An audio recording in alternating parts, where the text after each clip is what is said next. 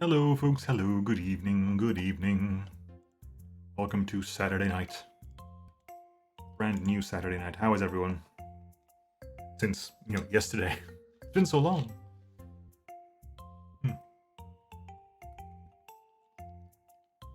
Anyway, water drinking in early. Hope everyone's doing well. Everyone's kept well since yesterday. Everyone stay nice and warm if you're staying in a cold place, or nice and cool if you're staying in a warm place.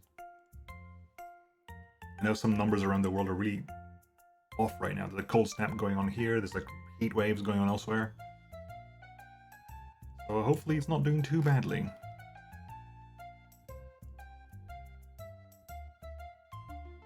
Right, let's get this booted up, shall we? Choco's already live? What's Choco doing? Choco's doing Desert Bus. Oh, it's from her subathon. Okay, I think I'll maybe raid into Choco afterwards if she's still going. Desert Bus. Good heavens. Right. Let us boot up Pathfinder and carry on. How did the D&D go, Shaitan? How did it go last night? And when do you start tonight?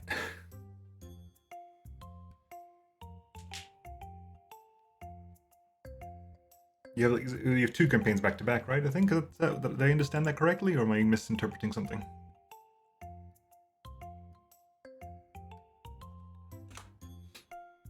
I continue and swap over.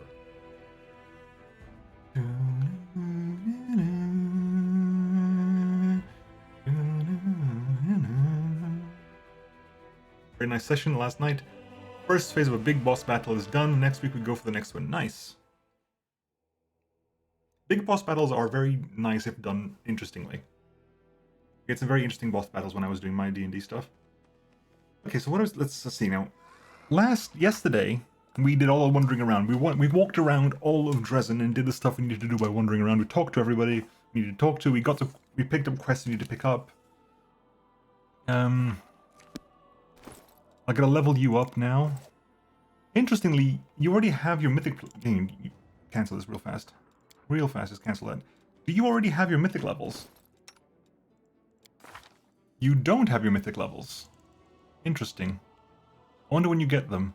You have to be in the party first? You may have to be in the party first. We put you in a party, then you can pick up your mythic levels. And yes, I've had Insolence campaign in 1.5 hours. Good luck with that. Right, so Slayer, we'll carry on Slayer with you.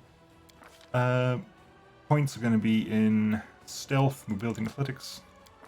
Slayer talent for you is going to be, you're going to keep focusing on your graded weapon fighting. You get the... Interesting, you can get graded 2 weapon fighting before you even have your third attack with your offhand? With your main hand, because your third main hand attack would come at 11. You can get it at 10 with this one? I'm interested. I wonder. Advanced talents? Wait, back a bit then. Did we miss anything specific here you want to watch out for? Any advanced talents we want to see? I'm probably going to pick that up anyway. Wearing Strikes, advanced talents. Which is, whenever you sneak attack, you damage Constitution. Which is pretty damn decent. Survivalist, no. Slippery Mind. Painful Strike, nope. You specifically cannot be an archetype for this. An Executioner automatically gains this talent. Creature that takes sneak attack damage from an Executioner must make a successful fortitude save or become sickened. Opportunist. The character can make an attack of opportunity against an opponent who has just been struck for damage in melee by another character. This attack counts as an attack of opportunity for that round and can't be used more than once per round. Interesting. You kind of want that with like combat reflexes, so that you don't quote unquote waste your attack of opportunity on this. Or alternatively, Ever Ready. Ever Ready also gives you infinite attacks of opportunity. You can only use it once per round, but it means you can actually do this and still have an attack of opportunity left over. Once per day, a rogue with this talent can designate a single enemy as a prey. Until the end of her next turn, She can add her sneak attack damage to all attacks made against her prey, even if she's not flanking it or is not flat-footed. As stealth familiars, dispelling attack.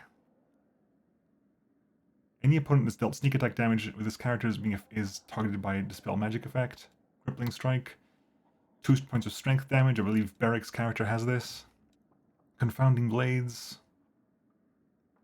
They come out, make attacks of opportunity for 1d4 plus 1 rounds. Combat style feats. Combat tricks. Combat tricks improve things like, it's basically loads of feats, right? I can actually get greater. Can I get it from here? I can't actually get it through here. Because you need the BAB. You need the BAB to trigger for that. I need high enough dex. Oh, we can bypass the dex requirement entirely. I'm not worried about that Insolence campaign. While he's not making things easy for us by any means, the tone is a lot lighter and we have some breathing room. Ah, okay. Yeah, we'll go for 2-weapon combat and pick greater 2-weapon fighting for that. Let me just double check then. Do you have your third attack? Yep, you actually have a third attack with your offhand before you have a third attack with your main hand, which is amusing, to say the least. Okay, but you're there. We don't need to take you out anywhere specifically right now. You have a lingering +1 natural armor bracelet. Is anyone not using a bracelet right now? You aren't. You are, but you're not main combat team. You aren't, but you're not main combat team either. Give it to the board. Can I actually equip Ivy with anything? We can actually equip Ivy with some stuff, although Ivy already has Mighty Fists, and that is relevant to you. I have Mighty Fists 3. If I had Mighty Fists 3, I must remember that I still got Ivy to equip. That's Cloak of Resistance +3. I've got a +2 and immunity to mind affecting conditions for 3 rounds. I'll take a +3. Ivu's got a +1.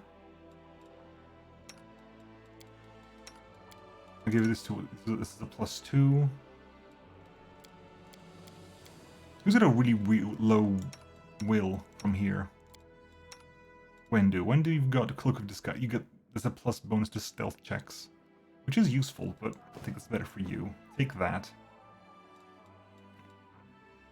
Because at least it means you're going to be immune to, whenever you get a kill, you're immune to mind affecting for 3 turns. Which means you got Cloak of Disguise. Look at our stealth. Who's our highest stealth in the team? We can't tell from here, can we? No.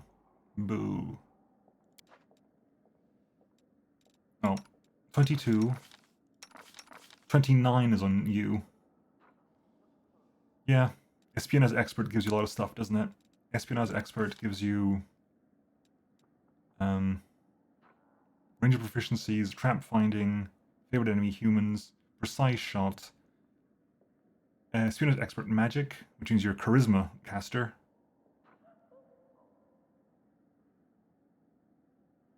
Where did you get Undercover? There you go.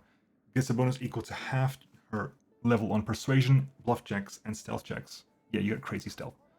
I mean, your stat line is already crazy as it is. There's no avoiding that. So, can you do with this? No, you don't really need it. Another Raider's Cloak is under a rage effect. I mean, you don't really need that at all. You, Ayomine, what have you got? You get a +1. You're never gonna roll a stealth check anyway, so it's irrelevant. Then there's a bit of a grind in a good way, with rest times being a premium and full sessions counting for 1 or 3 hours of game time, or each playing 2 different characters just to cover more ground and deal with all or most of the situations that happen around over the sandbox world. That reminds me of Low Magic Age, I think, which is another game I have and I've played a bit of. Still a bit rough around the edges, but Low Magic Age is a very open world 3.5, I think, esque. It's running off the 3.5 SRD RPG game. It's on, and also if it's on Steam, it's on GOG at the moment. It's a fun little thing. Resistance +2, resistance +2, resistance +2, resistance +2. You know what? We'll keep that there. Does anyone want the die? The dice? Who wants the dice? Who's got the slots to spare for the dice?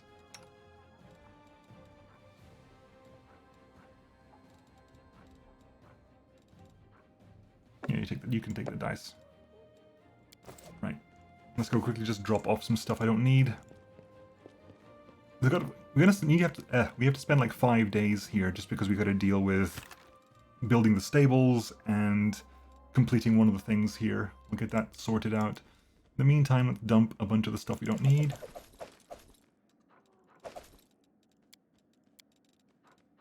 Agile Fists 2, Natural Armor 1, Act of Heartening Song, Short Bow of Code, Hunter's Assist and Assurance. Some of these can probably head off and get removed, but I'll keep them there for the time. There. Right, let's just quickly hold back here and finish off the last little bits of admin we have to do. Because we gotta do, is it gonna be 5 turns for one of them? So we can do one of these two. Oh yeah, we need to do one of these two. Right, okay. Visitor from the past. A small crevice opened up in the middle of Dresden, then a tiny, sickly old man climbed out. Coughing heavily, he introduced himself as a spirit of the Sarkorian land and thanked the Crusaders for their struggle. He wishes to help the Crusaders and is offering the commander a choice. He can either open up metal deposits that sleep beneath the earth not far from the fortress, or grow lush forest on top of them where wild game will make its home. Hey, boss! What do we have here? Increases materials income by 5 for 30 days, so that gives us a total of 150 materials over 30 days. Choose the forests. All units gain the robust feat. All units have a plus 2% bonus to maximum HP. Convince the spirit to help with anything we can. It's evil. We get 100 material points, and all units get the healthy feat, which is halfway between both of them. And take care of the spirit. We get 3 earth elementals recruited for our side, who have a lot of hit points and a lot of AC, but we haven't really got the army to be using them with. We haven't really got the army to be doing that with, do we? What are we doing here? Yeah, we got 711 there, so an extra 150 would... An extra 3 per day. That's 10% gain per day. That's not... I don't think that's particularly worth it. It seems to be that we get the robust forever. That just lasts the entire length of existence. There's no time limit on that, which means forever, from now until the end of the game, all our units on the board will have an additional 2% to max HP, which is not going to be a lot per individual units, but when you're having units that have, like the Hell Knights who have over 100 HP and they exist in a stack of 50, that's a big increase on total HP costs. So yeah, I think we'll choose the forests. It also makes sense for the Azata to pick forests, I think. Upon hearing the commander's choice, the tiny old man smiled and just melted into the earth. Soon after, scouts reported that several groves appeared just outside Dresden. The resulting fresh air gives the soldiers strength. Good, that's completed. We have now forests around Dresden, and all our units have the robust trait. Frenemies. A conflict between 2 officers has led to a skirmish with demons. Oh yeah, this is the one. So it's basically, we have the aristocrat versus the mercenary. The aristocrat basically says, try to save people. The virtual mercenary said, end justifies the means. And we can either punish them both, which means we get 3,500 leadership experience points. Hang on, just back out of this real fast. Robust. Yeah, that's just permanent now. Can you... There you go. So we add 3,500 leadership points. We have 71,000. Punish the Living Aristocrat increases morale by 20.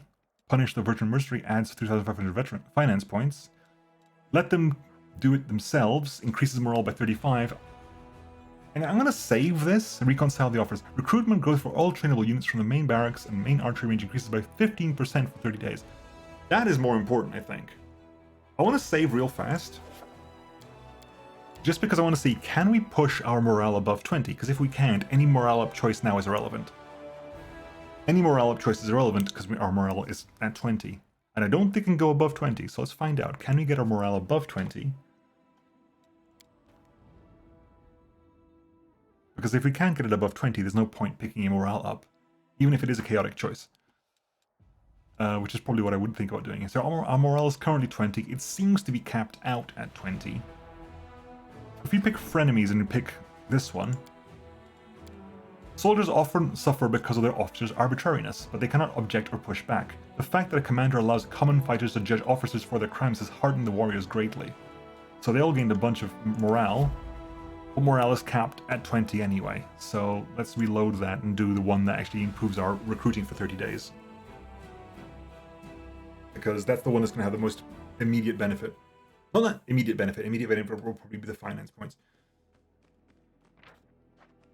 But I think it would be more useful in the long run to have 4 weeks of 15% additional growth.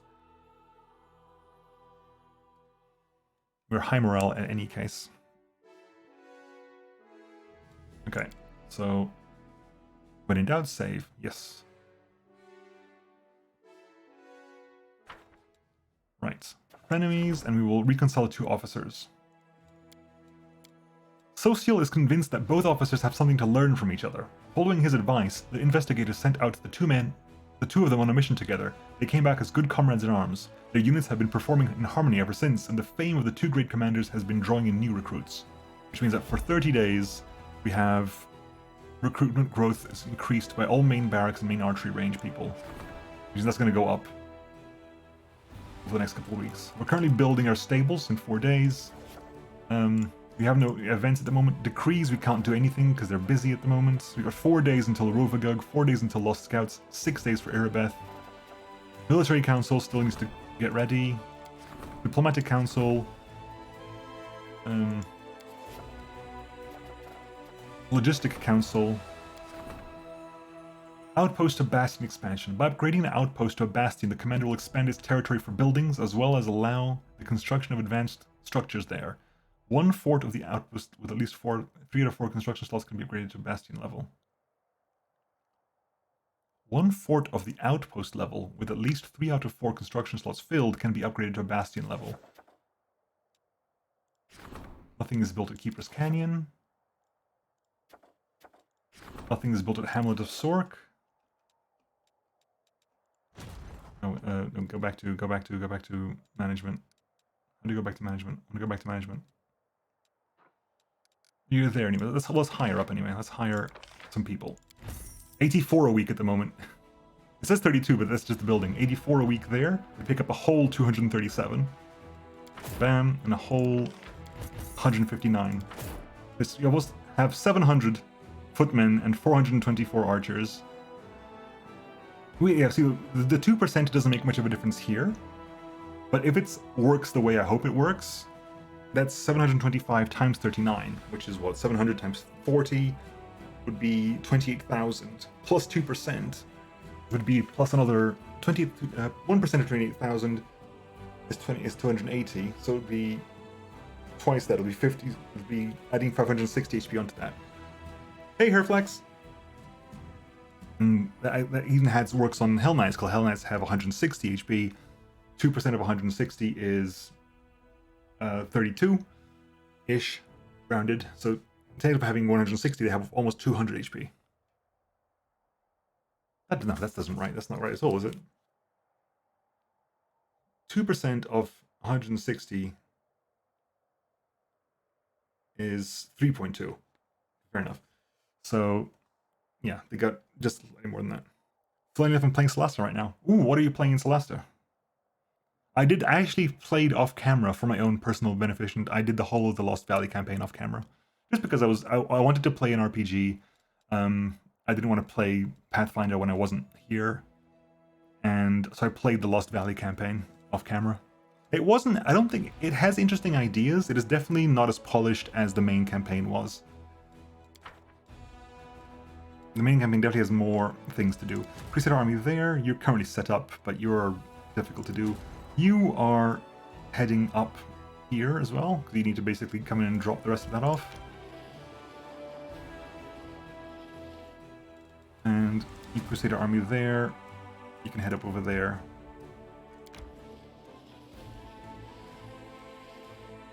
This is nothing managed. Oops.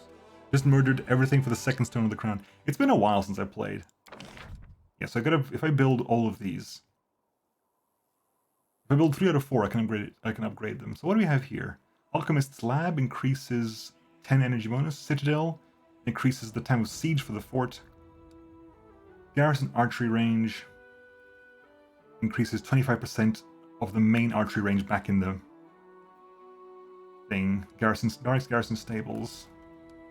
Honestly, garrison barracks, garrison stables, garrison archery range would here, plus a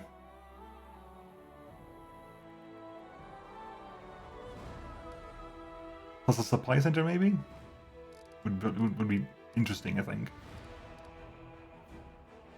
Because it would increase, every one of them would increase by 25% the recruitment of the main barracks back at the main base, which would be actually quite interesting. It is expensive materials-wise. Need a new drink. Alright. Get a drink. I need a drink.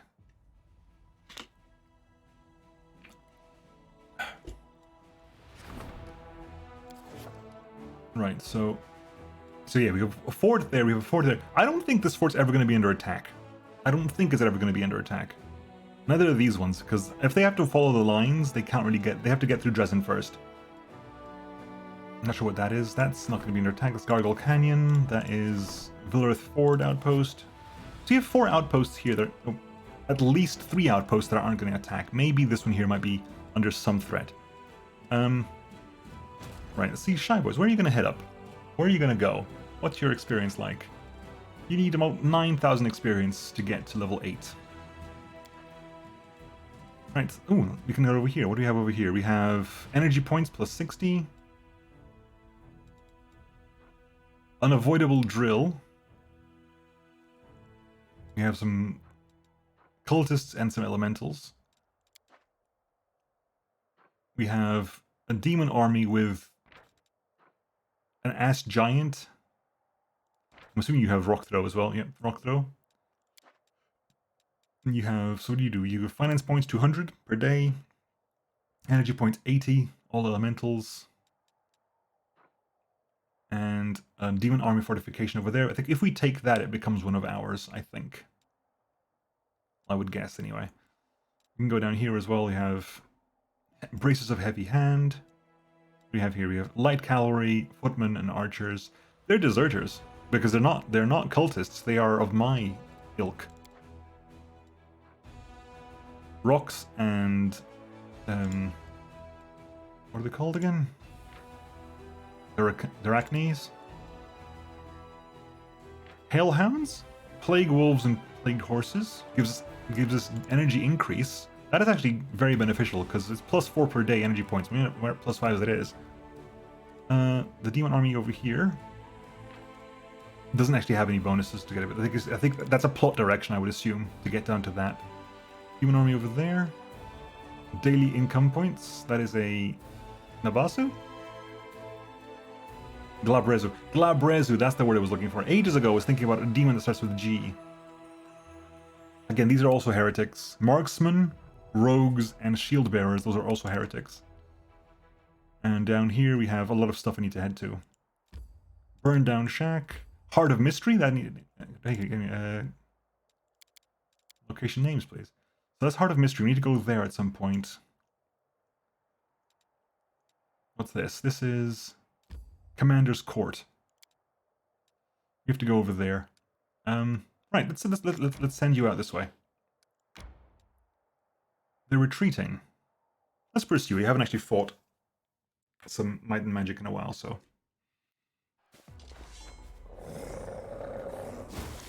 What's this? Dragons? Rift Drakes. What are these Rift Drakes and why are they at home? Well, they're ranged, so we need to get close. As best we can. Right. Let's see if we can get rid of you. Yep, that works beautifully. You're gonna lay hands on yourself. Move up.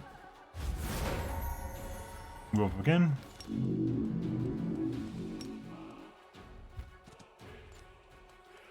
5 to 9? Oof, 1 left over. Wait, what do we have? Oh, they're slowed. Okay, that's fine. We're gonna get them all back anyway. This has been facile. Skip the turn. Wait. Heal there.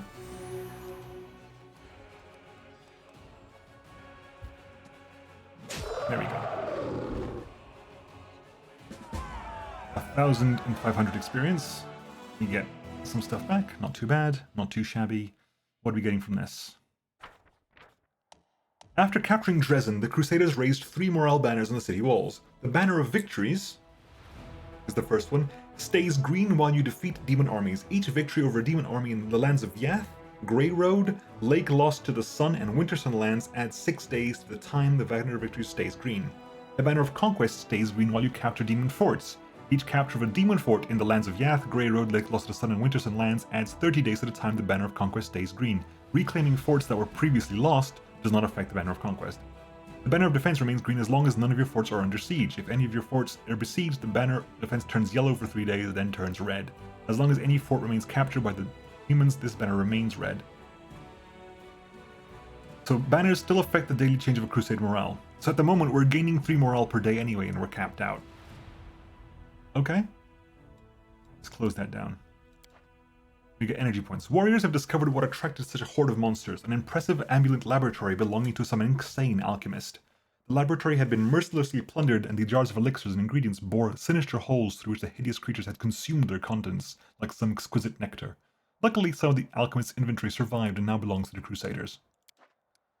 Right, we can go that way, or we can go this way.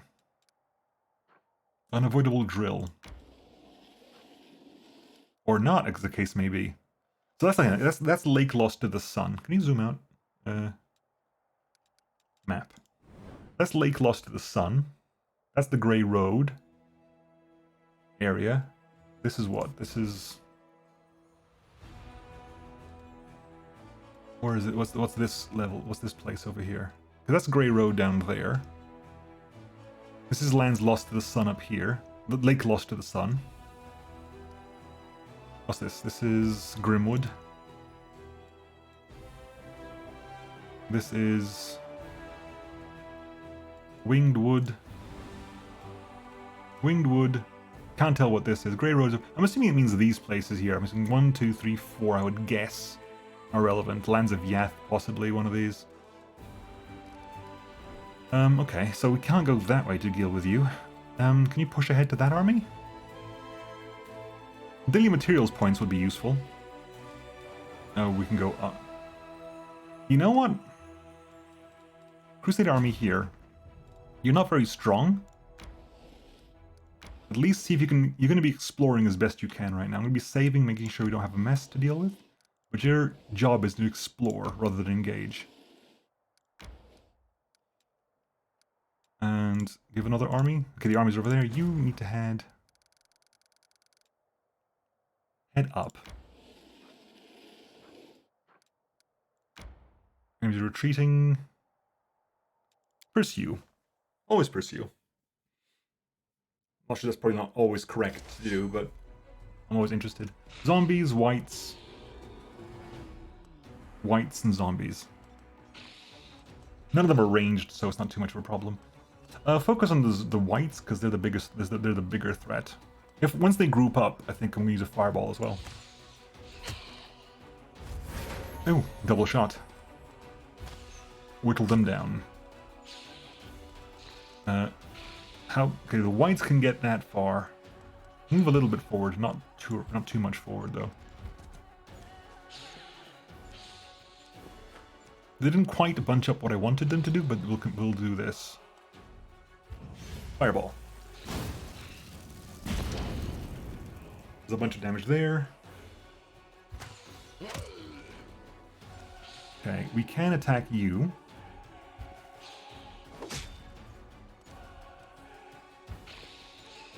And we could go just eliminate you just entirely.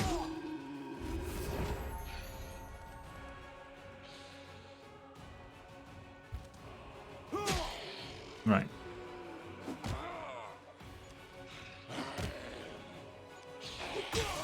You are paralyzed? Innovative attack, stacking debuffs. In which case we're going to do a fireball in the back there. Hurt a bunch of them. Get a shot off at the whites, because they're the one that really give us problems.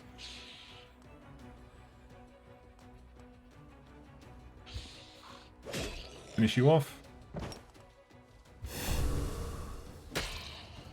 Hit you. Again.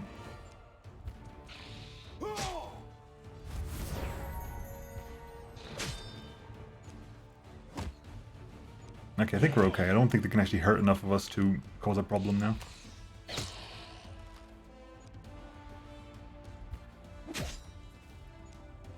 What I should have done is actually go stand over here, because we can get the flanking bonus there.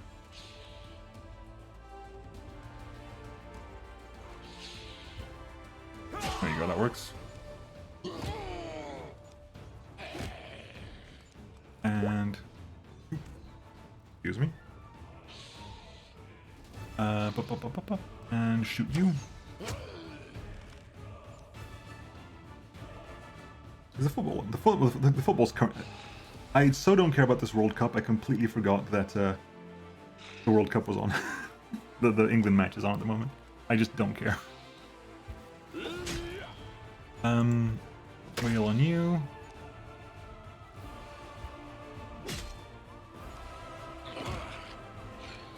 Right, they're still wailing on my footmen, but it's fine. We got the curbs taunt yesterday. What was yesterday? Who played yesterday? Brazil played Croatia, and the Netherlands played Argentina. That's right. I heard it was an ugly. I didn't actually watch. I watched a bit of the Brazil match. I didn't actually watch the Argentina match. I heard it got ugly. I heard it was not a happy, friendly match. I heard it got quite intense.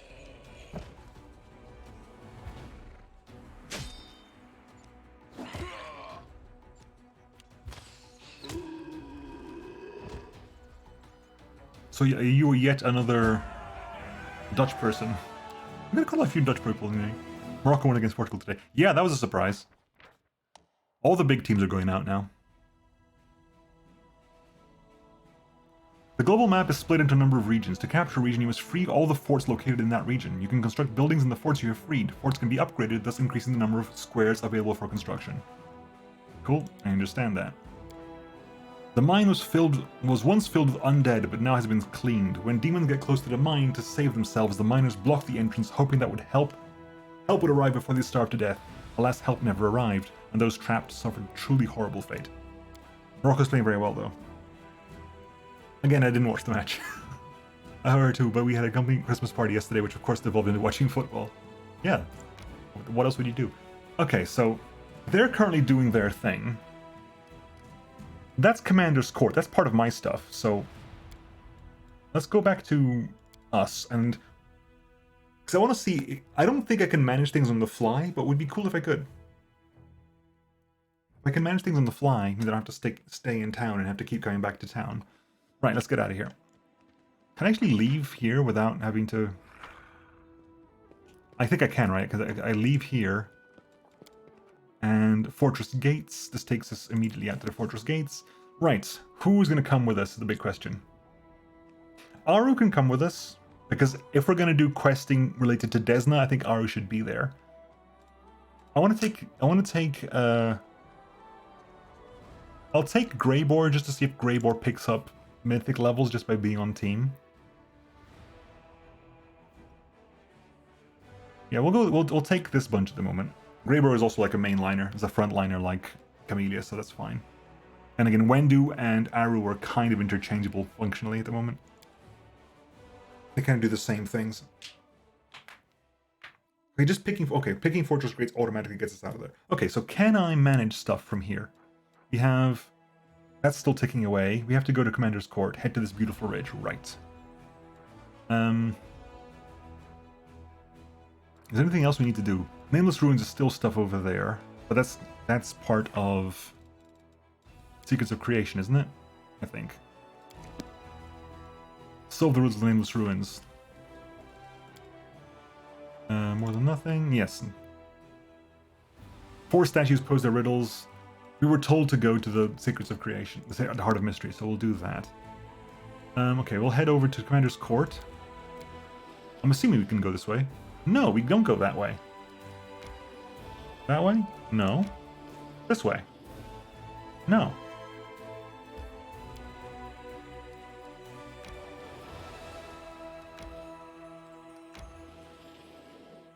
Okay, what am I missing?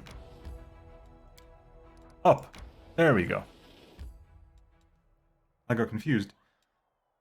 A couple of people are currently tired. There you go, you got your mythic levels now. Hang on, let's do your mythic levels. You're currently a melee user at the moment. You're currently doing melee stuff with 2 weapons. So we pick Unrelenting Assault because you're hitting in 2 combat.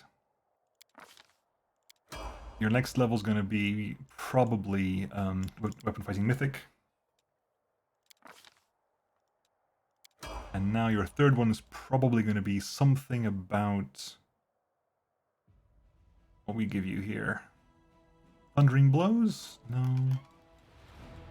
Ever Ready Explosion ability has ranged attacks. Elemental Barrage. No, because it specifically says spell. Being shot.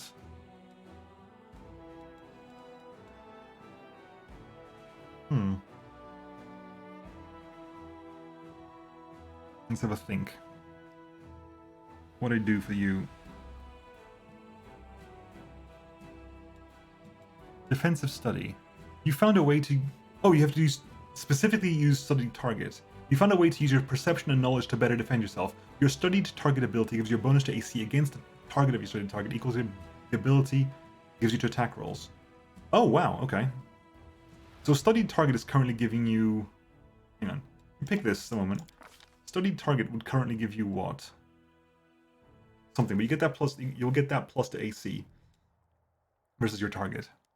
You've got Dwarven Weapon Familiarity, as well as Spear, Long Spear, and Javelin. Okay. I'm game.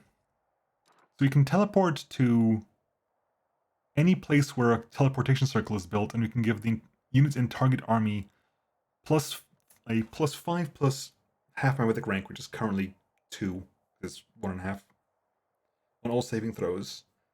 In fact, lasts for a day. It's +7 to all saving throws for a day to a specific party. That's interesting. Okay.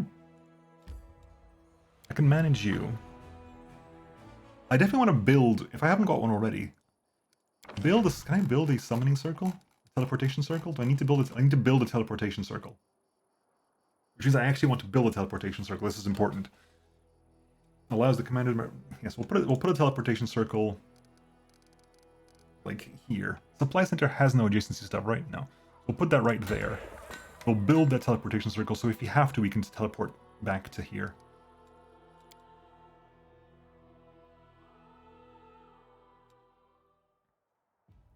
Okay, let's actually get into Commander's Court then. Into this location.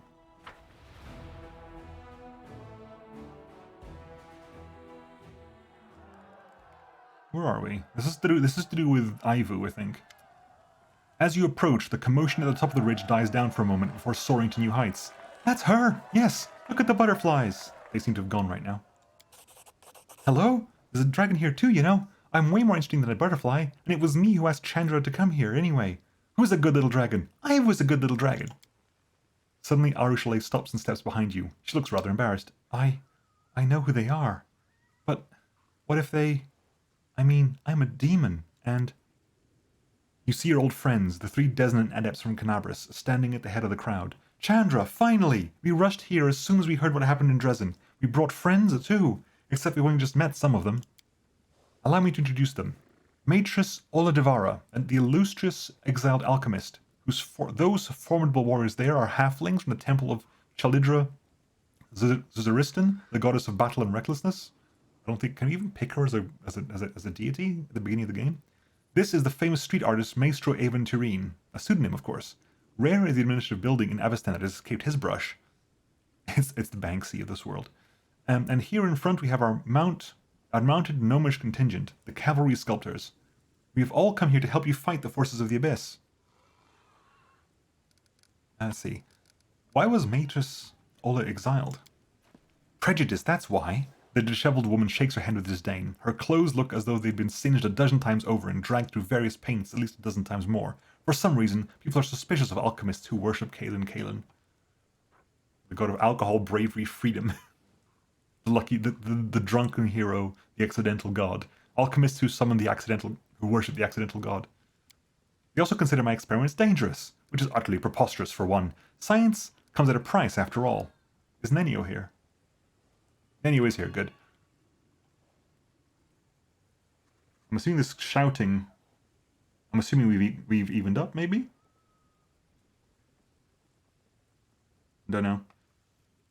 There might be just shouting in the background as the game progresses. And besides, it wasn't I who caused that explosion back in Absalom and raised half a block. I mean, I wasn't even there. Still, now that I'm surrounded by open-minded people, I'll be able to unleash my talents and show those demons that bombs can protect us as well as any prayers. Wasn't that explosion in Absalom Nenio's fault? I get the feeling it was Nenio's fault for some reason. What are the goddesses Chalidra and her worshippers famous for? The belligerent-looking halfling salutes you with his sword. Chalidra is the goddess of mischief, battle, and luck, and a close friend of Desna the Moon Mother. Chaldira is not the goddess of strategic planning, put it that way. As her worshippers, we charge headlong into battle, leading others into the fray, and we despise evil in all its forms. My friends and I have long wanted to support the Crusades, but this is the first time we've seen a leader we're willing to follow. An artist on a crusade. A street artist to boot. Dusty galleries and pompous patrons aren't quite my scene, is Maestro Avon's dignified response. I only paint in places where everyone can see my work and appreciate its special meaning. I used to paint flowers in the sun on the walls of besieged forts to make the attacking armies realize they were destroying another's peace and joy.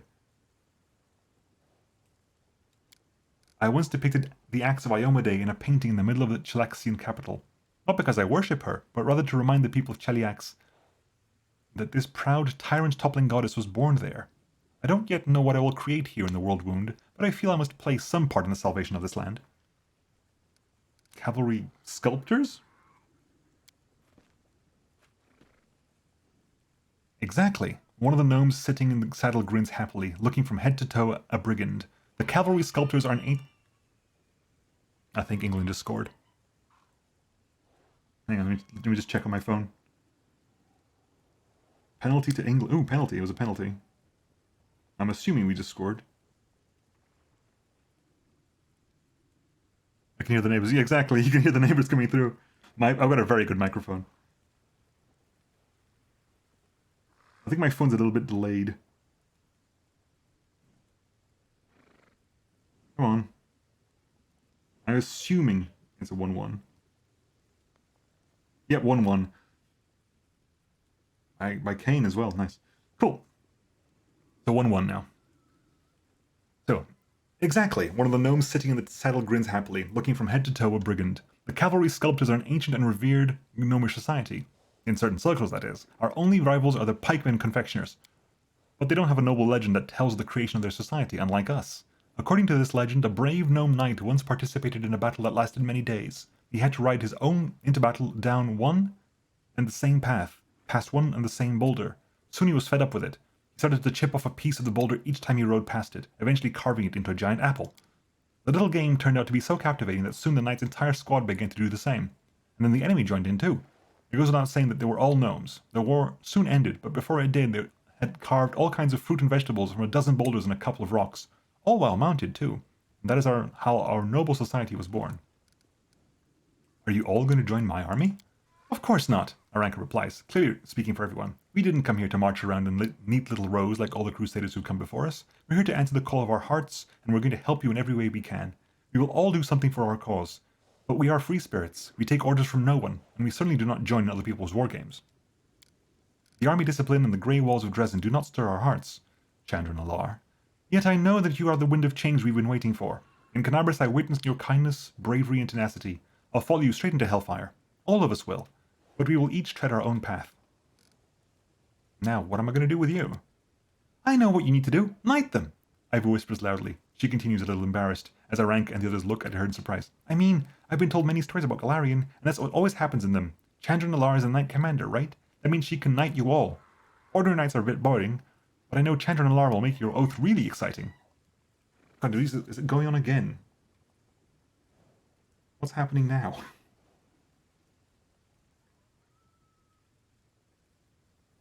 Crikey. I like the sound of that. We'll be the Free Crusaders. What do you think, Chandra Nalar? Just make up an oath for us so we can be knighted, and then we'll start our campaign against the demons, and they will tremble before us. Let's see here. What's my diplomacy score? I've got +5, so it's I need a roll of 4 or more to do this. Let your eloquence flow forth. Of course it requires the Azata mythic path. You can't even be here without that, as far as I understand it. This is specifically because I'm an Azata. A wave of inspiration swells within you. Brothers and sisters, our paths have led us here to this place on this day because we are guided by the same stars and beckoned by one and the same dream. Ours is a dream of freedom and of the triumph of light over darkness. I'm not here to rule over you, but rather to be the first among equals as long as you are willing to follow me. Stand up, brothers and sisters.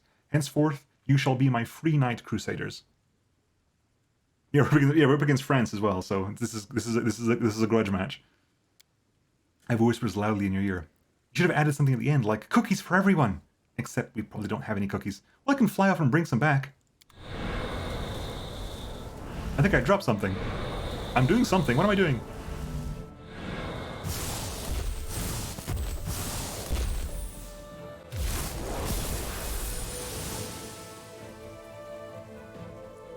Ooh.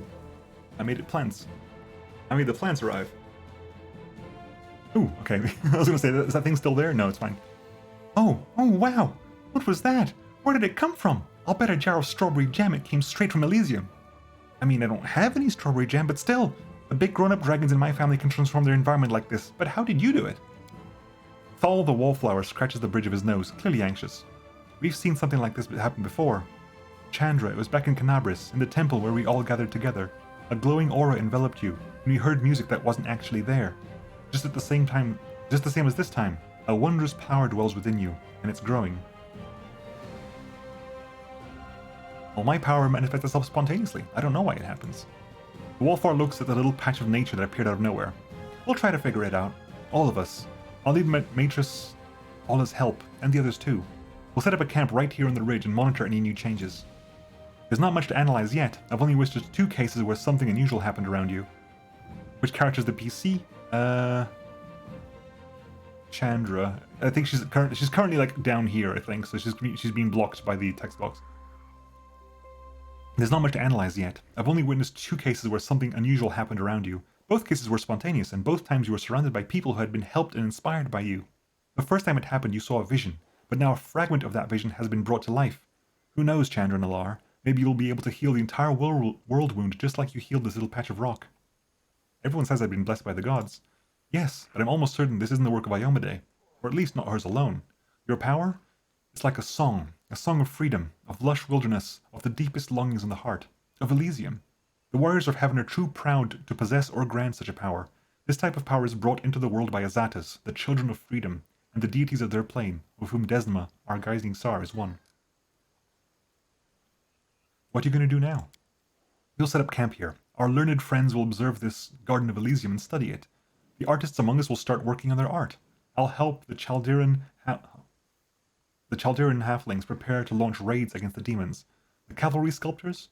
I have no idea what they'll do, but I hope they'll keep themselves busy somehow. Drop by in a couple of weeks, will you? We'll have settled in by then and may even have something else to show you, but it's a secret for now. You forgot the most important part. Honestly, what would you all do without a smart little dragon like me around? Azatas have courts. The Court of Silent Laughter, for example, or the Court of the Flaming Storm. They always have such pretty names. People come to the courts freely and then stay because they like it there and have some affinity with it.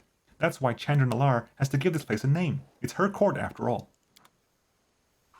Give the name to the court, much like the real Azatas from Elysium.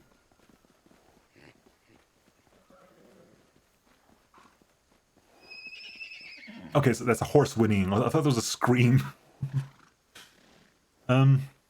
Much like the real Azatas from Elysium, the commander can give a name to her course, which is the company of her allies and the place where they meet. Oh, good heavens. What are we going to call our court? Anything relevant for Chandra? Without a thousands. Ooh, I like that. I want to look at Chandra cards. Hang on. Chandra Nalar cards.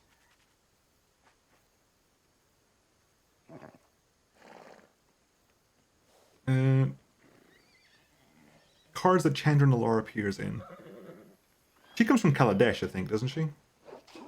Kaladesh would not be appropriate, I think, for an Azata court.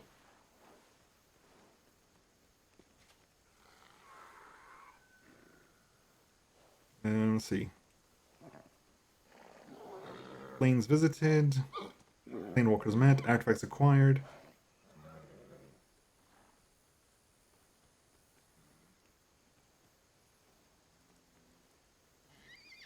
Story appearances. Blah blah blah blah blah blah blah. So cards represented in several of her cards. I like Court of a Thousand Suns. I'm coming towards it. I'm just checking here what we have. If there's anything interesting here.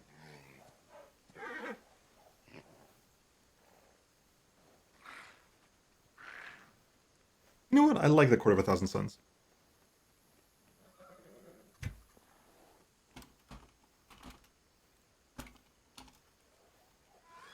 The Court of a Thousand Suns. There you go. This is Chandra Nalar. A simple smile goes a long way. So what do we have here? We got Ivu. Hi, Ivu. Aranka. We have here cavalry sculptors, pony. We can rest here. Horses. Anything around here at all? There's a building back there. You know what? You guys stay put over here. I'm gonna wander around personally because this is my court. Full of wonder. What is this? This is a tree. That's kind of recovering. I've got so many pets. Holy crap! That's my familiar. Plus tiger.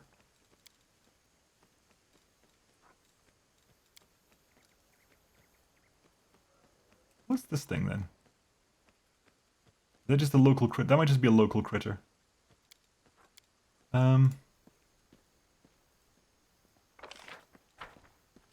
With grace. Okay, we're going up. We're going up over here then. To the ruins of some building. We have our own court. That's kind of cool. Uh-huh. I don't think there's anything up here, is there? No, but it's cool to have my little area. I like that I have my own little area. Aranka, Ilks, no one else is really talking about this. No one else is really communicable with. No time for idling. This is my time. Okay, to so let's shine. quickly have a quick talk to the Aranka, Ilks. We'll set up camp here. Come and see us later. They're all saying exactly the same thing. Halfling warriors. These are the halfling warriors. Those are the gnomish cavalry sculptors. Okay, we have our own little court now. Is there anything down here? You can clearly see, like, there's going to be something over here. There's going to be something up there. There might be something over here. They're like spots in this place that could become a thing. Can you just rest here regardless of whatever? How cute. We can just rest here. And there's no corruption here for resting here as well. That's cool. I'm assuming you're good at stealth. Yeah, you would probably be the stealth user there. You could probably do that. Okay, fine. I'm not going to rest now anyway. I don't think we need to. Well, we could do the rest, maybe. So exciting. But right now, we don't think we need to. Okay, we did that. We have our own court. The Court of a Thousand Suns. Yeah, so Mythic Quest. Since its transformation into Flourishing Garden, the Ridge has become the commander's home to the commander's followers, those who style themselves as free crusaders. They're now settling in and they expect their host to drop by in 2 weeks. Okay, so we got 2 weeks of messing around here to do. Are we at fighting levels yet? Yep, okay, they've refreshed. Okay, so... Ooh. Crusade? Can we manage? We're on the road. We can manage on the road. Okay, so we have events, decrees, glory to the heroes. Warriors stuck in the middle of nowhere fighting vicious monsters have to remember why they are fighting and what they are fighting, sacrificing their lives for. Okay, so we don't need to increase Crusade morale. It's there, but we don't need to increase that. Events. Arushale wants to talk. We have to be there for that. The arrival of the Blackstone Company. A mercenary group going by the name of the Blackstone Company has arrived in Dresden. Their leader, Captain Sealkind, seeks an audience. Request from the theater crew. The next door theater troupe that travels with the Crusaders requested an audience. And a misunderstanding. A special messenger from Galfrey was delivering a missive to Dresden and ran into a sentry patrol by accident. Alas, the soldiers took the messenger for an enemy and attempted to search him, which ran contrary to the messenger's instructions. The sentries were killed and the messenger arrived in Dresden, now awaiting the commander's judgment. The messenger did everything by the book.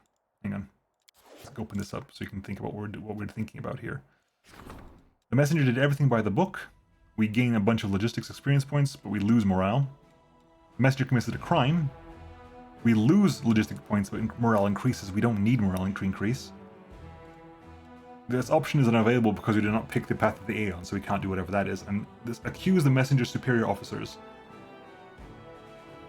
Adds leadership experience points. Increase Crusade morale, which we don't need to increase, it's already maxed out. And deducts 1,500 logistics experience points. All the choices here are bad because I don't need morale, and I don't want to lose the points. So basically, what this choice does is adds leadership experience. The one thing I don't think I specifically need. Well, the one that I've got so much more of at the moment, I don't think I require it that much. Whereas this one adds logistics, which makes the most for me. I lose morale. Morale goes down to 0, but I am gaining 3 per day, so we might be able to work out. We want to expend morale. The messenger committed a crime. No, the messenger did everything by the book. The soldiers have learned that the orders are more important than their lives. The messenger's work has become more efficient, but the troops are slightly shaken. So that drops down to 0, sure, but we're going up 3 per day anyway. It also means we can do things like Glory to the Heroes, which gives us 5 to 10 Crusade morale increase. Boom. Let's get that working. Which means things like that actually aren't useful now. Okay, oh, we actually need to get to 150,000 for that one. Interesting. Okay, everyone's maxed out anyway at level 1, so we got to make another rank ups, don't we? Yeah. Development, economy, nothing army, nothing command. Working on that. Relics, working on that. Other, working on these two as well. Okay. We have to go back sometimes, but mostly I think we're alright. Sure, reporting for duty. Hey, Mort. Let's go back to town. Might as well go to the Citadel and see what people have to say for themselves. Aru wants to talk. The new people arrived. And the theater troupe wants to talk. Wendu, you're just gliding across the ground. A fresh bruise swells on the huntress's cheekbone. Wendu releases a furious hiss reminiscent of a nest of fighting vipers. I am so sick and tired of it. I can't tell what irritates me more, the stupidity of the Uplanders' way of life, or the arrogance at which they call anything else savagery. Take a closer look at Wendu. Under her mask of anger, you can clearly see her insecurity and wounded pride. What happened? Avoiding eye contact with you, Wenduag's growls quieten slightly. It was nothing. Hang on. Damn it. Messages. Sorry. This is unprofessional of me, but one quick second.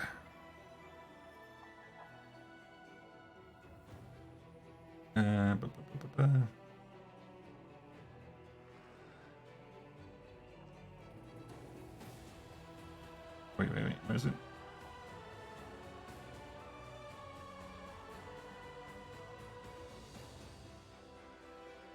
That I run in with a bunch of morons with crap for brains. Tell me everything. This crooked tiefling approached me. He was fawning over me and smiling, and he bought me some good wine and kept saying that I'd be thrilled if I just take a look at his weapons. He said he was a craftsman and that he'd be really flattered if a fighter of my quality appraised his work. So I did. And he kept pushing. Take a look at this blade. Try out this bow, the scumbag. So I chose a dagger for myself. A good one, with a blackened blade and a skinner. I really liked it. I picked it up, praised the work of that horn-headed scum, told him he was a decent craftsman and that I was impressed, and off I went. But then he pounced on me, grabbed my arm, You must understand, mistress, that I couldn't let that go unpunished, so I knocked out his teeth with the handle of the very same dagger. He started yelling that I stole from him, and a crowd gathered, and everyone was giving me dirty looks, like they were all so superior, as if I was some savage who'd crawled out of the hole just to bother those squeaky clean scumbags.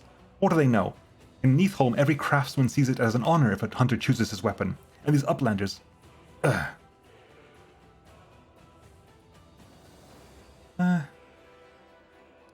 Let's see. Do you really care what they think of you? This world is full of idiots. Sometimes I feel like knocking a couple of teeth out too. Forget about them, they're not worth another moment of your attention. I'm sorry, they should know that many of our ways are new to you. We have this custom of paying for things, see? Isn't it just taking them for free? And we don't usually beat up people simply for touching us. But you are a savage. What other response can you expect when you behave like that? Wow, harsh.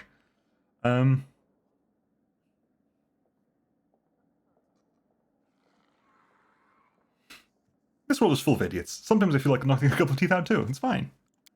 Wendwog answers with an antsy chuckle, then immediately throws a wary glance at you. You're not saying that to comfort me, are you? I don't need to be comforted.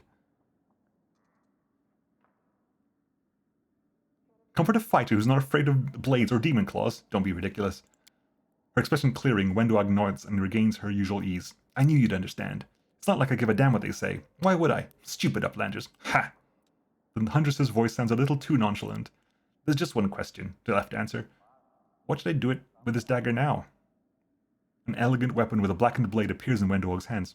You took it after the fight? So? Should I have left it to that one-eyed waste of space instead? Fine. Give this money to the tiefling you took it from. I'll buy it for you. I'd much rather give him a few good kicks up the... But, as you wish. With a contented smile, Wendwog bows before you. Okay. That was not expected. That was not one of the ones I was expecting to see here. Before you stands a tall, fit man whose dark hair is already tinged with grey. He greets you with a brisk military salute. My name is Captain Sealkind. I command the vanguard of the mercenary group called the Blackstone Company. We've come from Andoran to assist you. What is Andoran? It's a nation of people ruled by the principles of common rule, which grant every citizen... Yeah, so it's the democracy here. I want to know more about your unit. The Blackstone Company is proud to be recognized as one of the finest Andoran mercenary regiments. We're not a bunch of unscrupulous sellswords looking to oppress the innocent and serve the tyrants of the world. No, we're adventurers, eager to get involved in a dangerous enterprise and leave it with pockets full of gold and a clear conscience. Which is why we held a vote among our units. We were glad to accept Queen Galfrey's invitation to join the crusade, though some of our commanders did voice their displeasure with the sum she offered. But like I said, we Andorans are a free people who cannot be pushed around, and those who cannot be bought, only convinced. So why did you join up with us? Queen Galfrey paid for our services, but please do not think we're fighting for gold alone. We are true sons and daughters of Andoran, so the ideals of equality and resisting enslavement ring true in our hearts. We will be glad to stand in the way of demons who seek to force mortal kind into bondage. The bulk of our company made camp in Nerosian, but the vanguard, consisting of our finest soldiers, if I may add, was put under your command. Well, what about you? The man flashes a genuine smile. I don't even know what to say. I'm a soldier, a bit of an explorer, and just an all-around honest man. Get on with your duties. Yes, ma'am. Glad to be under your command. Captain Sealkind salutes you again, smiles, and adds in a softer voice, It'll be an honor to serve with you, Commander. If you have any questions, let me know. If you need to talk, I'd be happy to lend an ear. Creepy. Hey, Aru. Irabith said that we are under threat from demons with unusual abilities, like the Vasu that attacked your army at the Lost Chapel. They're very powerful, and they're growing in number. You haven't found out where they're coming from, have you? Arushle looks around shyly and continues, lowering her voice, as if entrusting you with a personal secret. I'm not sure, but I think I have a lead. I know where to find someone who can lead us to the source of their power. Who are you talking about? A hag by the name of Jerunica. She used to live here before the fall of Sarkoris, but when the demons invaded this world, she happily took their side. The old cannibal knows many secrets. You just have to make her talk. Does this Jerunica also have special powers? Her? I doubt it. But still, be careful. She's a very old, very sly creature, and she's incredibly dangerous. Where can I find this informer of yours? Her place is called the Green Gates. I'll show you how to get there. Long ago, before the Worldwound, there was a Sarkorian fortress there. Then Crusaders built a small chapel, but for many, many years the place has been home to nothing but abomination and squalor. How did you find out about this? Arushle quickly looks at the faces of those presents and seems to curl in on herself. Quietly, almost whispering. She says, "That is a long story. I'll tell you when we get there, alright? Thanks for the tip. Happy to help, it's just..." Urushalei looks around cautiously again and lowers her voice. "You won't go there without me, will you? I want to personally make sure this monster doesn't escape you." Okay, so is that part of your quest line? Oh, fine. Or Grandma Gretlin, Director. Grandma Gretlin lowers herself to a bow. "Good day, your commandership. It is we, the artistic board of the Next Door Theatre. We are still working on our piece about your heroism. We have taken on a few new crew members. We have a master of stage equipment and scenery. It's my granddaughter, Tina. Tina, say hello to her commandership." "We are faced with another dilemma. We simply can't decide on a climactic moment for the act. It's all about the Battle of Dresden. Here, you listen to the options." Grandma Gretlin holds up a scroll before her eyes and begins to read, running a gnarled finger along each line. "Option 1. The commander, so that's you, launches herself out of a catapult and smashes down the fortress wall, allowing the armies to rush inside. Option 2. The commander, so that's you again." Hang on. I can hear screaming. What happened? I can hear screaming!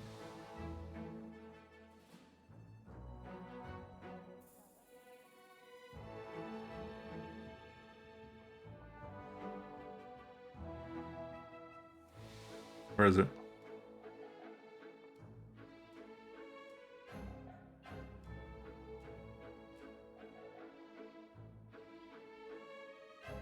Yeah,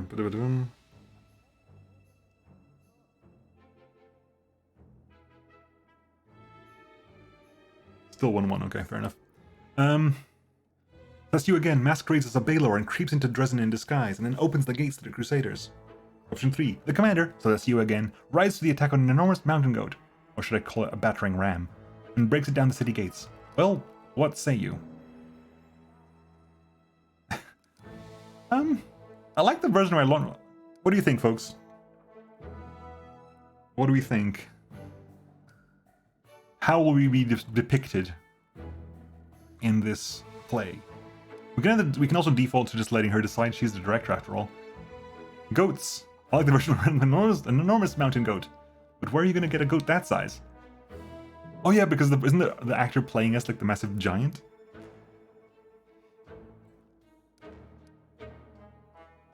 I like the version where we ride in on the back of an enormous mountain goat, launching out of a catapult, of course.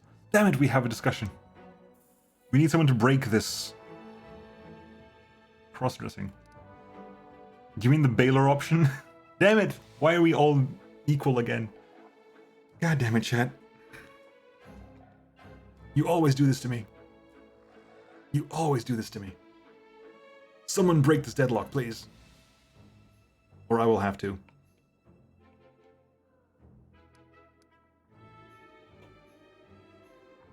Bollocks. France scored a second. So they did. So they did. God damn it. Well, that's 10 minutes left to score. England, good luck. I'll vote letting the director decide just to make it worse.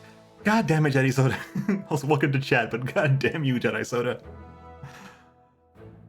Why? Where's my D4? Damn it, screw you guys, I'm rolling a D4. I'm picking a D4 up.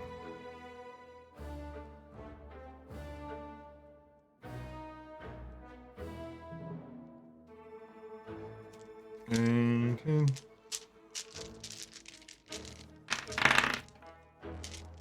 Open my dice bag, find a D4. I don't usually roll D4, so they're probably going to be quite far down in the dice bag. I haven't rolled D4 since I stopped using Magic Missile. There you go, D4. Everything can go back in the bag now. The sound of dice is a great sound. Roll D4 and choose into 5 because Nemo luck. They don't roll that well, make it D8. Damn it, I put them back in the bag. The D8, that's a D8 as well. Okay, we'll D8 it then. They do actually roll better, you're not wrong. D8 roll. 1, 2, 3, or 4. 3. On a D8, that means 2, right? Because 1, 2 would be 1. Oh, god damn it, I didn't pick correctly. Right. 1 and 2, no, 1, 2, 3, 4 is 1, 2, 3, 4. 5 is 1, 6 is 2, 7 is 3, and 8 is 4. Okay? 1, 2, 3, 4 is fine because I don't want to mess with none of that. 5 is 1, 6 is 2, 7 is 3, and 8 is 4. Roll. Oh crap. 8, 4. You decide, it's your show after all. Alright. I will apply my directorial vision to the problem. Goodbye, your commandership. Thank you for the audience. Grandma Gretel and her entourage move away, but their voices project so well that you can easily hear the rest of the conversation. The catapult was my favorite from the very start. Hope it's not considered too lowbrow a device for a serious dramatic offering. Did you forget the role that Canamander is meant to be played by a Cyclops? How are we going to launch Lambkin out of a catapult? Where are we going to find a catapult that won't just break under his weight? Calm yourself, Tina. It's just a minor snag. You can't achieve success without a few difficulties along the way. We'll think of something. Alright, we done? We done for the day? I think we're done for the day. Good. Do we need to rest? Some people need sleep, don't they? Yeah, we need... Okay, a bunch of people need sleep. Let's go have a quick rest here.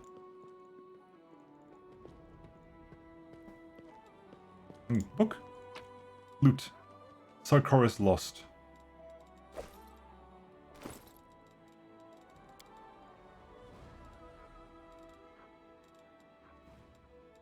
Quickly read that in case that's something that drops. No, okay. I'm actually going to drop lots of these books away because I've got so many books here that I kind of want to just dump a bunch of them.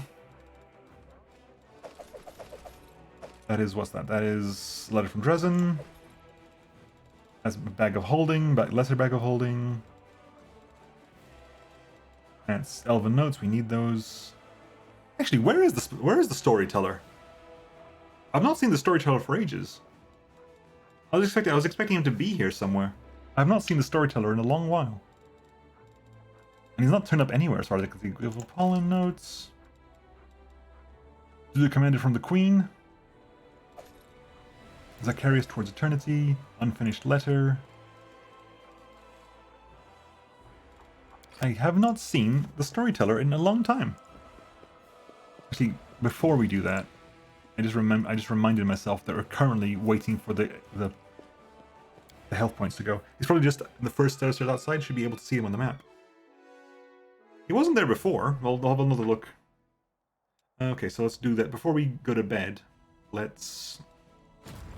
Oh, you right. Keep going on the Explorer, shall we? That one gives us what? Additional experience? Well, doing that will give you a definite level up, so we'll take that out first.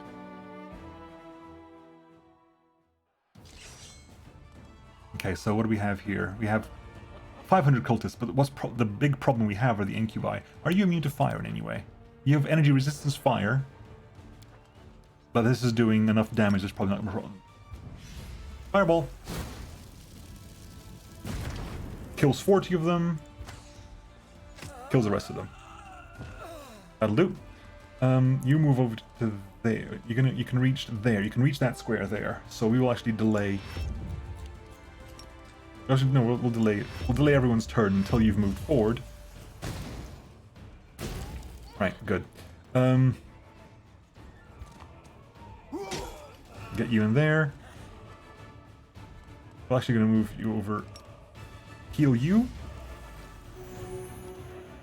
Because you're going to keep casting that every round, it's going to be a problem. Charge forward there. Bam. Okay, shoot there.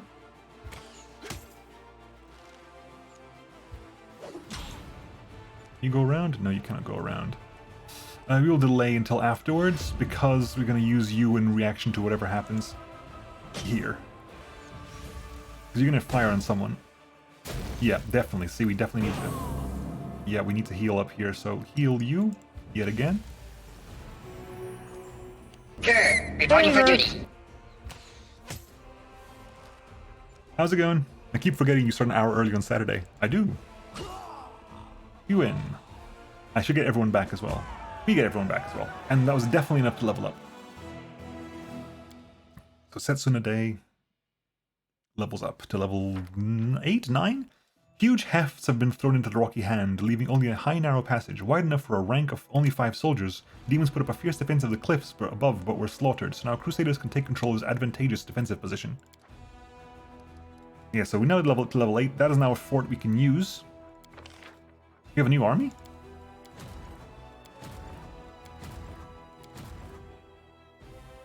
Marksman and Spearman. Where did you come from? Okay, so what are marksmen? Marksmen are lawful good archers who can pierce a target's heart. They get a penalty in close combat, but they have precise shot. So they can attack people in melee range. So they have one attack. Okay, let's compare numbers here. 22 hit points. Who's got an archer? You've got an archer, right? You got archers. So 21 plus 12. So 21, 10 AC. So 21, 10 plus 12 and 6 to 11. Compare that to you. 22, 12 plus 24. Okay, so you have way higher damage. You are mostly the same hit points, same AC, much higher accuracy, much higher damage. And Spearman, 42 hit points, AC 14, 7 to 14. If you compare that to you, maybe 39, 14, 5, and 49. Whereas you have 42, 14, 11, and 4 strong spears, plus 3 bonus to attack versus large units as well. So you have an additional, even bigger bonus. Okay.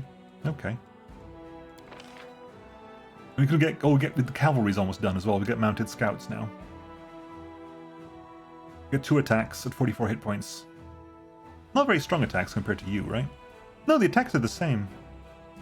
Well, not the same, but the damage isn't that off. Way less hit points though, way less AC. Okay. Alright, you still scouting? You are still scouting. You got mounted scouts. You can make use of the mounted scouts. I keep going this way then. Let me save here, because I don't necessarily want you to fight. I just need you to get over there and find out what's doing what right now. Yeah, I figured that would be the fight. If we can win, we can win. See ya, Shaitan. Have a good one. I wasn't expecting this. I wasn't really wanting to fight this, but we'll see what happens. So these are, what are these? These are the mounted cavalry. Hit you. You're going to throw a rock there. You're going to throw a rock there. Okay, so you... Paladins have a bunch of HP, I think, but you need to heal yourself up in your next turn because it's going to be rough otherwise. Cultist fighters can definitely get that far, so... move over here. You need to heal yourself. Then head down over here. What the F? Excuse me?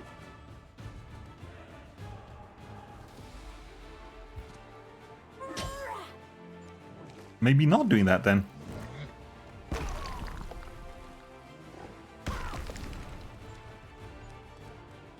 Six to 10?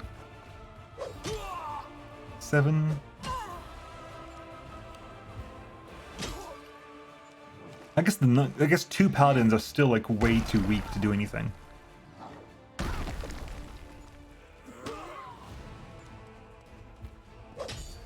And of course we haven't got a general here, so we're not actually getting. I need to get. I should probably get a second general. I'm gonna load and maybe get a second general. Because I should not be having people wandering around without a general. It does not work well for you. How much HP do you have each? You have 414 H, so start working on that.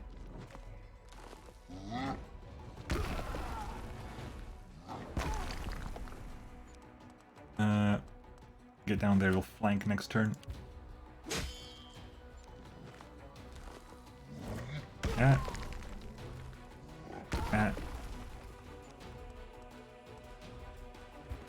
kills 1 to 2. Ooh. Critical strike. 20% chance to deal 150 damage, which you did. I think that definitely triggered. And finish you off. But I might just reload and see if I get a new general. We lost quite a bit of people here. And also there's no... Yeah, that's actually a huge point. I shouldn't fight unless there's a general, because if there's no general, there's no XP earned. Yeah, okay, fair enough. We'll quickly load, because if there's no general, every fight is loss of XP. Okay. You... No. Oh, you... Let's level you up. What are you going to get here? Magical channeling? Plus 5% bonus to magical energy recovery per level of this feat. Arcane magic. As a general, cast spells with the arcane descriptor as if it's plus 5 power bonus. So you're going to have 33, it'd be 38. So 38 times 43 d6. Because like every general has the infirmary size, so well, basically gets a bigger infirmary, can actually recover people at the end of combat. And B, they earn experience. Divine magic. Well, you got Scorching Ray, which is arcane. Fireball is arcane. Divine is bless. But that's usually less irrelevant. Your actual power levels are relevant for bless. So we'll do arcane magic, I guess.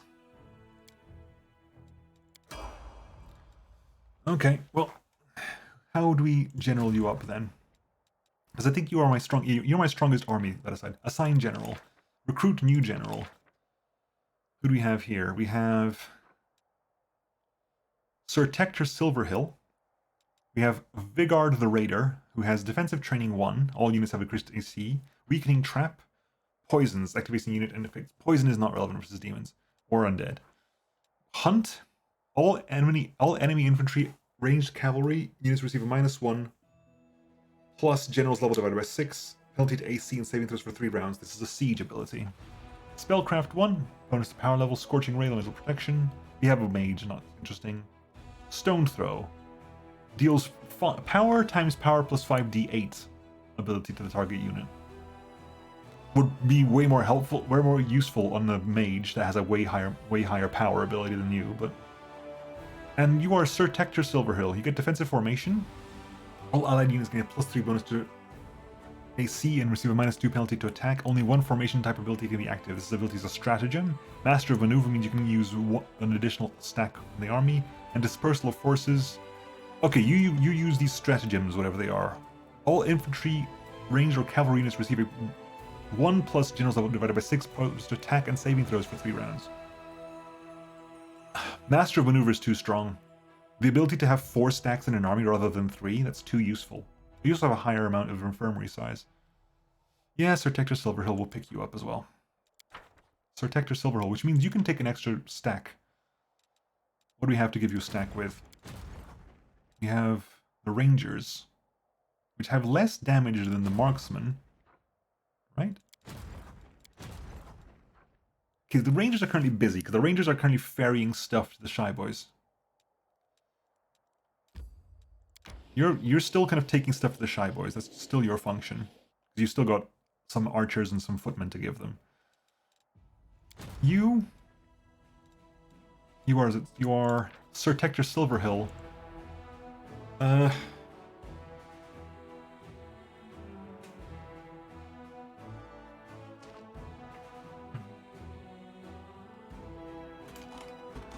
Tector's Protectors. If Tector's Protectors... Why is that red?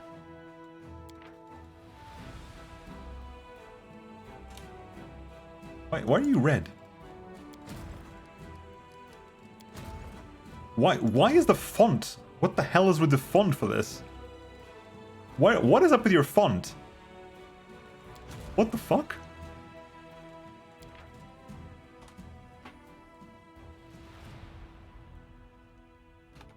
How?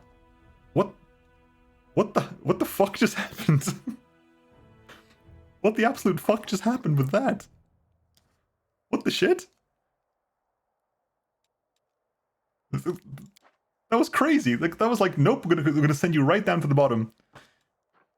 They wanted a fancy font, but how did that happen? That did not happen like normally. That's not. You don't get a chance to do that usually. Oh, I think I know what it was. Somehow it used the font for the very first thing for everyone. Yeah, there you go. You use the font that they use for the drop down name, the fancy first letter. Somehow got carried on for the entire thing. Hector's protectors.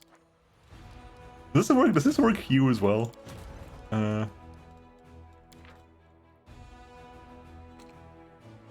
Maybe.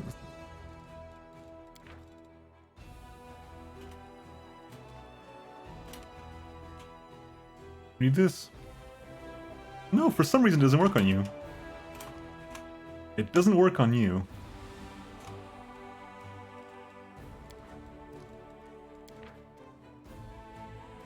No, it doesn't work on you for some reason.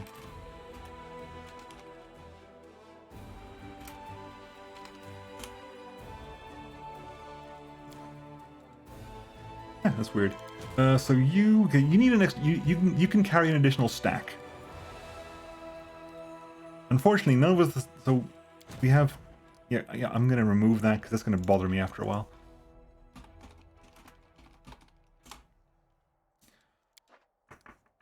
Right. Can you? The additional stack. We haven't got any ranged units in this army, so give this army the marksman. Put them in the corner. These paladins are in trouble because they got a battering ram attack. They've got attacks, but there's only 2 of them, so they're gonna die real easy.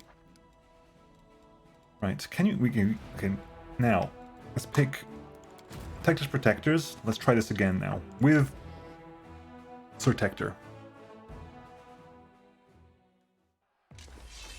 Right. So marksman. You can straight up just eliminate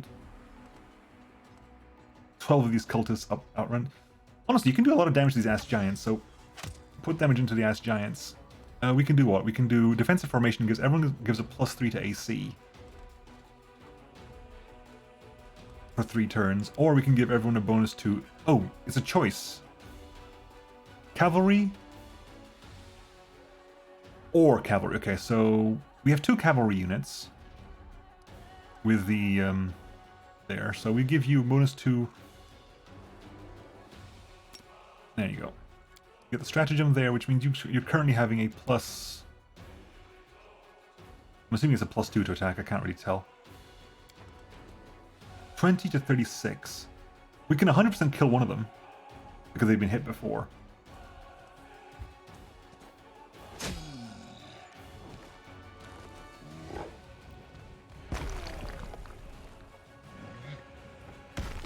Yeah. You're going to be healing them a lot, I can tell. So that's others. Let's heal others.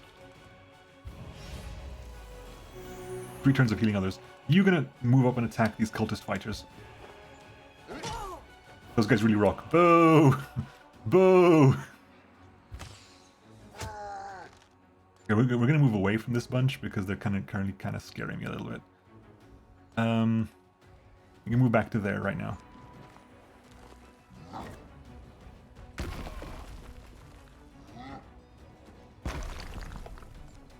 Right, again, heal the marksman.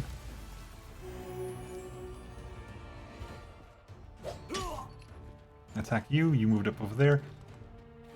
There's a chance we finish you off now. We did, good. 5 damage to you. Like, your attacks don't do that much damage. You need to heal up. You can reach. Who can you reach? You can reach. Oh, damn it! You can reach there.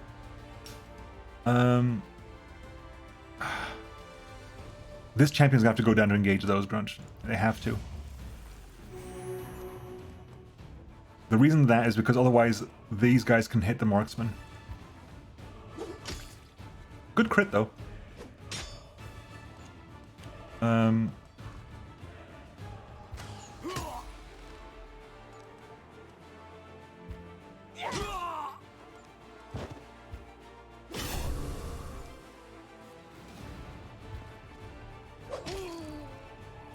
What did we actually lose out of this? We got it back. We got back the marksman. We got back the paladin. That's fine. Okay, I can replace mounted cavalry. That's no problem whatsoever. That's also a level up for Protector. That was pretty good. Mounted cavalry is fine. The Crusaders killed the cultists who were gathering an army of wild giants to storm Dresden. Now that Dresden is safe, workers can be transferred from the urgent strengthening of the walls to other important tasks. So you leveled up, didn't you, Sir Tector? Yeah, you did. So what do you get here? Close combat training. All infantry units have a +2 to bonus to AC, attack and damage. Crushing offense. All units have +1 attack per level of this feat. Or mobile hospital increases infirmary by 7% per level of this feat. Guaranteed ability penetrating strike. You automatically get that no matter what. You can spend some of your energy to give units the ability to ignore damage reduction.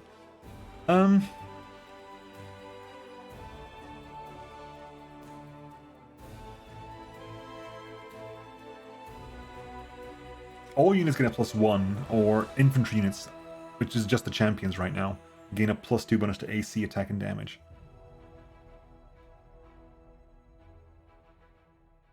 All units get a +1. Right. Quickly save again because I don't want to necessarily run into fights unnecessarily.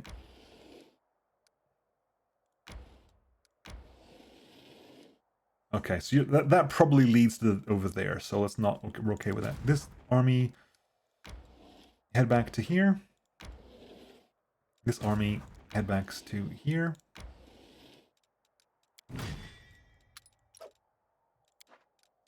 This army is ferrying over there. You're over there. You can move still. So we will send you to deal with what? Chainmail of Dragonfly. You have to deal with a lot of spiders, giant spiders. 100 and 260 plus, yeah, about 500 spiders. Eye for an eye is a bow, longbow looks by the looks of it.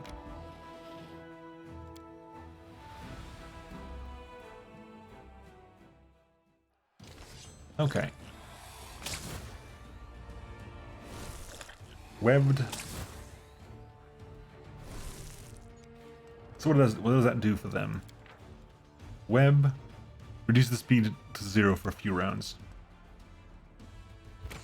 That does no damage, so as long as you attack the ones that are nearby us, it's not a problem. How far can you move? You can't actually move in melee range to anybody, so you just step forward one. France 1. Yeah, wouldn't be surprised. Would not surprise me at all. Yep.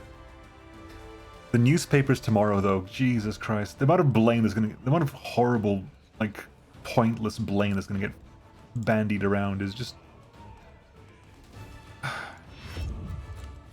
Right, you can't do anything anyway.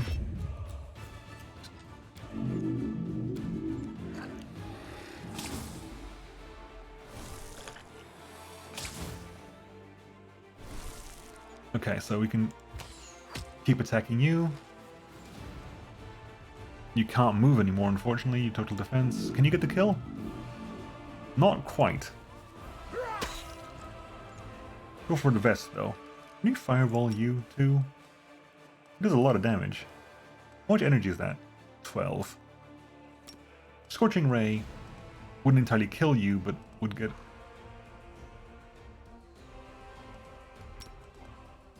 It's exactly the same roll, isn't it? Yeah, this is just Scorching Ray, but in an AoE. So technically, for 8 energy, I can do the same effect, but spread over 2 turns. You know what? Do this. Which means the archer can finish you off next turn.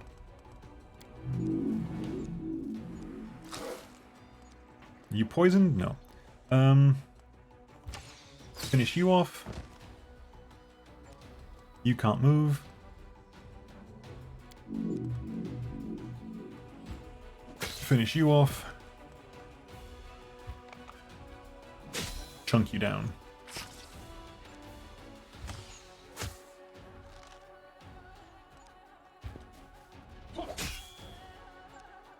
There you go. Quick, simple, easy. So, look at that jump of XP now. I need to get to 150,000 XP to get to level 9. Christ. It's a huge jump in XP gain. The grove had long been dry and dead. The spiders that once occupied it have been slaughtered. Monstrous web cocoons hang from the branches containing the remains of their victims and a certain number of useful items that were miraculously not dissolved in the Spider's corrosive drool. Chainmail of Dragonfly, a +3 chainmail. This +3 chainmail can be activated once per day to grant all eyes in a 30-foot radius an insight bonus to attack and damage rolls against demons for 10. What? Holy hellfire, what? Excuse me? That's good. Who can use that in my party? It's chainmail, which is unfortunately medium armor, but... swap to...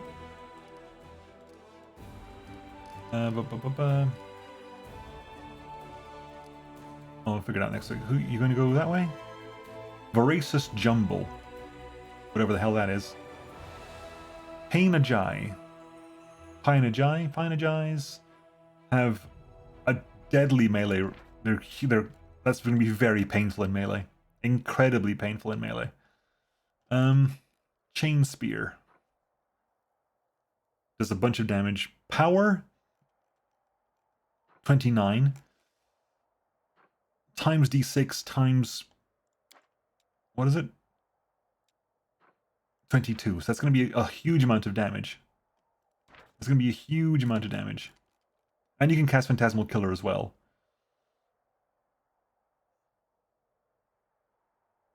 And Thunder Tread. -4 penalty to attack for the next turn and deals attack damage to all enemies in the range of 2 squares. Yeah, unpleasant. And the Minotaurs are just Minotaurs, right? Axe Thrower, Vanguard.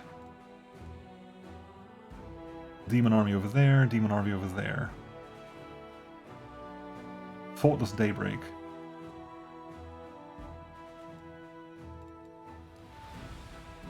Oh, God. Let's give this a shot.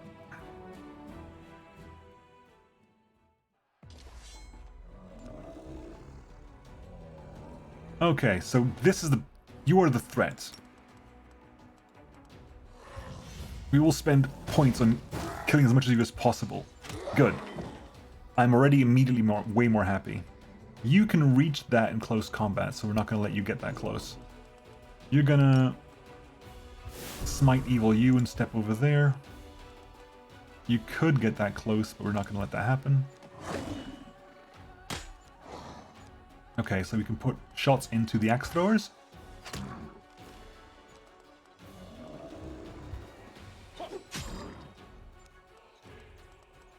Who got hit? You did, didn't you? No, it was you. Wasn't it you? I thought it was you. Maybe it wasn't you. Right, that's you down. Oh, damn.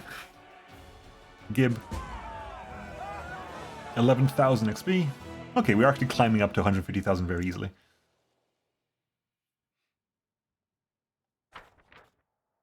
The monsters that opposed the Crusaders were truly abominable. Their bodies manifested weird mutations, extra eyes, unpaired limbs, mouths in their bellies, and withered half-grown heads.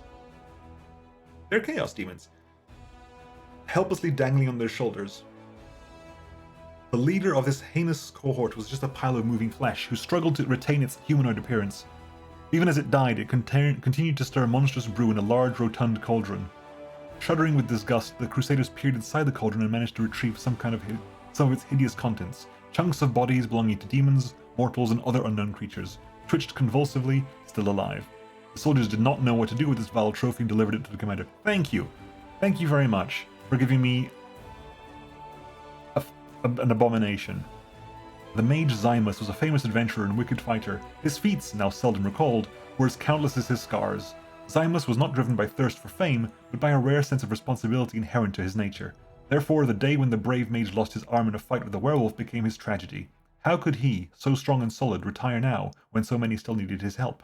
Without a second thought, Zymus took an arm from a fallen enemy to replace his own. Thus his decline began. For years, again and again, Zymus took the limbs of defeated enemies to heal his wounds. Zymus turned from a hero into a monster. It was rumored that there was no actual flesh left of the body he had been born with.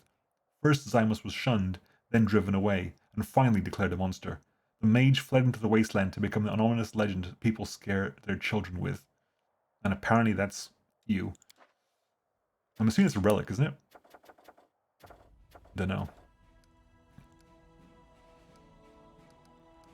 Okay, so back to... You still have some Oh, that's the end of the line for you, is it? Okay, we'll start heading back.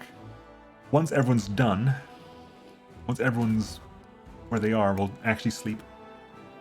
We'll actually do a sleep.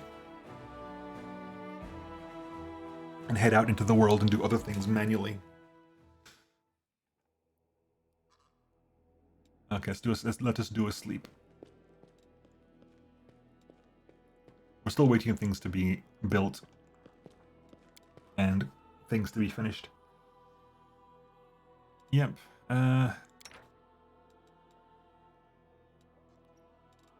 Have you actually remember? You do seem to remember what I wanted you to do. So, moss potage.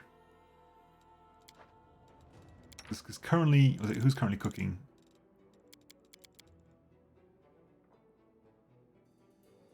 I think you're currently cooking. Yeah, you're currently cooking with you on standby, but anyone on standby will do. And you are currently doing that. Yeah.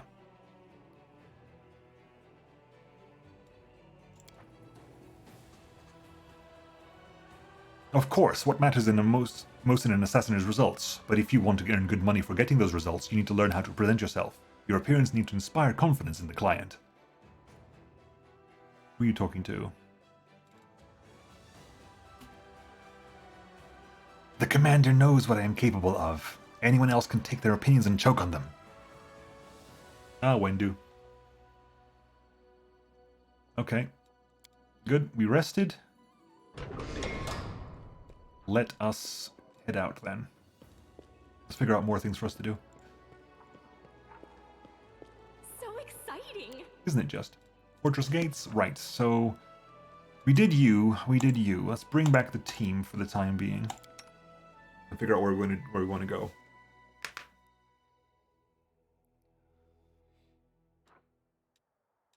You're still waiting for stuff over there, but that's still got time to do it. The demon army... See, how much can we actually go down this way? How much are we actually impeded by heading down this direction, I wonder? Let's find out. No, we're good at those shovel things.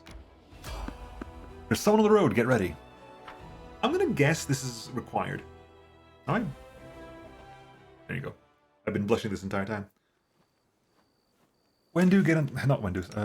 Get on Naomi now. Let us fix this, please. Okay, so... in the front line is Sela on the left-hand side with Iomine, but it's going to be Sela. You're going to be on the right-hand side there. Nenio in the back. Ember in the back. I'm in the middle back. Ivu, stay on that side for the time being. Bother Camellia. With grace. There we go. Do long buffs. Actually, good point. Has anything changed in my buff setup recently? That's red because you want to cast 3 of them, but only only enough people have it, so we have to lose one of them. Yeah, that's fine. Unbreakable Heart. That's the last surrounded levels. That's not. Resistance, green invisibility, cures remove fear. Thorn body that lasts rounds. Do not show round per level because that doesn't need to happen right now. Fiery body is 1 minute per level. Enlarged Persian is 1 minute per level. Death ward. Virtue is minute flat. Death wards, guidances, serious wounds. Okay, we haven't got any new buffs to worry about right now. Okay. That's probably fine then.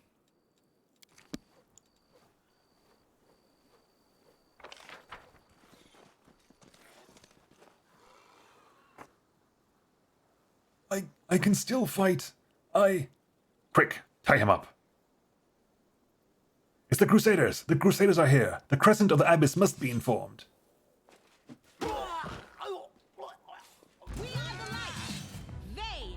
A bunch of Baphomet cultists. Huh?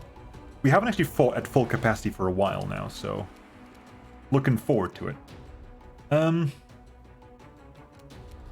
The cleric is probably the first. The archers, the guards. The cleric should be the first to die. In all honesty.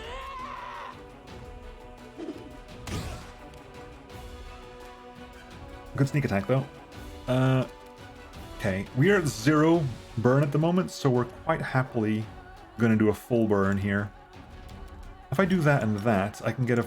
okay, that's too much burn. That is too much burn. That's going to be a full extended range. Okay, so we can move as much as we want to. Actually, can I do that with... I can do it with Eruption. That's good. Move up here. Cast Eruption right there. Can you get more of them? Yes, we can get 5 of them. That kills one of them. That heavily damages others.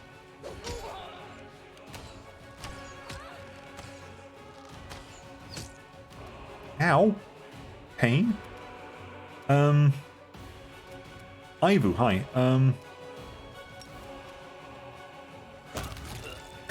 Go, dragon, go! Ember, move up here and give Chandra a heal, I think. No, can you cast Fire Snake yet? You can.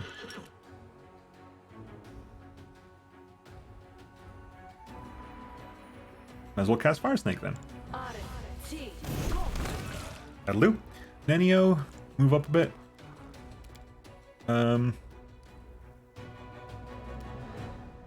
You move a little bit. Yeah, you can move a little bit further. That kills you outright. Can you get to him? No, you cannot get to him, unfortunately. Spark Soul. How far can you move? As far as you can with a one action. Are you slow for some reason? No, you're moving 30. That doesn't reach. You actually haven't got any ranged magic, have you? Not as such, no.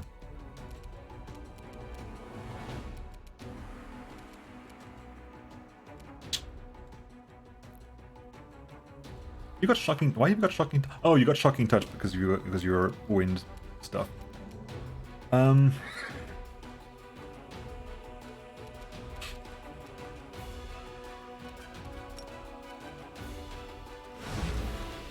Right, Ayamane. Gotcha. Right. Loot you. Pocket mirrors, money. Reduce potion. Baphomet Cultist gives us a +1 glaive. Some full plate. You have a normal great sword and a bunch of stuff, and then the rest of you have what? What do we got here? Breastplate +1, a dagger, heavy shield +1, light mace +1, scroll, glaive +1, scroll, cultist, Composite. And the Crusader themselves. Nothing of any interest, really. Loot you? Okay, nothing of specific interest here. But heading south is... Hello.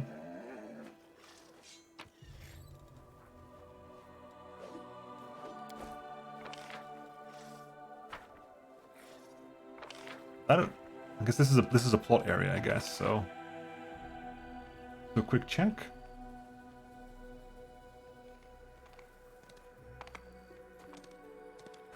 No, okay. Alright, let's get out of here.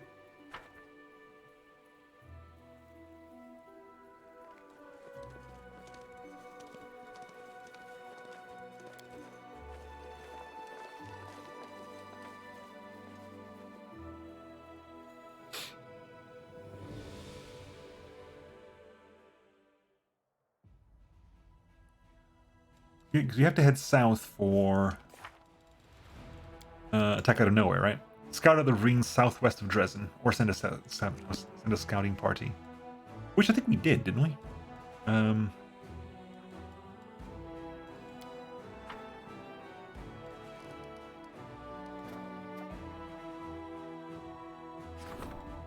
Yeah, we're doing a scouting party as well. Maybe that was the mistake. Maybe I should have gone personally. I don't know.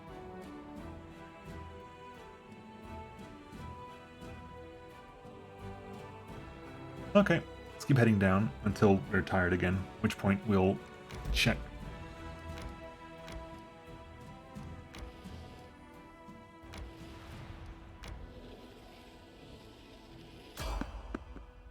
You failed to sneak past the enemies. Prepare to fight. Oh, because I haven't set up my resting stuff. Damn. Holy hellfire. Hi. A Nalfeshni. Fucking Nalfeshni. Jesus Christ. Abyssal Huntress, Succubus, and a sodding Nalfeshni. Ah, god damn it. Unholy Aura means you yeah, okay. Someone needs to get death. We need a death ward on Sela as soon as possible. Also, the greater dispel magic is gonna suck. I have to be fair, we're not low level, so Nalfeshni isn't gonna be as bad as it could have otherwise been. Can I get all of them? I can. Damn it. I can. I could, but that would involve hitting you first, so I'll do it on you. Low damage. Camellia. Let's do Spirit Weapon Enchantment.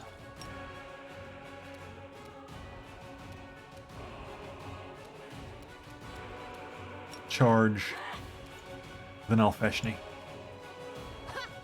And miss.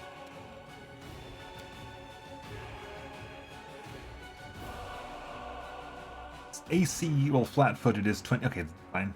Your touch AC is ridiculously low, so I'm not too worried about that. I just rolled badly. Wendu, you're still kind of hurt. You need to deal with you, so. They'll beg me to stop. Double critical. So close. There was a double critical. Jesus. Dominate person on Nenia. That's unlikely to work. I'll be honest with you. That's unlikely to work.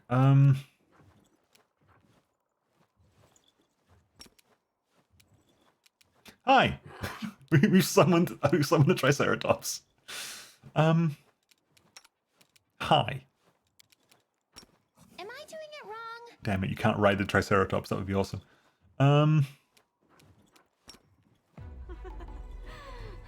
That'll hit all three of them, won't it? Yeah, that'll hit all three of them. Damage done to you. You're almost... How much HP are you on? Abyssal Hunters, you're on 1 HP. Really? Really? Oppressor's Gloves?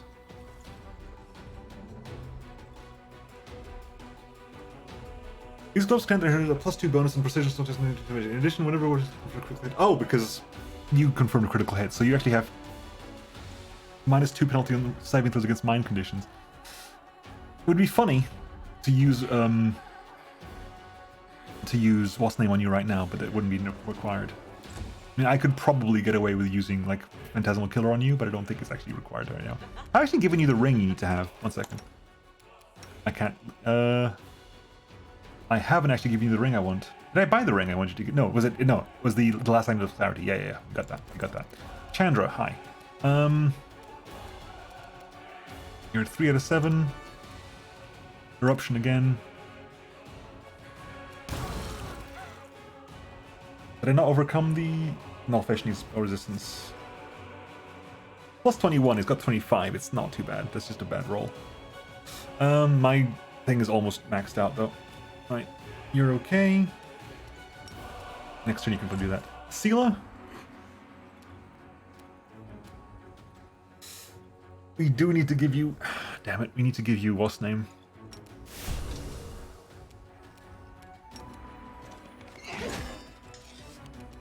A saving throw needed to happen there. Nenio. Honestly, use Magic Missile, because you need to do 1 HP damage to you, so... That'll do. That'll definitely do. Nalfeshni. Touch of Chaos. Hit. But that means what? You have to do... So you are now hit with Touch of Chaos. Which thinks it means like the next time you roll a die, you roll 2 and pick the lowest, I think, or something like that. Bismuth, what do you do?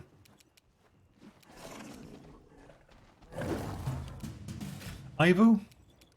You haven't got any spin. Oh, okay, fine. So go over there. Missed. You, it's unlikely that you'll hit. You need to roll at least 11. That's a 50-50 for you. You... What's your... You probably got massive reach, don't you? Yeah, you got massive reach, I think. I think even if I take a 5-foot step back, I'm still within reach of you. I'll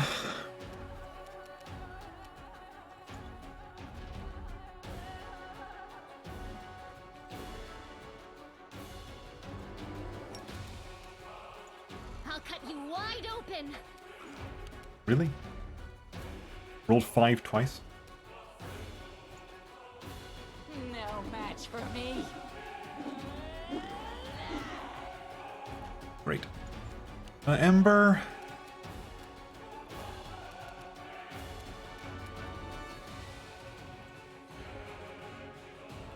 You're level 10, so there's only 2 rays still. It's not really worth doing that. Then Burning Arc would be 10d6 damage. That would be, if they both hit, it'd be 86. That's not worth it anymore. Fireball would be 10d6 damage as well, but it's going to be a DC. What's your reflex saving throw like? Plus 14. It is your worst saving throw. It is your worst saving throw. If you max out 10d6, it's 60 damage.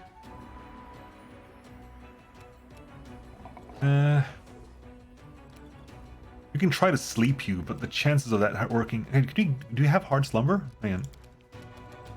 You have hard... You got massive slumber, right? We gave you... Did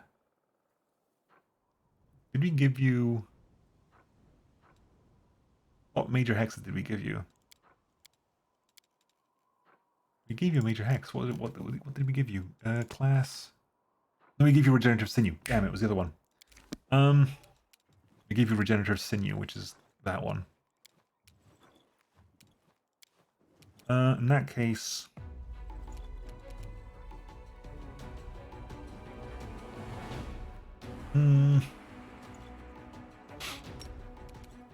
Go heal Camellia. Yes. Right, okay. You need to basically blast. You basically need to do it. So anyway, I started blasting situation here.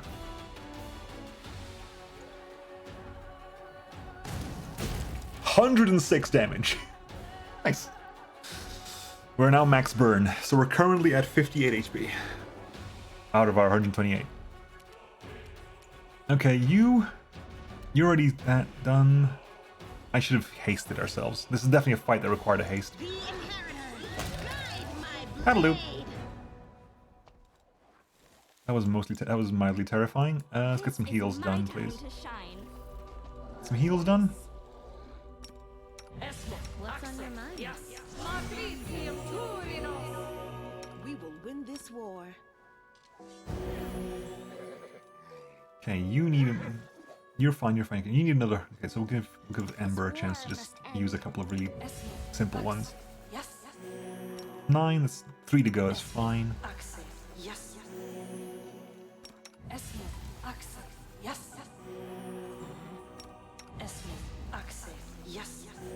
Okay, fine. Right. Yeah, you at least have something I can nick, surely. A bright future awaits us. If nothing else, you definitely have something I can steal.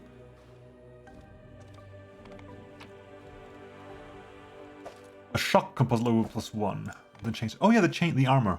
You have the chainmail of dragonfly. You're currently using carapace, which is 11 to your AC. You're using. You can use medium mail, medium stuff, but it's painful because it's going to slow you the hell down. It's also a problem because you're currently getting 12 AC out of Lady Calandra's chain shirt. Because it's 6 from the armor and 6 from your max dex. You only get 11 out of Chainmail of Dragonfly because the max dex is 2. Do you benefit from that at all?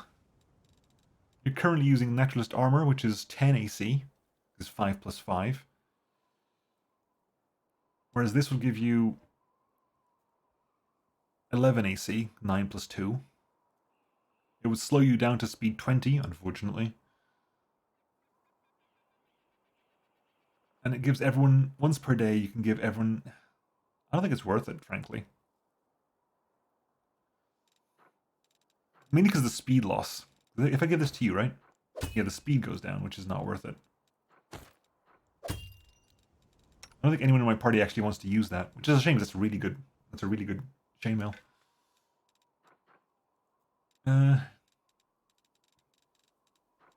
That's just a +1 shield. You got a way better shield than that. Divine Protector, yeah, it's fine. Okay. No real secrets there.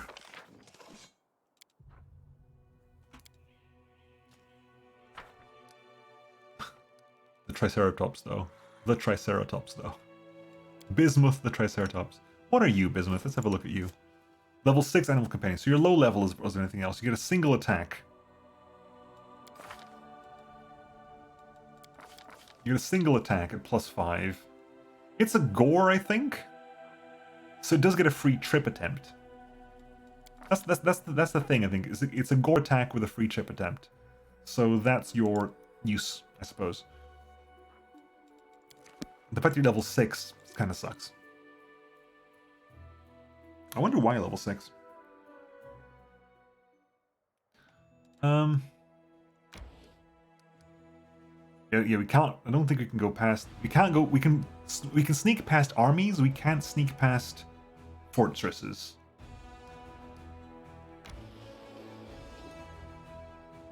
Okay, so we explored pretty much everything down here, right? Everything's fatigued. Okay, so everything's fatigued. How are we doing for... Okay, that's fine. Now we can work ahead here.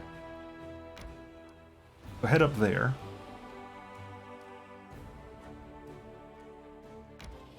Do I want to go this way? Because this is kind of the place where the Tectus Protectors are currently hanging out. Although Tectus Protectors is going to have a little bit of trouble over here. Is there a place where Tectus Protectors... Yeah, Tectus Protectors needs to head down here, because they can probably rank up down there.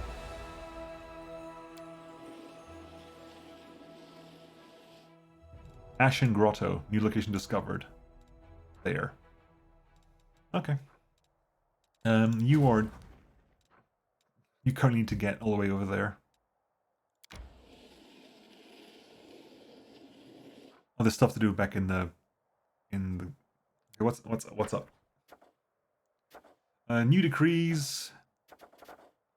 The fate of the rash is... Yeah, you are a relic. I need to worry about. And the development is expansion to Bastion extension.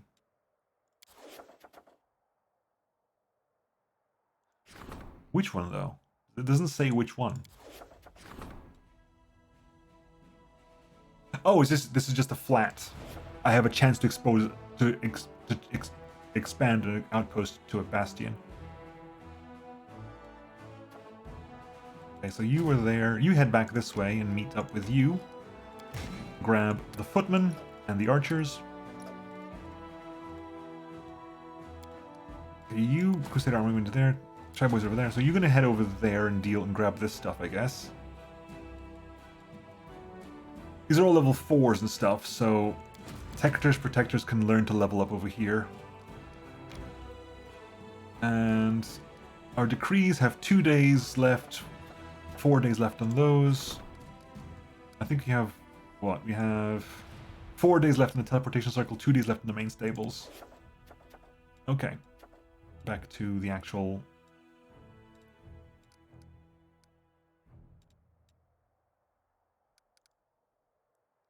Back to the actual us. So now we will rest. Resting? Right, so let's do this. Right, protective rituals, you do that. You get a guaranteed success. Camouflage, you take care of that. Guaranteed success. Hell, even you get a guaranteed success there. Actually, you're actually better than you, aren't you? Take that, guaranteed success. Night Watch. You two do Night Watch because you're both very good at it. I actually got better perception than you, which is way cooler. Who can actually cook the best? You can actually cook not badly, and you can do you can scribe a scroll for us. What do you want to scribe? We need to get better scribers crits because we need to be able to start scribing things like Phantasmal Web and Greater Heroism, stuff of that nature. Hungry Pit. Scroll of oh my, okay, that's a silly one, but I can actually scribe a scroll of my heightened Phantasmal Killer. That's amusing. Acid Pit, etc, etc, etc. It's irrelevant for Nenio, because Nenio doesn't care about the caster level of the scroll. She casts at her own caster level. Scroll master that she is. What's she gonna cook there?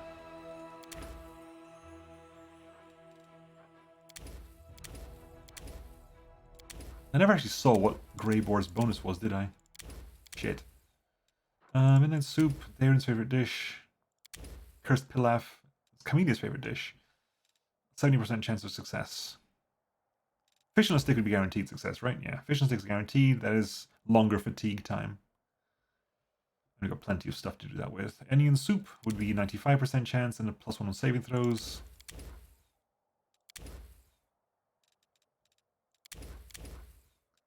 You get a massive bonus from this, I think. So we'll do that for you. No potion to craft today. Scroll of Spike Pit. We're going to keep that, are we? We only have a couple of caustic modes left.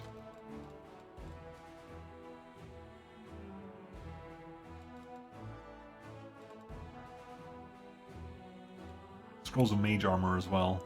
You can make those at CR at caster level 10 as well, which is a 10-hour Mage Armor scroll. For other people, you don't need it, but for other people, it's a 10-hour Magic Armor scroll. Actually, you making scrolls of Magic Missile isn't bad because you can only make 14 of them at some point, but because you cast at your own caster level, you don't give a crap about this. You're gonna be, even if you make a level 1 over here, you're still casting at level 10. Not that it makes a bloody difference.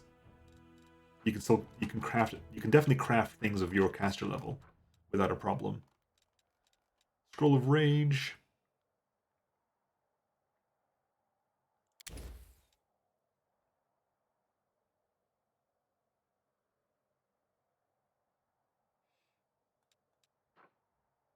All allies. Right, okay. I was wondering what the problem was going to be there. No, it's the fact that it's all allies. If I could precision, there is no way to make scrolls in Kingmaker, was there?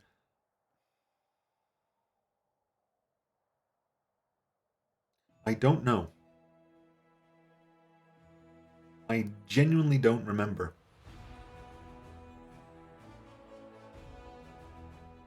I don't think so, because it would have been during the rest, and during the rest you have hunting, because hunting's not a thing anymore. You don't care about looking for food. There is camouflage, there's night watch. There was cooking. There's hunting and cooking we kind of have here in alchemy, but it's not really, you don't have to cook. And the last slot is the every person gets their own unique ability slot, which kind of would be cool here, but yeah, there's no spell scroll making. There also, well, that's the bigger problem. There isn't a scribe spell suite. That would be the biggest issue. Is the lack of a spell scribe spell suite.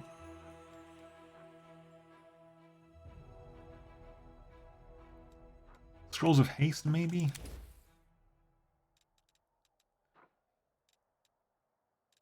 I feel bad about not casting a scroll. Honestly, I should probably make scrolls with things like Remove Curse and things of that nature. Things that I need.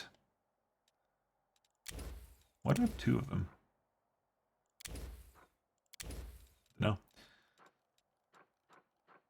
Things I'm not going to use all the time, but if I don't have... Yeah, that's what I should probably use scrolls for, is things that I'm not going to cast all the time, but if I do need to cast them, I use a scroll rather than having them prepared. So let's make a scroll of Stinking Cloud, because I don't ever have it prepared, but in case it's useful, I've got it on hand. Let's rest. You there, beggar. Would you like some fried meat? With crackling, just the way you like it. I'll keep watch to make sure it doesn't get burnt. Thank you, Camellia. But I don't like fried meat. You probably confused me with someone else. Camille's such a bitch. Impact of corruption weakened. Chance of attack is lowered.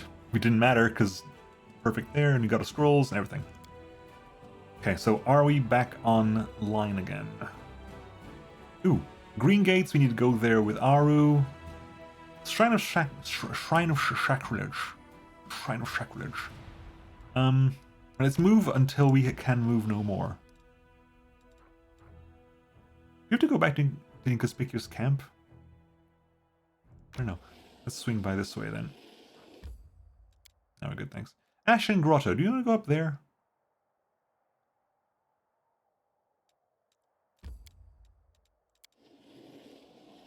I find it fun. The entirety of the morale system has nothing to do with us. Explore the molten scar. Where? What? When? What? Who? What? We? What? What? What? What? The molten scar. We discovered the molten scar, did we? The molten scar's over there. Okay. I guess we discovered it over. Okay, everyone's tired now, which means we can go back to you. The unholy fate of Rovagug. Everything is ready for the relic's augmentation. The relic will be augmented. Whatever that is. The unholy symbol of Rovagug was imbued with the energy of destruction and decay. Its shards can be melded together to forge an axe. The craftsmen are wondering what shape and size the weapon would fit the commander best. The only person who uses axes in our loadout is... Oh, Wendu does, but she's using throwing axes, which count as throwing weapons on axes. Although I could just go into the files for the mod and change throwing axes to also classify under axes. The other person who uses them is Greybore. So, effects.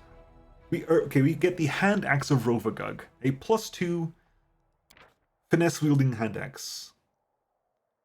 It's just an intermediate step, it's just a +2 hand axe. Okay. The Battle Axe of Rovagug is a +2 battle axe or a +2 great axe of Rovagug. The only person who could potentially use this is Greybore, who already has better axes anyway. But I think we'll use Rovagug. Yeah, we got the unholy symbol. We melted it together to make the to make an axe. So far, there's nothing particularly wrong with this. So far, we'll make it a battle axe. Well, there's the hand axe is its finesse weapon, which you don't need. But yeah, we'll make it a battle axe because it does more damage, and Greybore does not require it to be that. Okay, now we have. That was a. We have Envoy from Elysium. Dresden has been visited by a fascinating creature, Azata, native of Elysium. He politely stated he wishes to meet the commander in person. Anivia wants to talk. Commotion at the Citadel. Count Arenday's prank has earned Irabeth's displeasure and asked the commander for. Okay, we gotta go back to the Citadel at some point.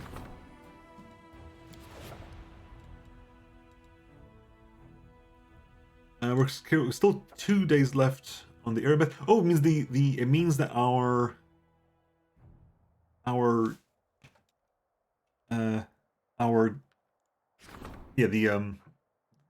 the stables are done. So we get mounted scouts again, which is for Tectus Protectors. Tectus Protectors want the mounted scouts. It also means that currently we have it means that logistics isn't working anything right now, and neither is diplomacy. So diplomacy is currently available. So is logistics. Which means you could do diplomacy could get another thing. You can improve another thing. Studying the Sword of Valor would be logistics. So we'll do that for logistics, I think. Well, 14 days to resolve. I kind of think I should rank people up while I get a chance. So we'll form a diplomatic council and form a logistics council while we have a moment. So it'll take 1 day to solve. That'll take 1 day to solve. So we'll make our councils. At the moment, it means we're currently 2 days away from the teleportation circle. Yes, we are. So in 2 days' time, we'll teleport back to Dresden. So we'll be exploring for 2 days. When that's done, we'll teleport back to Dresden. Okay, so we're back to where we are here. We're all currently tired, so we're currently switching back to armies. You army, you're chill. You army are kind of heading back to Dresden as well.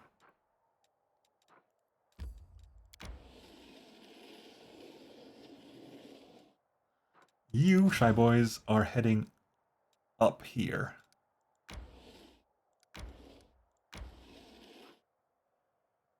Pursue. We just failed a couple of perception checks there as well, which I kind of want to check here. 31. 35. I need to roll a 14 or higher to trigger that one out. Yeesh. Okay. Okay, so what do we got here? We have plagued horses. You got ghouls. You got zombies. Plagued horses have 160 hit points. Plagued beast. They spread disease. Okay, and they've got a charge attack. Okay. And the flies are just the flies, right? Giant flies. Okay, so you got... You can 100% kill those ghouls, guaranteed. You can possibly kill the giant flies almost completely. Or you can kill most of those there. You move up there. You can... It's not guaranteed you kill the horses. But you're probably killing between 1 and 10 of them. So there's a good chance that you kill all 4 of them.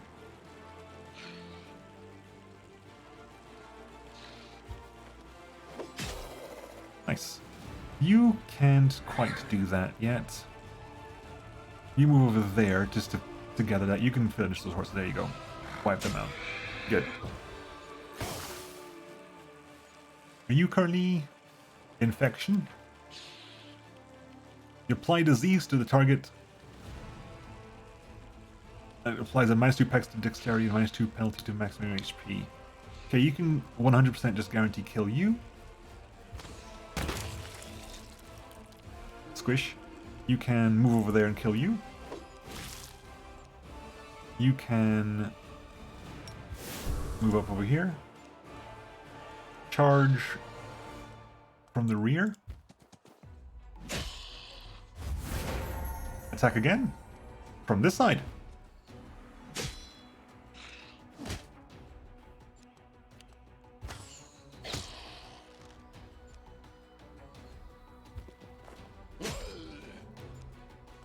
Over there.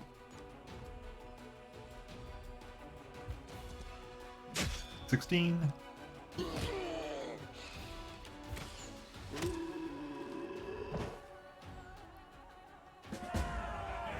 Pretty sweet fight. Not much XP though, because we weren't expecting it to be. During the First Crusade, the Radiant Serenray performed a miracle here, granting the Crusaders victory in a battle that was otherwise lost.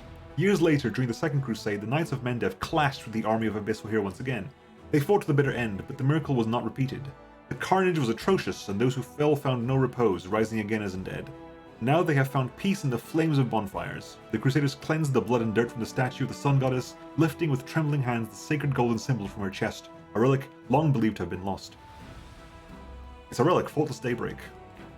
In the course of the First Crusade, a group of Sarenrae worshipping healers went to the aid of Gallifrey's army. However, in the dark of the night, they were attacked by a gang of demons and demon-worshipping cultists who had edged into their rear.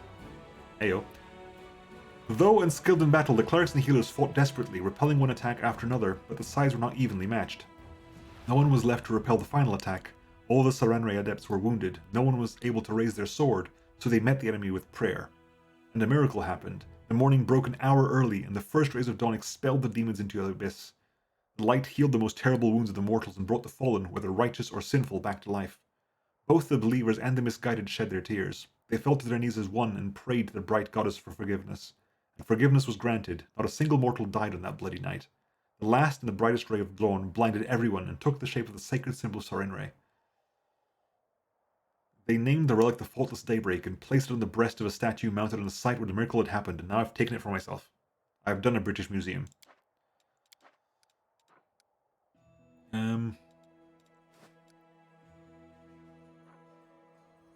We'll take the level 7 out, if it's all possible.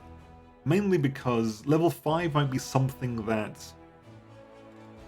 Are they moving towards me? They might be moving towards me. I don't know. They might be moving towards me. In which case, I'm glad that Tectus Protectors are there. We are under attack, after all. They will move to siege Dresden. Fire! Fire elementals! Cultists, earth elementals. Can we blast? We can't blast you, you'll take no damage, but we can kill a large number of you. Okay, you can move forward and attack you there. I'm assuming you'll take damage in return. I'm assuming you have a counter shield of some kind. No, you don't seem to. Okay. Oh, blast it. That was my mistake. Sorry.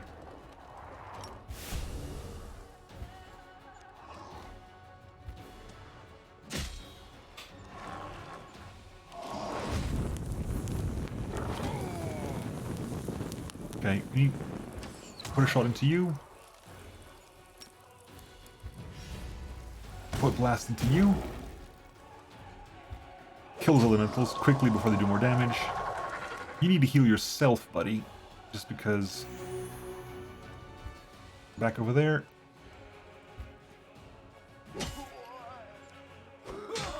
It's fine.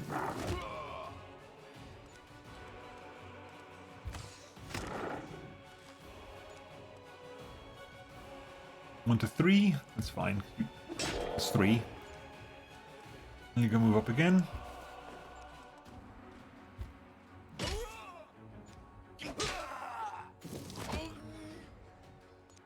They don't actually deal much damage. We'll focus your damage down there. It'll be way more useful. 2 damage on you. Can you finish off? You could, but you can't actually walk down there. So heal up you.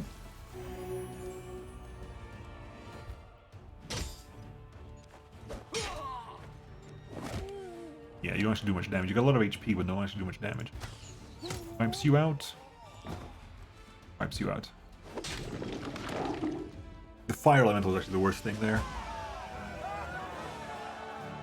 10,000 XP. It takes me to 11... 12? 20,000 maybe? It takes me to 20... It takes me to... No, hang on. It takes me to 16,000. 116,000. Unexpectedly, the enemy leader's tent turns out to be a ship shape and tidy. Behind glass, an Arcanimerium magical college diploma hangs on a post. In the chest, there's a ceremonial graduation robe and several magical inventions and patents, the brainchildren of the late cultist leader. One can only speculate on the tragedies that made him lead such a wretched existence. Eye for an eye, a composite shortbow. Whenever this +3 composite shortbow lands a hit on an enemy, the enemy suffers an additional 1d6 d12 piercing damage. It might actually be something I want to give to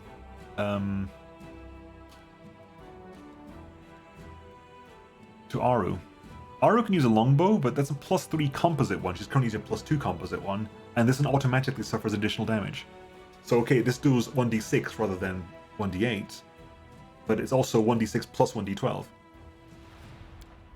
Okay, you start heading back this way. We'll leave that 5 over there for now. Crusade Army, you're just sitting, you're chilling. You need to head down here. See, yeah, we don't need to go quickly here. Can you hire something? No, you cannot. So move down to deal with this. Move over here. Move over here. There. Probably should replace those paladins with something else. Just because they're good, but the lack of numbers is kind of inconvenient. You're doing 5 to 7 damage on you. We're gonna deal with the archers. The archers need to be punished. They must be punished. Let people come to us, I think is the rule here. Never mind, we just lost the paladins again. Shit. Yeah, those paladins are a waste of my time. They just are.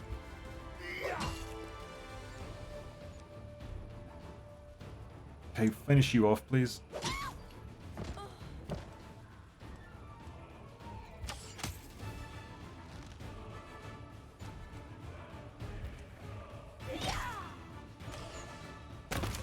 Yeah. This is not going well.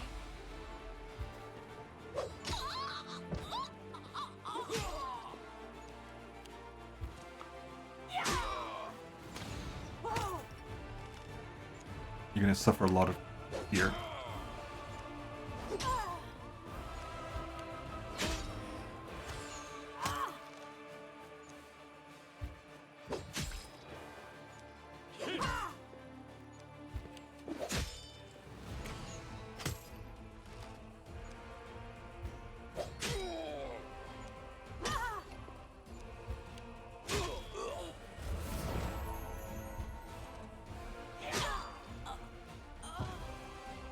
What did we actually lose? We got our paladins back, we got most of our marksmen back, but we lost a bunch there. We didn't actually level up off that either, unfortunately.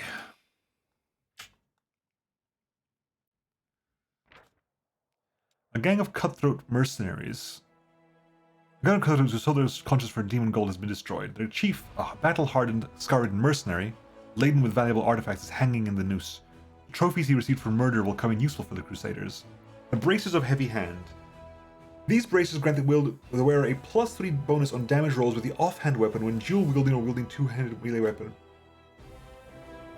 Oh! Okay, that's very good. That's very nice. That's going to be very useful for you. You're currently using Exorcist Bracers. First one morale bonus to damage rolls against demons. However, if you put on the Braces of the Heavy Hand, your offhand weapon does +3 more damage.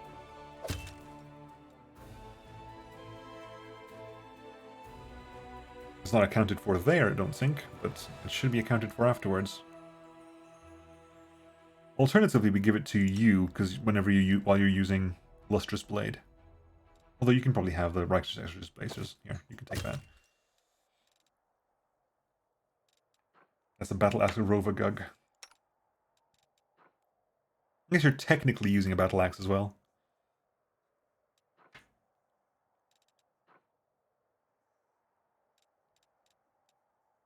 Keep that on hand for the moment. Okay. You're actually on 3 right now, so you need to go back and basically lick your wounds for a bit.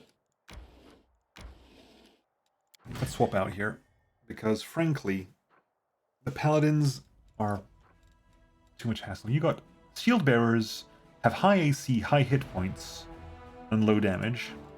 They can shield wall as well, and you have way more damage. You also get damage reduction. Okay, go there and help out shield bearers. Right, you're there. You're done. Let's go back to rest then, which is we do this by swipping there, and you Temple of the Good Hunt. We've never been there. This is where, in times of yore, the Sarkorians worshipped Erastil, the patron of hunting and country life. The demon invasion left the temple without its lock, but somehow it avoided the wrath of monsters that usually ravage any trace of the worship of the good gods. It stands still, empty and decrepit, waiting for the mortals to return. Okay, we'll have a rest then. Same as usual, same as before. Onion soup is Nenio's favorite for the day, right? So what is Nenio happy about this right now? Oh, really? We didn't actually cook it? Did it fail last time?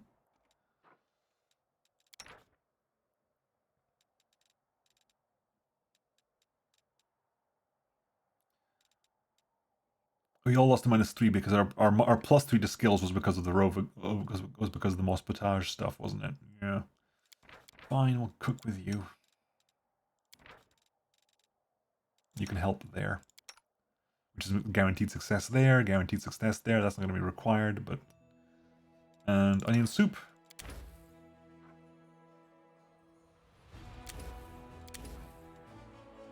Cursed Pilaf, Godspeed salad. Grey Boar's favorite dish on a cooking bonus on all skill checks for a day. Right, rest. The Sword of Valor is so beautiful. Whenever I walk past it, I feel warm all over, like the sun is shining on me. But it's not because it's from a goddess, it's because it's ours now. Blah blah blah, Ember's making another dig at the gods. Whatever. What matters is that we return the sword to the people, and for them it is really as if the sun has come out after years of dark skies.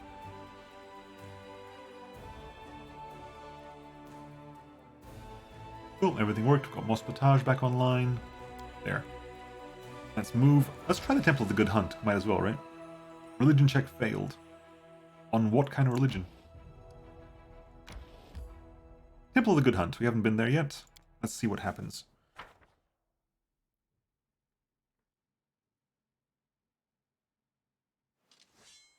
Oh, you stay active. We'll make things right. Oh, I thought it was once per day. It is once per day. Oh, okay. I think once you level up, you're actually going to be able to ride that thing again. Okay, so... Right. Everyone's got buffs and stuff. See like getting the damn horse. No reason to pause. Did I mess up again? No, that was my fault. I misclicked.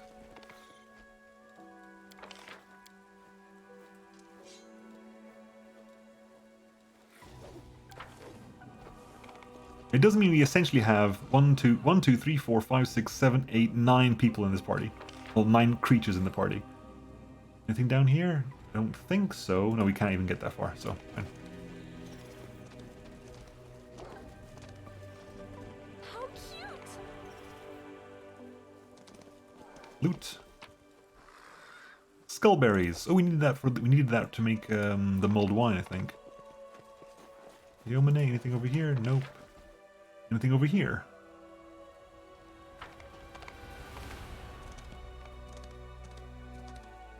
Explore the outside of the temple before you have a look inside. It says that they were spared the demons, so maybe there's nothing inside, or like no combat inside. So exciting! Temple of the Good Hunt. That is a kick-ass door, though. That is a sweet door. That is a very awesome door. Okay.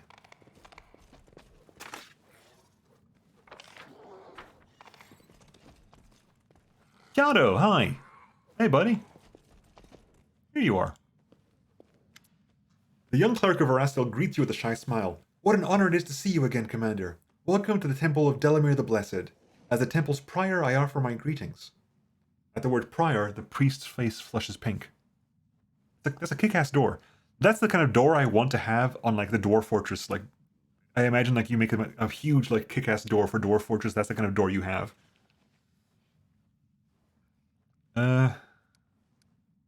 Evil attack. Remind me, who are you again? I know exactly who you are, Kiato, but for the purposes of reminding, they call me Kiato the Shepherd Boy. Well, that's what they used to call me, but it's not very fitting for a priest, is it? The cleric lapsed into confused silence for a few moments. I come from a village near Last Wall. I've always been drawn to Erastil, even as a child. A cleric by the name of Jod... Beric? Jod once passed through our village, a kind old man. He looked me in the eye, a silly little kid, and he said, I see you're going to serve Erastil, just like myself.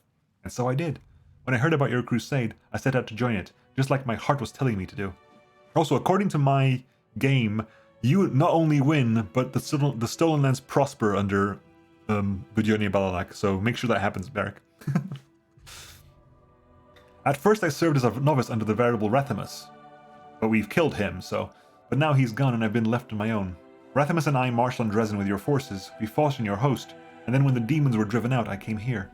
This temple is centuries old. Erastil's worshippers would have come here and there's hundreds in the past, but even now, we get the odd pilgrim wandering in.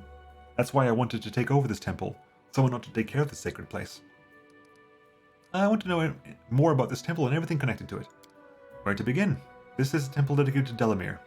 Oh, I mean, of course it's a temple to Erastil, but Delamere was the prior of this temple. I mean, no, I am the prior of this temple, and she is like its blessed mother superior, its patroness. The young man falls into confused silence and looks pleadingly at you. What is it like to be a prior? Oh, it's terrifying. I live here alone, you see. People travel a great distance to come here, but I have been given an important task. Here in the Worldwound, these temples are needed more than ever, so that people don't lose their faith. But that doesn't stop my legs shaking in terror. When I think of my teacher Rathamus, rest his soul, I just feel like running away. I swear I would have run long ago, but one thing keeps me here. Erastil would not have granted me these spells for no reason. I cannot let him down. Or the people. I can't let them down either.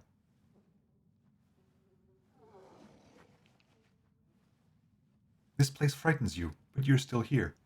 You should be proud of that. Yato smiles bashfully. Erastil is with me. If my faith is strong, his antlers will protect me from evil demons. He won't let them devour me. Tell me about Delamere. She lived in these parts back when Sarkaris was still standing. She was a priestess of Erastil, and the Kelids deeply respected her for her hard nature and her unshakable faith. Erastil blessed her with various wonders, and the common folk knew that she would stand up for them. Delamere did not like city life. She said cities encouraged vile deeds and corruption of the soul. She said that people ought to live in small clans, where everyone knows everyone, where everyone is kin, and where every person has a duty to the rest.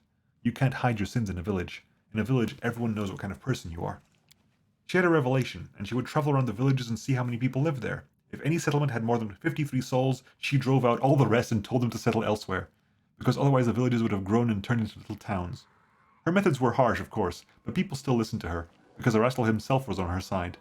She had an edge to her. She single-handedly chased off whole bands of marauders that harassed villagers. And after she died, this temple was built in her honor, in the place where Erastil gifted her with his relics.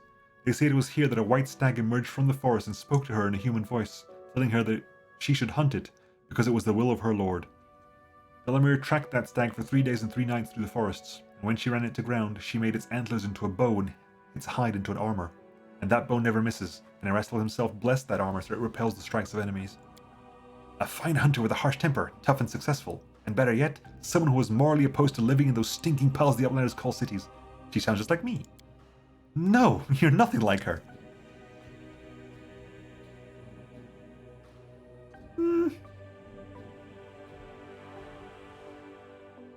I do not share her views, but I respect her faith. Even I think that she was a hard woman. Can it truly be wrong for more than 53 people to live in one place? And if there are 54? Does the moral decay and treachery begin immediately? Keto catches himself and turns red. But that is my foolishness and ignorance talking. The wisdom of Erastil was revealed to Delamere, so she must have understood the unique mysteries underpinning the world. I want to know more of Erastil's teachings. Erastil is an old god, back from the times when there were no such things as towns. Simple he is and good, and he wants people to be the same. He wants them to live in small settlements where everyone knows each other. He wants them to value the simple joys of life and not vacuous pondering.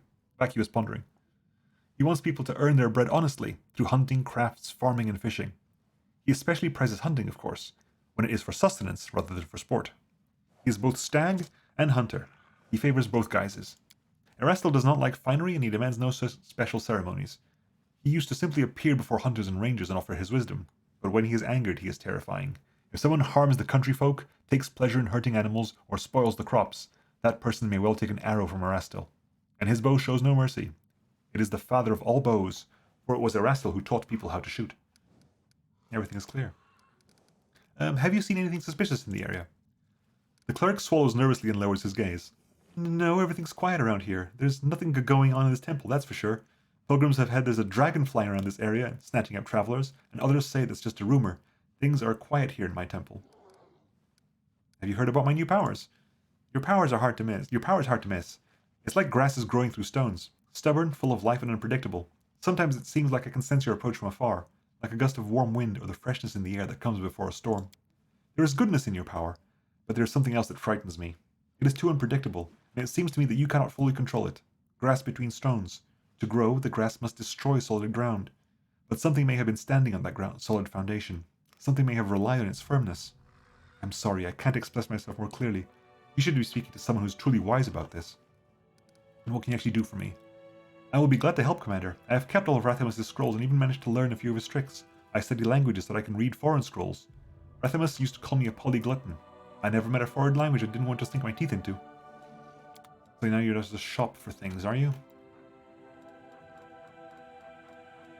Anything particularly you want to grab here? Conman's ring? Learning charisma? Pest control? Bookroom's head... Oh, do you have exactly the same shop as the person in town? I think you have exactly the same shop as the temple lady in town. Down to the exact... You still got Icy Protector here as well.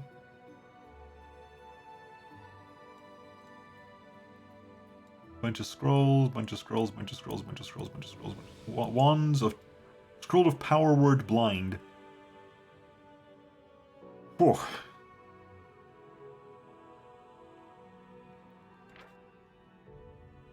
Diablo 4 trailer. Yeah, but fuck Activision Blizzard, so... That's the thing, it's like, oh, got a Babel 4. Cool. I'm not giving Activision Blizzard a penny.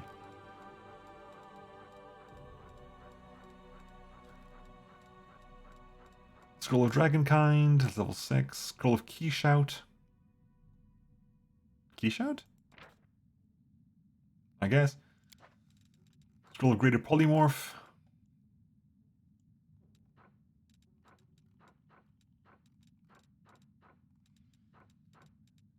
Curse of Greater Idiocy, Curse of Weakness.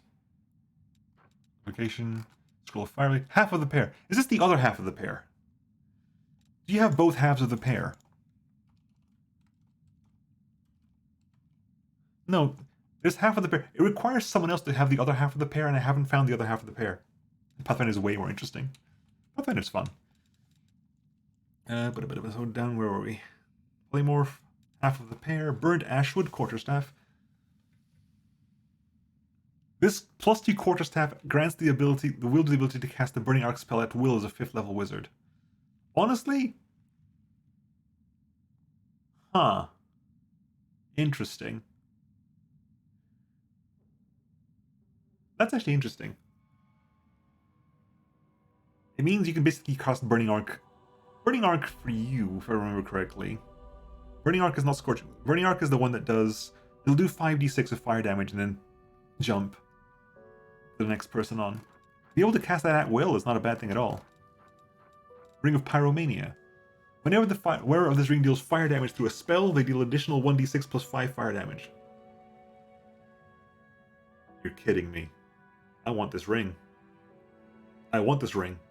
Either me, if spell counts kinetic, elemental blasts, or Ember can make ridiculously good use of this ring.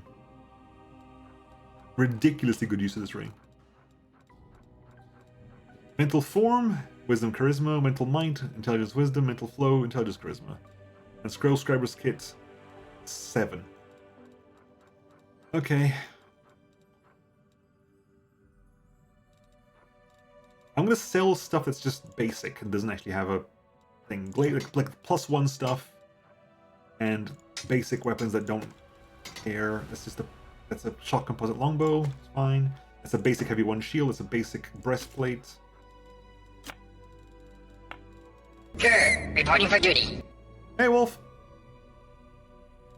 That is eye for 9. Lightmate +1 that can go as well. It's only 6,000, unfortunately. That is 9,000, but that's a... Don't want to be selling that. That is 8,000 eye for 9. That's a good bow.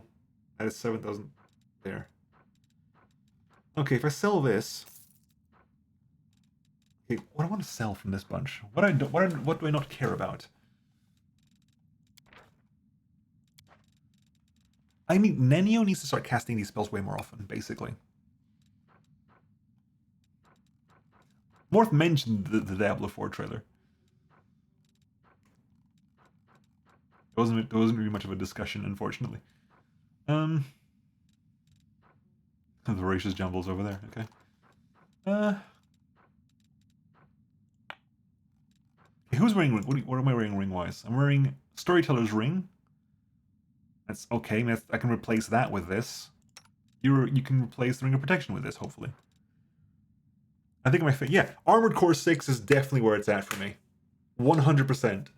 It's been so long since I played Armored Core, and I really want to play Armored Core 6. I want them to go back to 4 for answer. Just because we can just forget that 5 ever happened. But absolutely looking forward to that. 100% looking forward to that. That is something I really, really want to get my hands into. Okay. I'm just going to spend 50,000 on that. It's going to be worth it. Okay. Now, what I want to figure out is I'm going to use it first. Hang on. Oh, we'll see if it applies to my blasts. If it applies to my blasts, we get to keep it. I have been slouching. That's just, you're not wrong. And if it doesn't apply to my blasts, then Ember can use it. Sip, sip. Yep, yep.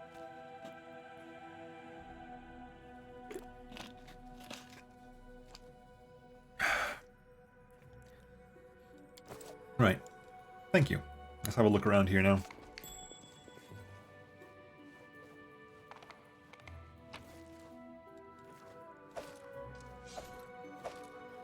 hang on. Alright.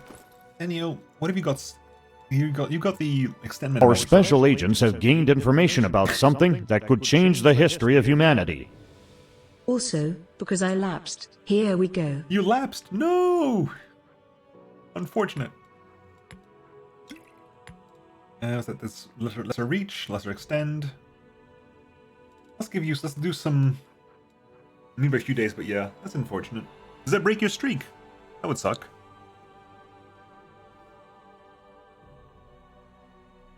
Okay, as long as it doesn't break your streak, that's good. No worries. Thank you very much for your support. I much appreciate it. Always good to have you back.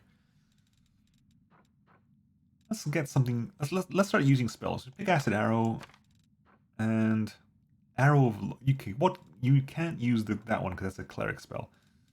Well, you can. You just have to roll the check for it. You can cast Bone Shaker. Can you cast? That would be what? 8d6 damage on Bone Shaker? Okay. Start using some of these spells, you know, just have them on hand and start actually using these spells because we just got them for that purpose, right? You are now the master of spell stuff. Oh, absolutely, you can use that. It's going to be way more useful. Just start churning out those magic missiles because they'll work at full capacity for you. Save before I just use whatever that is. And that just might be a clearing.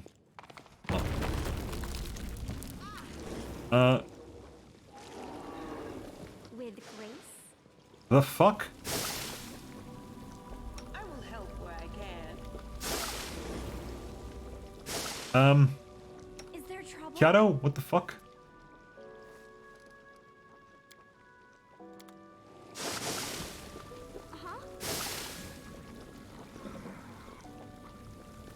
Oh, is Bismuth in there? Bismuth is there too. Does it have a dispel magic effect? As that is, let's remove fear. You require my unbiased opinion? You're a good person. I like Dispel magic. Target. Am I doing it wrong? Area.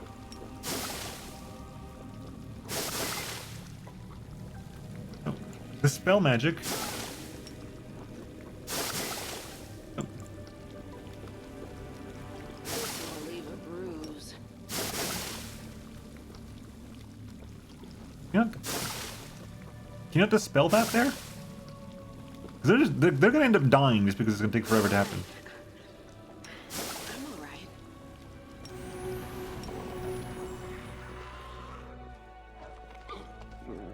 That was very messy. Bismuth is weakened. Can you make that? Trust in yourself. Goodbye, Bismuth. Chill. Together we stand. We will win this war.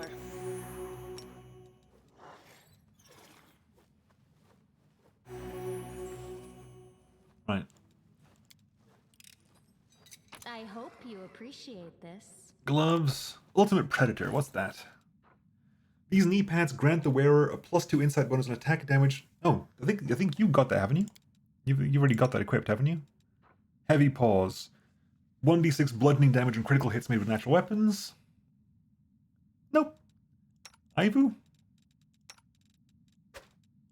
Give that to you. Actually, Ivu, do you need anything else?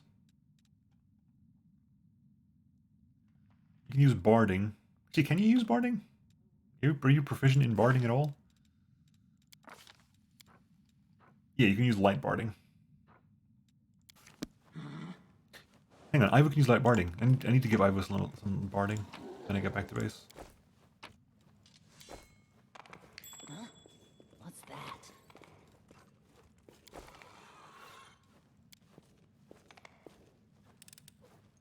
I am helpful, am I not? Specimen 367, Finian Dismar. Oh, that might be helpful. Let's read that, shall we?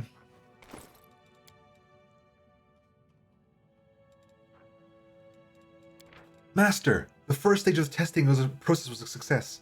Specimen 367, Finian Dismar, turned into a sword on command. The sword possesses sufficient sharpness and ability to adjust the wielder's strike. It beheaded a crusader with a single blow. A clean cut. The blade is undamaged. Additional notes, the specimen makes unwanted noises, resembling weeping. No reaction to threats. You mean... this Finian Dismar? Finian the talking weapon Dismar? Can we talk? Hang on, let's have a chat with you, Finian, because we just picked up this. Finian, hi. Want to chat? I'm always up for a chinwag. I found the cultist reports on their tests. They say you were used to kill crusaders. What? You must have the wrong guy. I've never been friends with cultists. I would have remembered something like that. Maybe they caught some other Pathfinder and bent him to their will, not me.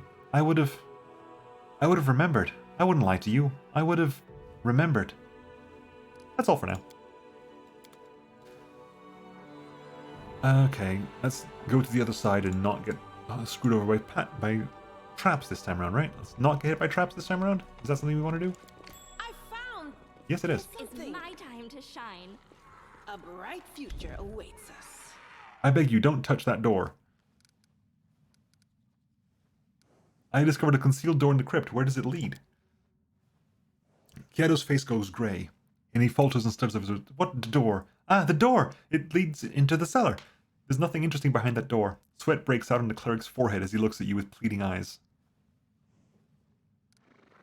Intimidate 25. You're hiding some terrible secret. If you continue to do so, one of your flock will suffer. Is that what you want? Kiado looks to be on the verge of tears. It's all Zenedra. She's a witch. She came here on one night, threatened to torture me, and demanded I let her into the crypt. She said that her friends would be coming here sometimes, and she placed a curse on me. If I allow anyone other than initiated servants of Baphomet into the crypt without her permission, a brood of rats will appear in my stomach, and they will gnaw me from the inside out. Zenedra is one of the senior cultists of Baphomet, their stronghold known as the Ivory Sanctum. I want to live. I'm no warrior. One has...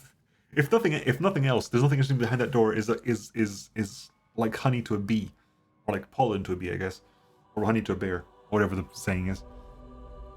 It's like a door to a role player.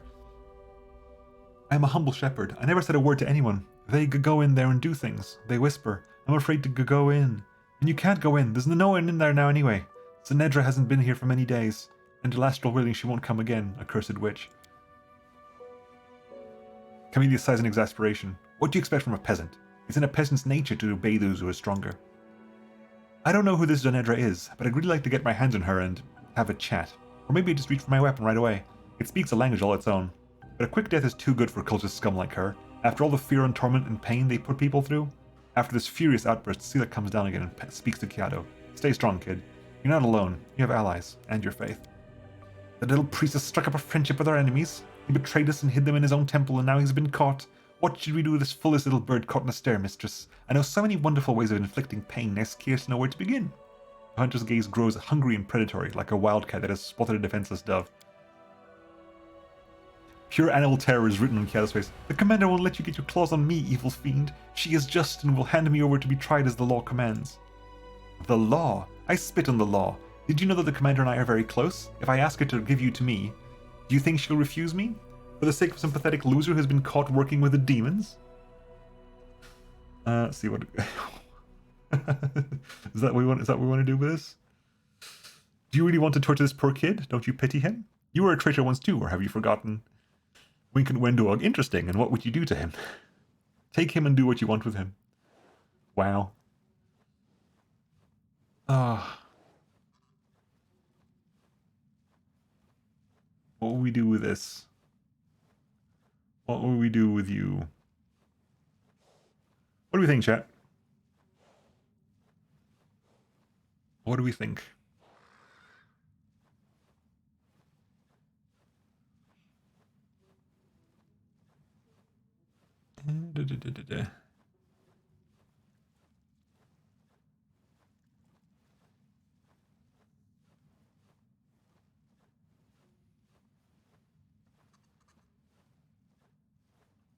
Does chat care at all?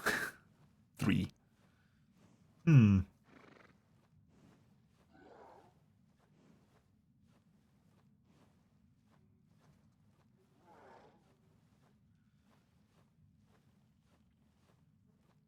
I wonder if Wendy would actually pick up on the wink. We're currently trying to romance Wendy as well, so maybe that works out for us. Well, 3 is the only thing I've gotten, so I'm gonna wait until. Well, I'm gonna wait for a minute. I'm gonna have a drink. We are? Yeah, we are. Or I am, anyway. I think it would be way too easy to romance Aru, I think. I watched the VODs on the YouTube channel, I haven't gotten that far. Yeah, that happened last time. We haven't really started, it only happened once. 3, okay. Interesting, what would you do to him? The hunter gives you a barely perceptible nod of approval, then eagerly says, I'd kill him slowly. I'd string him up by his hands and feet, high above a bonfire, and I'd throw logs on it that had been steeped in salt water for 5 gongs. If you cover the victim in a large, well-aired fur, it can survive like that for several days. And the meat becomes more and more tender until it just falls off the bone at the slightest touch. A good, interesting way to kill. What about you? How would you do it?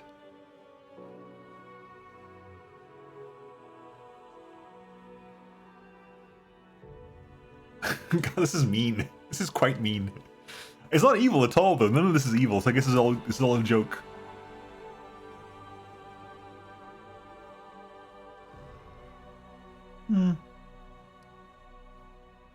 I tie him to the pillory so that every honest crusader walk. Do you want to pick a joke form of torture we would use? This kind of went dark quite quickly.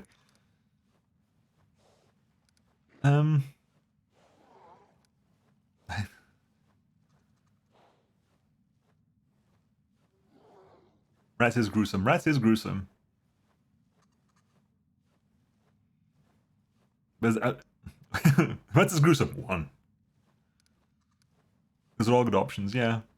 I'm assuming I wouldn't torture means that I would just kill him outright rather than do anything nasty.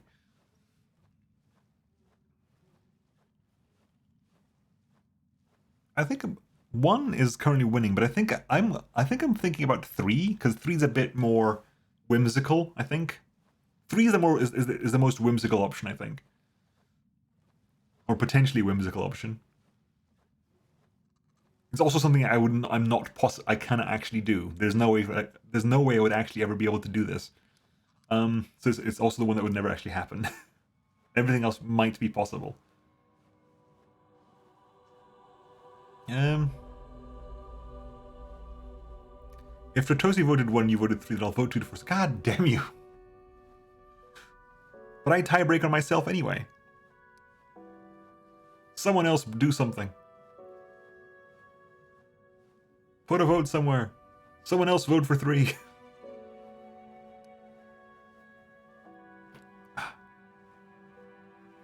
Oh, Barrick voted for 3. Ooh. But you're changing your vote to 2. Damn you, sir. 3 is okay. Okay. Go for it. I'd spell him to look like Queen Galfrey and send him off into the demon's waiting arms. And let the demons have all the fun? No, that's not my style. Why would we give our enemies such a gift?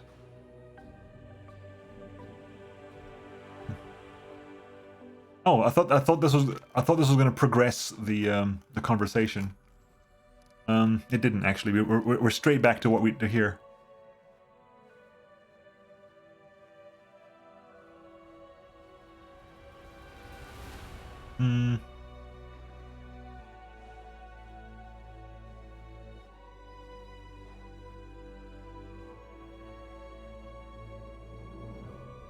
Definitely don't pick 3, because if you pick 3, he's dead. I think these 2 are going to be exposition stuff, and then the choice is going to be these 2. And I think we're definitely going to do 4, because if we hit 3 over here...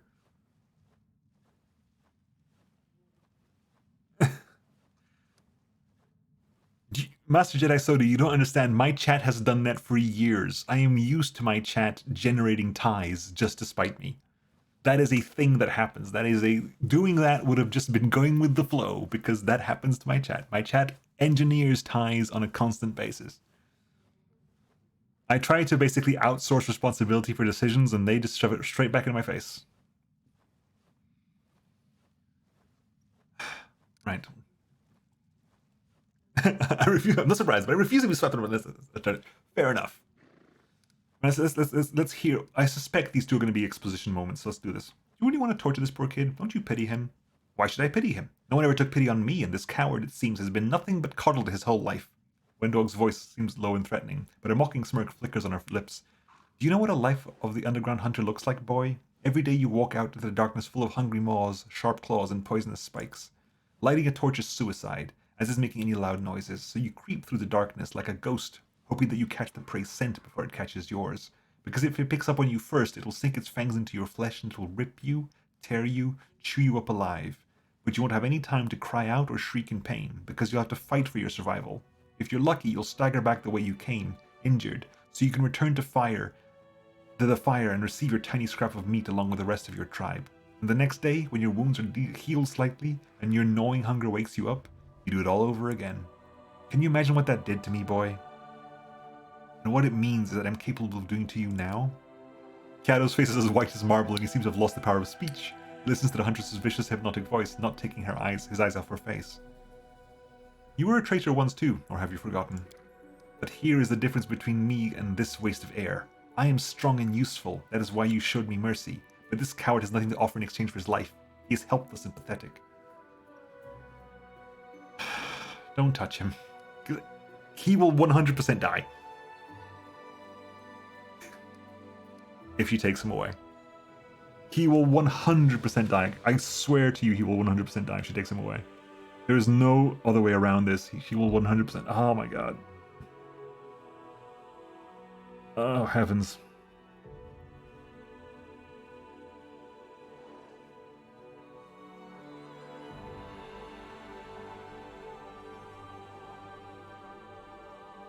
Hang on. God damn it.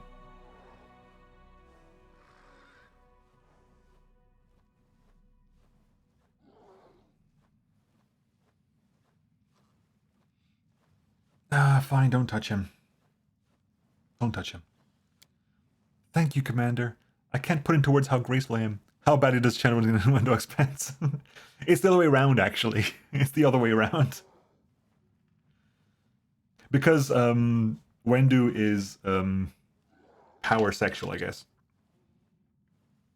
She said as much before. Like, she just likes strong people no matter what. So she's the one after us. Wendu says, that was a fun little game. We don't have time for any real fun. Isn't that fine, mistress? Oh, I kind of want to go back and see what... Oh, damn it. My save was too long ago to do anything. Shit. I kind of want to see what... I kind of want to see if she actually... I want to go inside the crypt. The cleric's resistance is hanging by a thread. His lips are trembling and his voice drops to whisper. I have the key, but White, do you have to?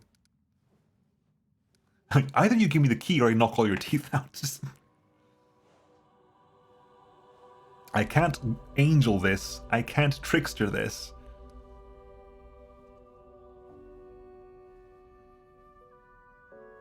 Either you give me the key or I knock all your teeth out. Screw this. Killersley is about to faint. With a trembling hand, he gives you the key. Don't go in there. I'm going to save real fast on a new slot, and I'll reload the previous quick save and just see what happens if I let her take him, because I don't think she will. I think that was all a joke. I think she gets it in the end, which means I was wrong and I should have done that thing. Whatever, don't need a Disney name. Quickly load this up.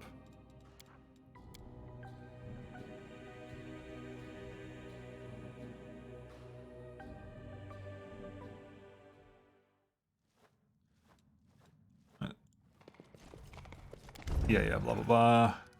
How does it lead? Some terrible secrets. Blah, blah, blah, blah, blah, blah, blah, blah. Blah, blah. Let's take it an offering. You should other ways that I wouldn't torture him.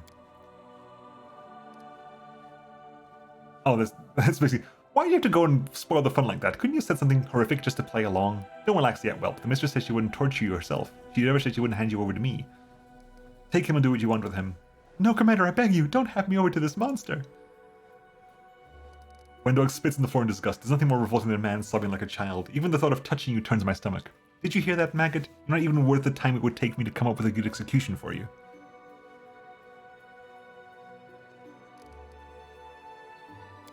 Hang Hang on. May Rastal bless you, Crusade Commander. You know what? I'm gonna redo that. Like, I'm gonna redo that in an interesting way. Let's do the traps either side first of all. Let's redo that. Let's redo that in an interesting way. Right. Let's quickly go over here. Oh, good. We finally got the trap. The horse has spotted the trap. Oh, yeah. Okay, that is. Okay, Camellia, go around this, please. Did you trip it anyway? Camellia, did you trip that trap anyway? God damn it, Camellia.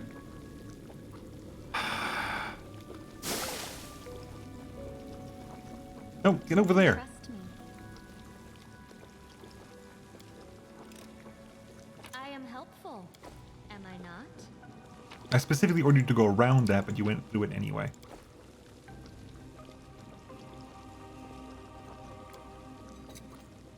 I hope you appreciate this.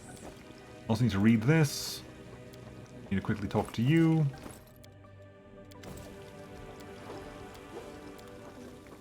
What's on your mind? I wonder. Need someone to go over there to see what that thing is.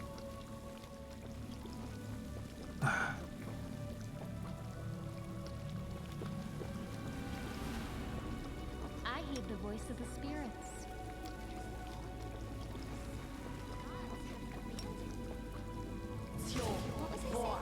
Okay, you do actually have it. Wanna play together? DR22. Okay, that's a higher DR. Alright, let's get in here. Someone will pass the chest. Is that a trap? It might be a trap. Okay, let's go back over here. Someone's still filling the damn thing.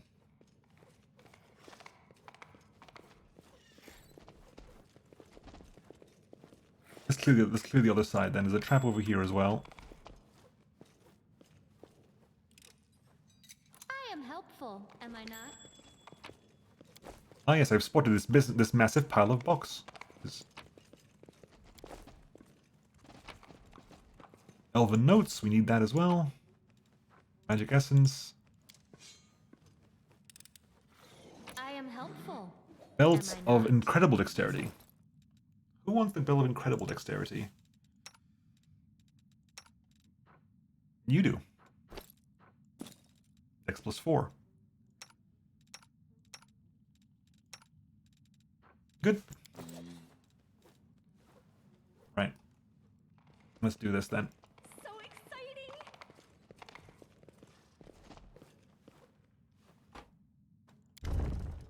exciting! Doot. Doot. Doot. Doot. Doot. Doot. Doot. Doot. Doot. Doot. He should die the way as an edge, I promised he would. Like tie a brood of hungry rats to his belly. Yes, or a hive of bees. You're so evil. How did a terrible, cruel mortal become the leader of all the dull, devout crusaders? I like it. And I did these two as well. I'm not going to basically forget that I did them. Take him and do what you want with him. No, Commander, I beg you, don't hand me up to this monster, blah, blah, blah, blah. Good. I want to go inside the crypt. I have the key, but what right do you have to... Either you give me the key or knock all your teeth out. Don't go in there. Okay, so you have the key.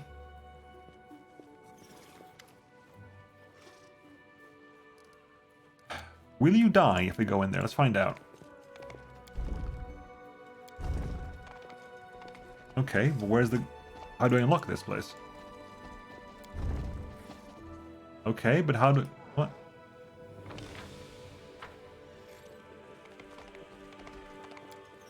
Oh, right, that's a keyhole. I'm begging you, don't go in there.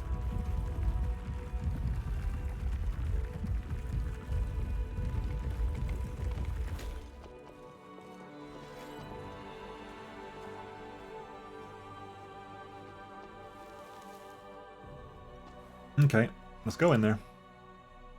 No, I can't leave anyone behind. Can we are buffed, right? We are buffed, okay.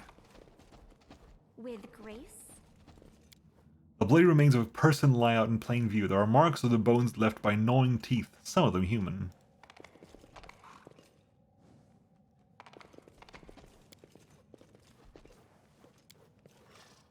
Glory be to Baphomet, Lord of the Ivory Labyrinth, unbridled consort of Lamashtu, father of the horned brood.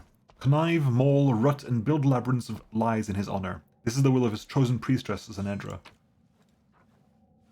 A diary found in a crypt.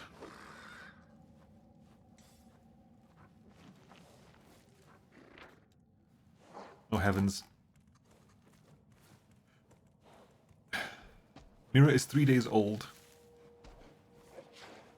Mira is a demon, I think.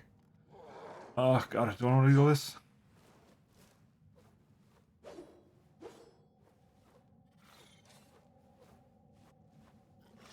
Mira is 3 days old. What a happy day. I'm strong enough to hold a quill again. Now I can write of my joy. My prayers have been answered at last. I prayed desperately for many years to the goddess of beauty and fertility, but they only responded with silence. Mother Lamashtu alone answered my prayers. Finally, Mira was born. It was difficult for me to bear her for 9 months, but looking into her golden eyes and seeing her pretty smile, I realized that all the hardships were worth it, and all these terrible rituals I wish I could forget. I pity my husband didn't live to see this day. Oh, she did. She gave birth to a demon baby. The witness refused to feed her. She said the baby bit her breasts too hard and sucked out the blood. What nonsense. My little girl was born with teeth, but that doesn't make her a bloodsucker. She's my angel. I'm sure the humps on her back will soon develop into little wings. Mira is 5 years old. Mira is 5, but I still breastfeed her. She just won't let go of me. I'm the only one who can bear her little teeth. The servants leave us, one after another. They say they're frightened by the rustling in the night, and that girls discover bite marks and bruises on their arms and legs in the morning. The housekeeper was the last to leave. She says she woke up at night to the sound of scratching up above the ceiling beam. She swears she looked up and saw Mira crawling across the ceiling. She showed me claw marks in the wood too. But of course I told her it was all ridiculous. My baby sleeps blissfully at night, but the silly woman packed her things nevertheless. Mira is 5.5. Mira loves me so much it's impossible to pull her away from my breast. It worries me that she doesn't want to eat vegetables. The cook complains that little girl sneaks into the kitchen and snatches pieces of raw meat right out of her hands. My poor girl, no one wants to be friends with her. That's why she plays such strange games. Mira is 6. The cook has vanished. She probably ran away in secret. Mira slept all day. Her little tummy is so bloated, I'm afraid she might have contracted an illness from the uncooked meat. Mira is 6 and 1 month. I found what was left from the cook in the compost pile. I don't know what kind of animal chewed off her breasts and ripped chunks of meat from her stomach. A wolf, perhaps? A rabid dog? Absent-minded, I didn't hear Mira come close. She laughed joyously, pointing her little finger at the rotting remains. A child's innocence. She didn't even realize what she was looking at. This may be the last thing I write in my life. My milk is not enough for Mira anymore. She wants more from me, and the wounds from her little teeth get deeper and deeper. Now I understand what happened to the cook. I am afraid, but I am her mother. I must be strong and give my child everything I can. Mira is near. I can hear her crystal laughter. Great Mother Lamashtu, I beg of you, care for her when I am gone. She has no one but us. Creepy as fuck. Okay. An antler of monstrous proportions set in steel. The beast to which it belonged must have been as large as a house. Burial rites fill several functions. They mitigate the psychological strain of parting with the deceased, they neutralize the source of disease causing miasmas, and they suppress the spread of cannibalistic and necrophiliac acts in society at large. There are many ways of disposing of a corpse: burning, dissolution in harsh chemicals, ingestion by all members of the community, but by far the most popular method is burial. A grave protects the corpse against carrion eaters, serves as a place of remembrance, proclaims the merit of the deceased, and of special importance, when all safety measures are taken, grave burial prevents the deceased from coming back and visiting their still living relatives. The commander examines the stone sarcophagus resting in the crypt of the Temple of Erastil. It was used as a feasting table for demons until very recently. Bones are scattered across the bone top of the sarcophagus. Some are easily identifiable as human finger bones. A human eyeball floats unappetizingly in a clay bowl, and next to it lies a half-gnawed ribcage. The commander decides to examine the symbols on the sarcophagus. At first the symbols are unfamiliar to the commander, but her eyes soon land on familiar combinations of letter. Delamere. This is the name that the cleric Kiado mentioned in his conversation with the commander. This sarcophagus undoubtedly contains the body of a priestess of Erastil, Delamere the Blessed. It is unlikely that the young cleric could have read this inscription, written as it is in such an ancient tongue. However, the information Kiado provided is enough to help the commander unravel the mystery. On the lid of the sarcophagus, the symbols form a circle. The commander notices that the seemingly solid slab is actually composed of several pieces in this spot. The hairline joins between the fragments are almost impossible to see. In Sarkoris, there existed a funeral tradition in which the priests would place magic seals on this, such as this on tombs.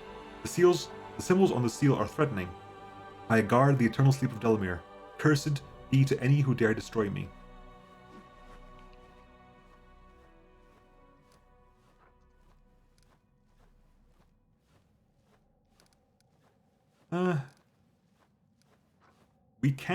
We have a guaranteed trickery success. We can try to break the seal.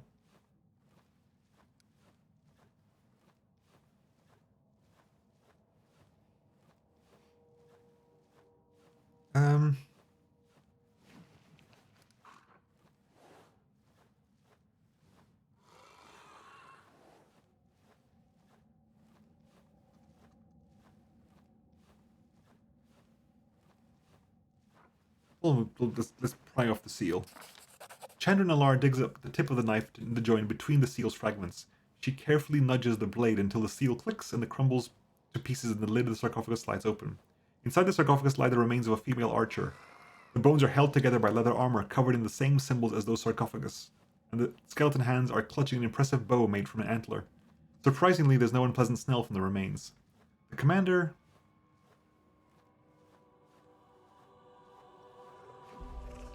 Now what are we doing?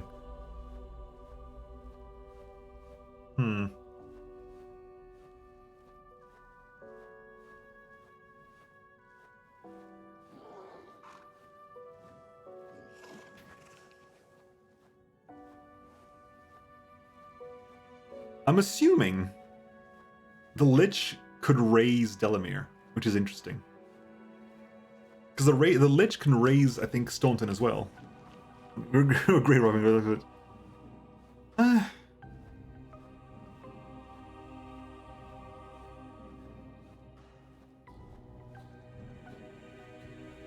We need to move the relics to Dresden?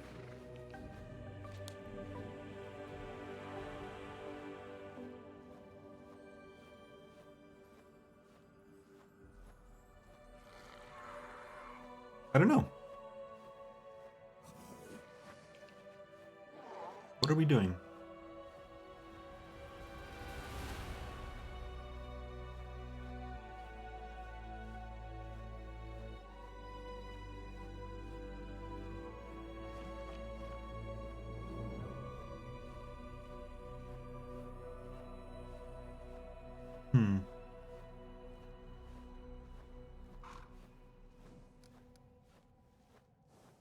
Screw it.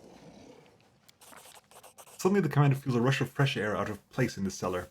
It carries the scent of rain, the sound of dense forest, and the mighty roar of a mountain river. The commander's body is overflowing with power, and the bow seems to yearn to be in her hands. Now, suffused with an overabundance of strength, the strange sensation passes, leaving behind only pleasant freshness. We got Delamere's armor and Delamere's bow. Delamere's bow. Composite +2. Holy bow. It's only +2, really? Whenever this +2 holy composite bow lands a hit, the enemy must pass a fortitude saving throw. 22 will become entangled for 1 round. It can only be equipped by good line characters. A holy weapon, yeah, so it's basically, it deals extra damage versus, it's a pretty strong bow. I mean, it's going to be for Aru, and Aru is not really on the team, but it's still there. And the Delamere's armor, leather armor +3. The leather armor +3 allows this wearer to cast spells from the plant's domain as if they were 2 caster levels or higher.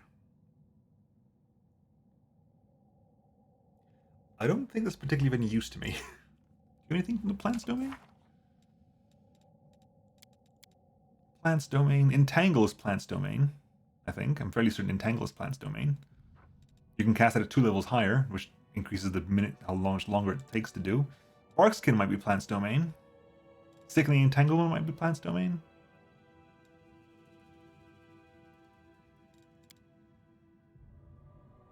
Stinking Cloud.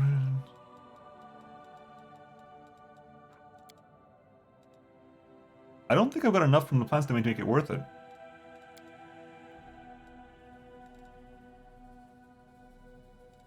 You definitely haven't got anything in the plant's domain. You haven't picked them for you. I mean, Socio might. But Socio isn't going to be using leather armor anyway. I think we're clear.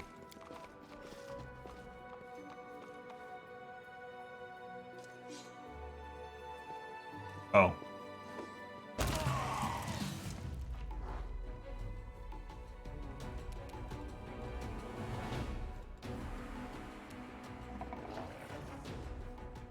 mean, okay, fine.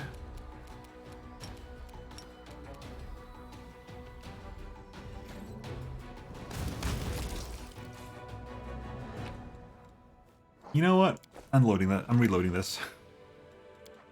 I'm reloading this because, frankly, that wasn't. Was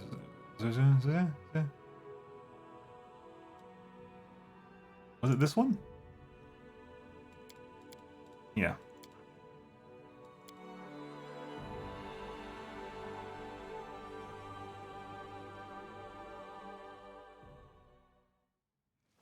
You know what?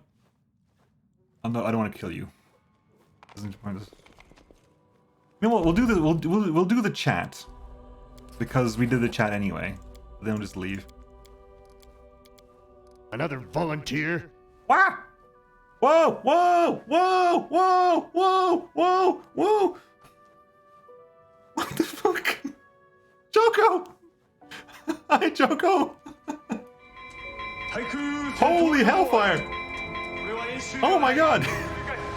I know, I saw you were doing it. I saw you were doing Desert Bus. I was gonna raid you afterwards. Oh my god. Another Hi, volunteer. hello, raiders. You come from my mom. Ah, wow. Thank you, everybody. Holy crap. Hi, Joko. Hi, raiders. Hi, everyone from chat. You back Another up. Thank you so volunteer. much. Thank you so much. Oh my god, thank you for the follows as well. Destiny and Admiral Orca. Admiral Orca? I'm only a captain. Shit. How's your stream been going? Pretty well, pretty well. We're about half an hour or so from the ending, but pretty good. I visited Vegas and all I got was this raid message. I visited Vegas and all I got was this raid message. Oh no! Kook started at 6:30 to raid you. Ah, hi Hiccup. Oh my god. Ah, thank you so much. Wow, I was not expecting that today. Oh.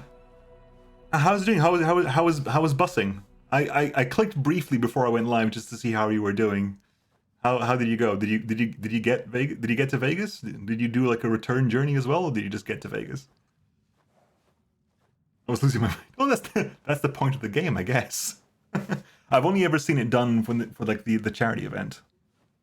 It took me 9 hours. Holy shit! Oh my god. Well, congratulations. Congratulations! I think it's meant to take 9 hours as well. If I remember correctly, the bus is also wonky, so you can't just leave it. You have to keep correcting the steering. Like I said, I've only ever seen it done for like the Desert Bus for Hope charity events. Keeps veering to the right. Well, congratulations. This was like a subathon thing, wasn't it? I seem to remember it was a subathon shenanigans. Your subathon is a gift, yeah, the Desert Bus for Hope stuff, yeah. Your subathon is a gift that keeps on giving, isn't it? I just bought both Pathfinder games. Learned about the charity thing at the end of the stream, like I would have done it for charity if I knew. Yeah, I don't know how that works exactly, but it's a cool thing. I think it's basically just it descends into a massive just chatting stream with loads of events and stuff, because the game itself is just about going to thing. Hopefully next week Choco will drive a bus for 24 hours. But yeah, but your subathon has been a gift that keeps on giving. First of all, we got the beautiful ASMR stream, and then we got all the reading of the copy pastas, and now we got Desert Bus. Is there anything else missing from the promised rewards from the subathon? Oh, cooking stream, nice. I'll hang around for that, provided it's not too late. So, I have 2 screams. A lot of copy faster stuff. Yay, nice. That's cool. A Desert Bus subathon too. As you do. As you do. Poor CJ. Once we reach certain goals, we get her to bust more than once. League stream was really fun. Oh yeah, you did League, yeah. I haven't actually played League in a long time. I used to play League a long time ago, like over 5 years ago. When I used to play League. More than that, I think. Yeah, I played League. I played League. I went when League was doing all the when the European League stuff was doing, they were touring all around Europe. They were doing like every week they would do their show around Europe. When they came to the UK, I went to see, and it was very fun. A day of League. Yeah, I was. What did I do? I was jungle / top. I was jungle because whenever our group of 5 didn't have a jungler, so I was like, join the group, you're in the jungle. And then whenever there was space to move around, I ended up being top. Because I was used to dealing with not having a jungler. It was your idea. Yeah, why would you even do that? Yeah, I just got tired of like the sweatiness of League and like the hostility. So by the end I was just doing ARAMs over and over again. Because it was rough. And I like this. I like when you don't have to be paying attention, or like if you get screwed over, it's just because I rolled Teemo or whatever. Or you do ARAMs and you just roll someone stupid. Yeah, League is definitely for someone. I would never solo League ever. I think when I played League, we only played if we had at least 3 people. Conversation, because at least you have most of the team are on the same chat and stuff, because then you can just mess around. And it never did ranked, because screw ranked, people get way too sweaty for ranked. But yeah, it was really good fun.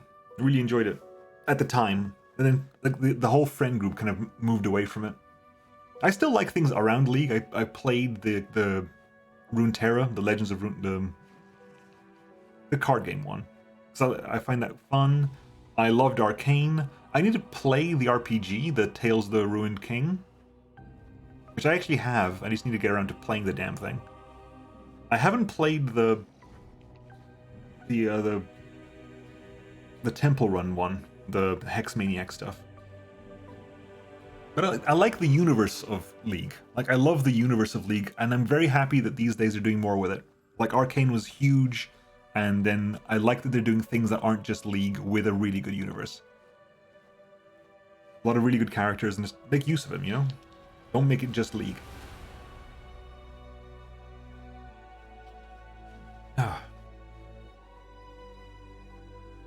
What do you do, Kevin? I do a bunch of stuff. I switch games very often. At the moment, on Mondays, we alternate between playing GTFO, which is like a sweaty survival horror co-op shooter, and some Darktide. On Wednesday, I tend to do Gloomhaven with some friends, which is like a board game. It's a digital equivalent of the Gloomhaven board game, which is very fun. So I do those on Wednesdays. Fridays and Saturdays at the moment, I'm going through Pathfinder: Rise of the Righteous because it's a really good game. I wanted to play it, and what I tend to do is I use streaming and my YouTube channel as an avenue of playing games that I want to play but kind of get distracted away from. So it kind of forces me to focus on specific games. Like, this is going to be going for a long time, I think. They really turned the League lore around. Yeah. I think I didn't join that early on, but I didn't join that late. I joined it had already left beta, but it was... When did I join shit? I know exactly when I joined, because I know exactly the champion that got me to join. I joined when Nautilus came out, because Nautilus was my favorite champion, and still is to this day my favorite champion. See you, Choco. Have a good sleep. Sleeping at about, 4 o'clock p.m. Have a good rest. Holy crap. Thank you very much for the raid. Yeah, absolutely. Everything kind of links together. I was already Nemo at that point, and people were like, oh, there's a new champion coming out that's Nautilus, and the guy comes from the deep, and that works really well. I really enjoyed how it worked out. It really can fit. I was really happy that I liked Nautilus as well, because it would have been sucky to have like such a nicely themed champion that didn't work. Didn't you just finish Kingmaker? No, Barrick is playing Kingmaker. Commander Barrick, who's also in my chat, I think, is playing Kingmaker on Tuesdays and Thursdays on his channel, which is also worth watching if you like. Let's go watching Pathfinder Barrick on Tuesdays and Thursdays. It's basically, I started playing this because I have played Kingmaker in the past. Commander Barrick, pardon. Comrade Barrick, sure, whatever. It's COM something.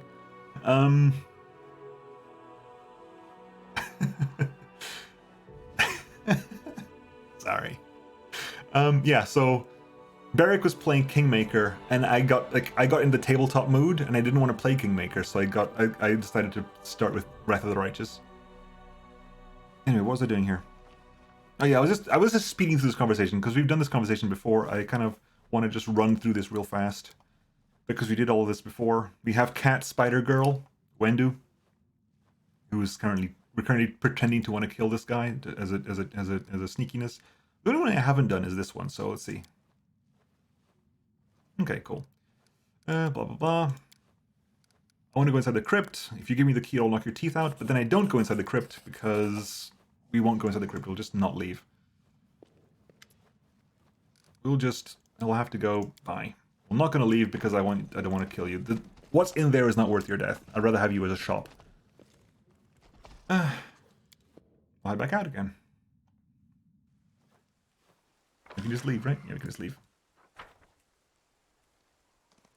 But yeah, if you don't know Pathfinder Wrath of the Righteous, it's like a old CR. It's not old. It's relatively recent. It's only It's came out last year, but it's like the old CRPGs like Baldur's Gate and Icewind Dale and stuff like that. This is, however, set with the Pathfinder rule system rather than D&D.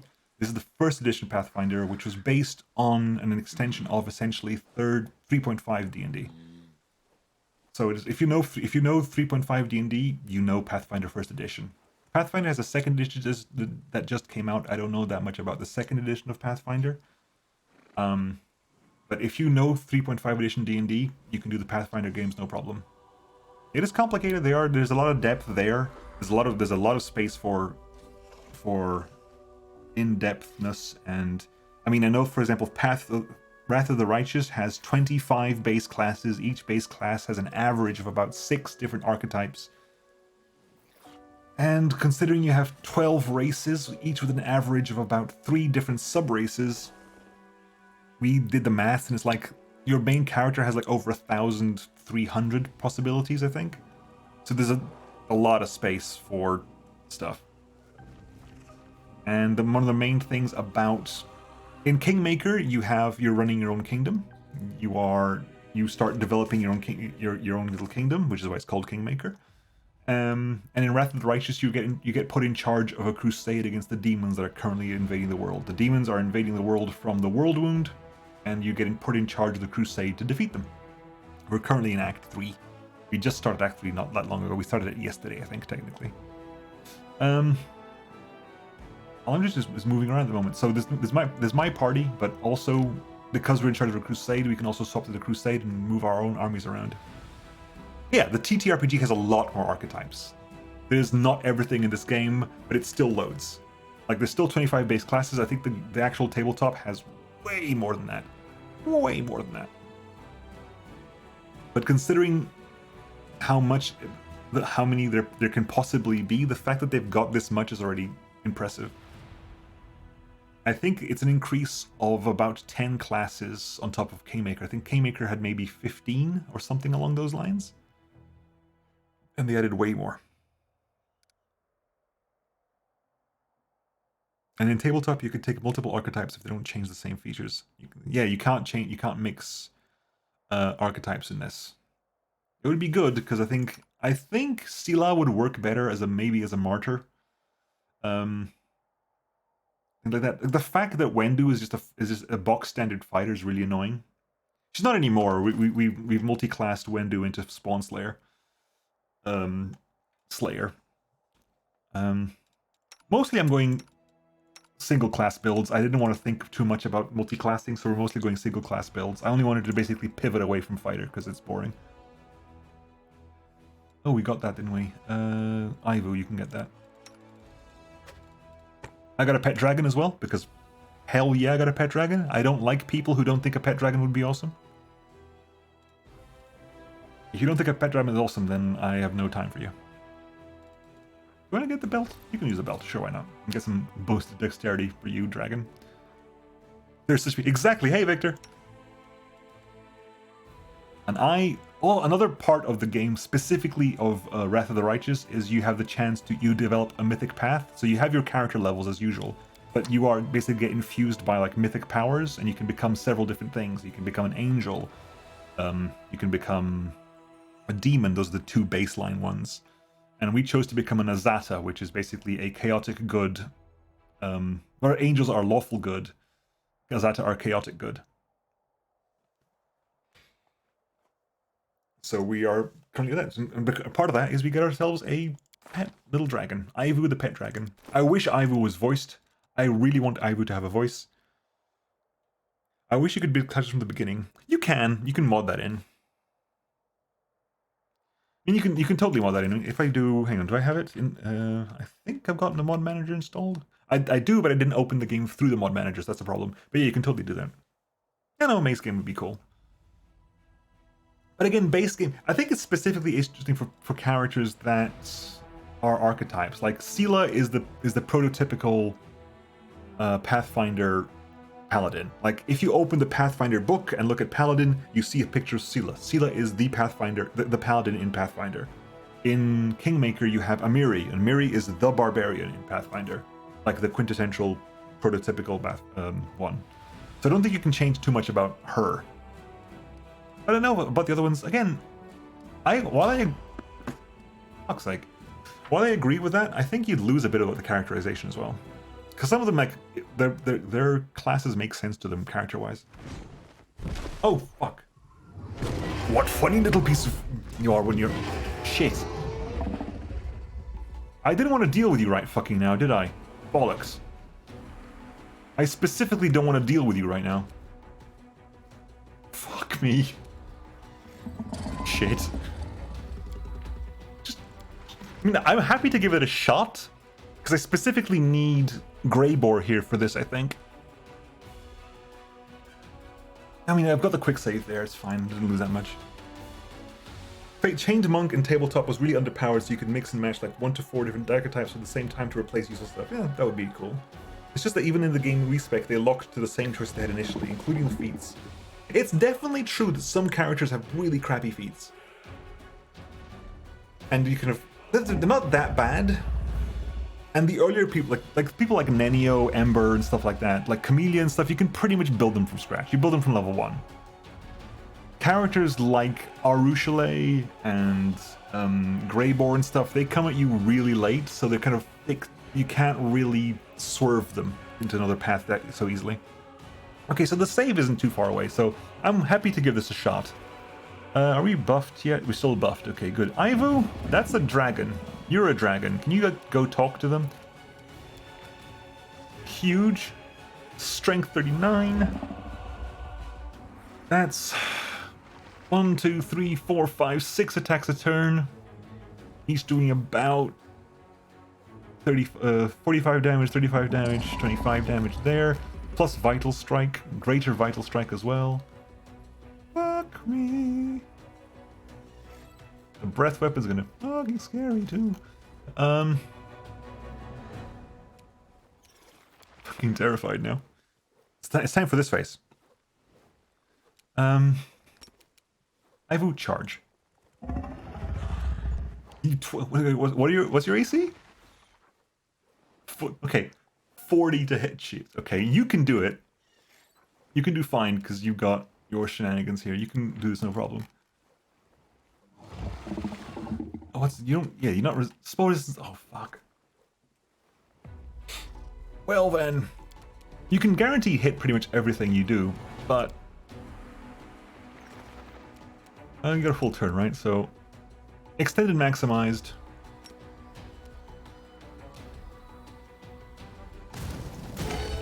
That worked.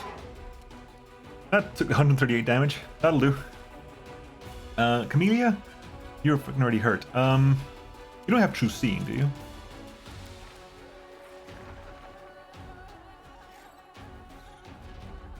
You're fire aura though. Oh, hang on. Communal resist fire. That'll be useful. And also turn that on. Bismuth, honestly just go attack as well. Hopefully you'll use tank for us. Just distract them. It's okay if you die, Bismuth. Wendu,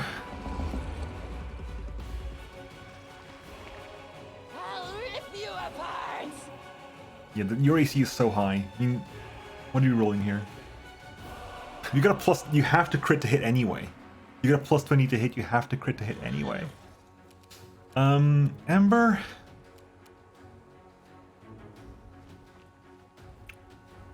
What do we do for you? In confusion? What are you immune to, shenanigans wise? Sleep paralysis and prone. Other than that, you're fine. Fine. Will save. What's your will? Plus 23. The DC on hold monsters DC 2. Now, you have to reach roll a 1 to fail the save. That's not happening anytime soon. At least take some damage if you roll some of this, right? That's going to be 10d6. Oh, hang on. One thing I didn't check. I have the ring, right? Did I pick up the ring?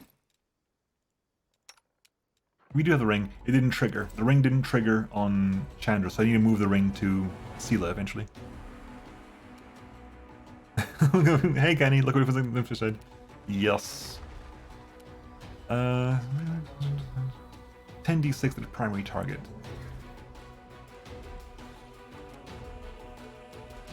Honestly, just do it anyway, because he's gonna pass the reflex save no matter what, so we're rolling half no matter what. Spell resistance. You need to roll a 12 to beat that. Can you even hit? Can we even hit? Sela, you're rolling plus 20, so you need a 20 to hit. Ah, good heavens. You technically are evil, so we'll smite good, it'll help a bit. And we will divine favor as well. Nenio, do your absolute best.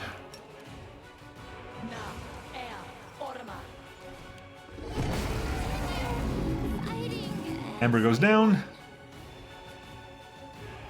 A lot of damage happened there. Right. Concealment? You use displacement as well. Son of a bitch, you use displacement. Means I can hit you. It's not a 50-50 chance to hit you. Oh, good, never mind. Why don't you just accept your fate and become my dinner? I'll eat you soon enough. Okay. Ouch. So exciting. Oh, am I free healing? Oh yeah, because I'm in range of the commander's banner. Okay, so okay, before I go to Canyon, where's the dragon hunt? Grimwood Forest is the dragon hunt. So that's not the Astral Grotto. Get some healing done as well. He's restless. I wonder why.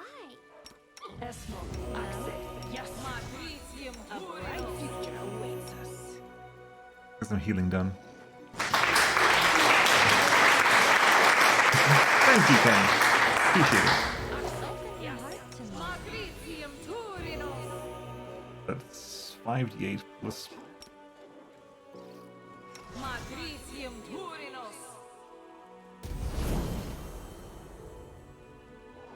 What can I even do this? What's this?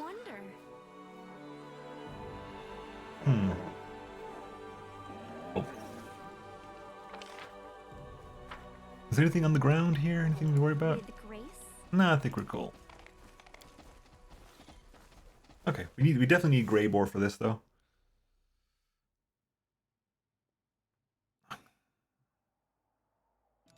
Where is yeah, Grimwood's over there. That's where the dragon's supposed to be. Yeah, that was intentional. That was definitely like not a random one, I think.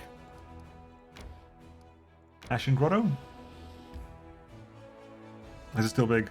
That's because I'm still terrified. I'm still absolutely terrified. Totally understandable.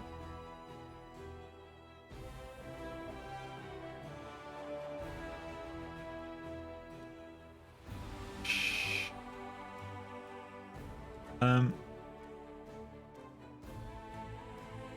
Yes.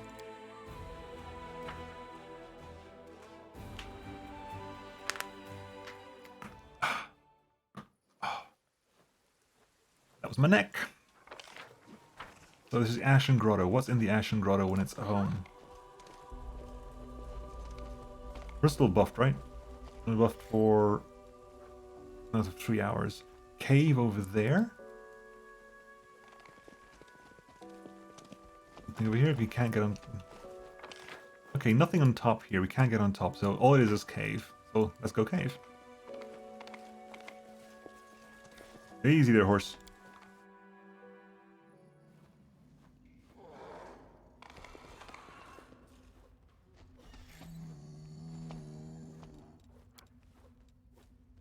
Who's the sneakiest? 22. Drown your fears in grog. Water will have to do.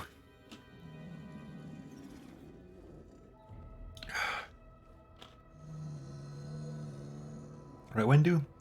Only you deserve. Hang on. You are my favorite aid. Na er orma. On your whim.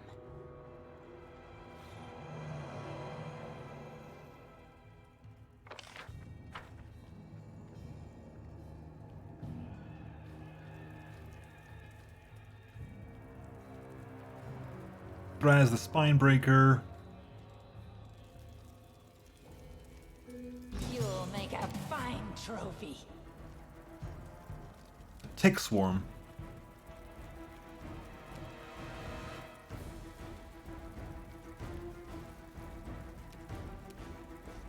No match for me. Oh, great. Isn't that beautiful? Bollocks. Mortimer, did you read him? Oh, you did. So you did. Right. Brace yourselves. Let's try to do the proper one.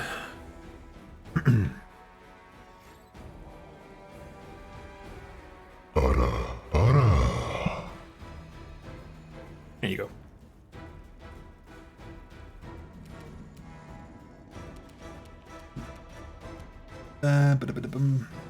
That's slightly inconvenient.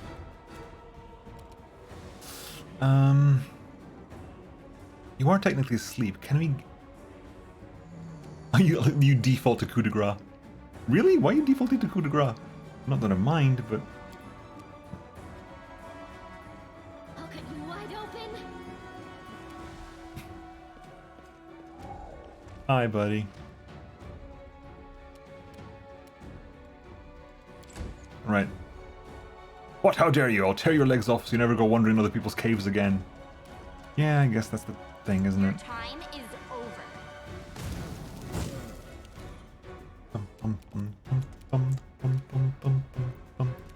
Enio, stop sneaking around. Not the time for the sneaking around stuff. Apply a haze. We could apply a haze, we won't hit Wendu with it. Damn. Na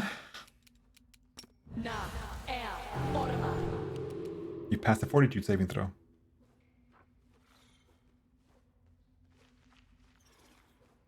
You just passed the fortitude saving throw. Shit, okay.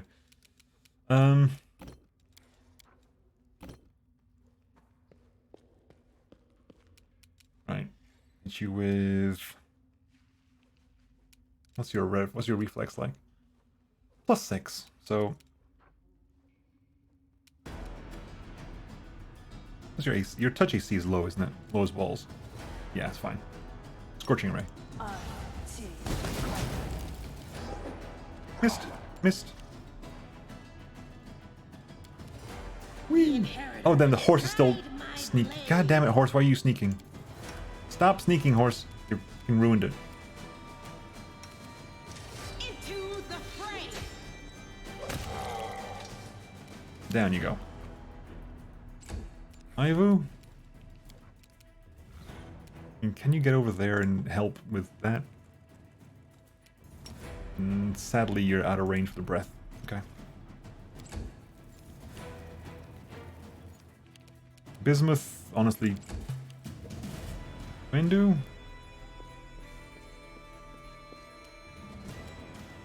You are still invisible after all, so... Actually, you're still invisible. Just... Camellia?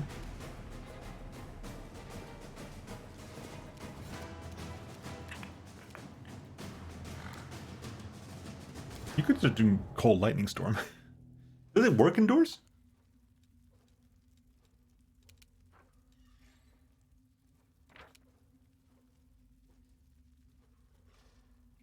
I think in D&D it specifically said it doesn't work indoors. I don't think it matters. I think specifically in one of the games I played, it specifically said you can't use it indoors because you're calling down natural lightning. The lightning you're summoning is natural. The way you're summoning is magical, but the lightning itself is natural, which is why you couldn't use it indoors. It tends to be a druid spell basically. Chandra, can you get over here and blast eruption? I moved. Fuck. Always be the case. I just forget that I fucking moved. How much health have you actually got, Tick Swarm? 120. Okay, you're not actually that. You cannot be mind affected, right? Nope. Okay, so you can't be feared to death. We're gonna. Do you have any more things to worry about? Immunity to. Yeah, fine.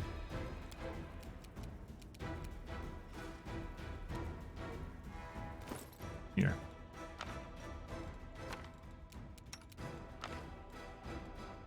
Let's cast Acid Arrow on you. Or you can just miss, girl. That's the fact. Did you really roll Dex to attack?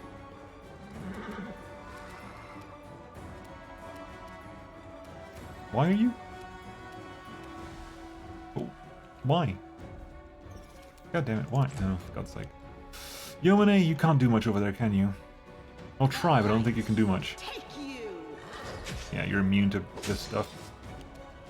Get over there. Breath weapon.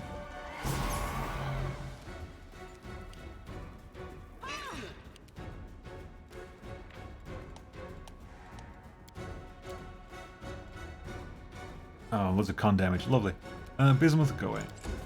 Wendu. But they haven't joined the fight in yet, so we're happy to...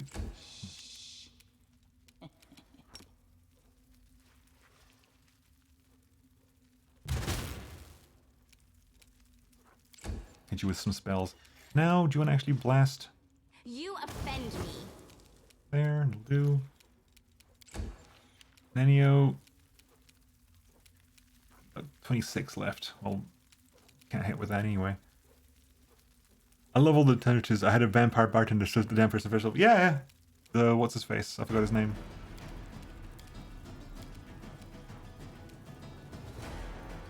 The guy in Canabras. Yeah. In the Dwarven heart, in the Defender's heart. The guy in the Defender's heart. Yeah, absolutely. Cast Burning Arc.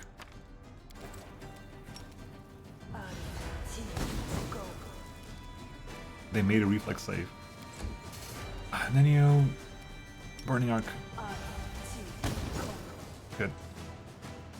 Everyone down here now. This is my time to shine. You diseased. You're currently fine. Okay, you're going to use Regenerative Sinew. Ability damage on Sela, please. Rely on me. The greater invisibility has disappeared. You know what? We'll make things right. Bye, Bismuth. Yes? How cute. There we go. Giant record, another Tick Swarm. Ivo.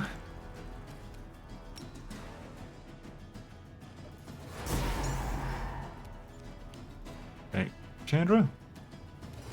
Let's blast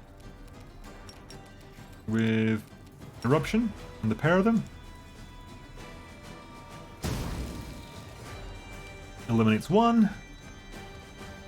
Thraz the Spinebreaker. How do you Thraz? You're a barbarian. Oh, you are raged. Okay. I was gonna say, you're not enraged. You are. No glory without risk. Okay, you get to step back a bit. And... Fire Snake. First thing avoids friendlies, right? Yeah.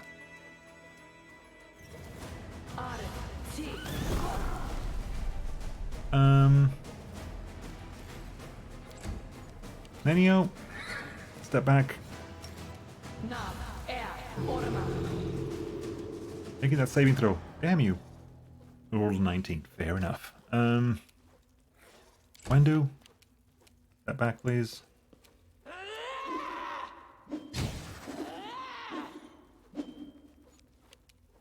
Thank you. The spirits demand your blood!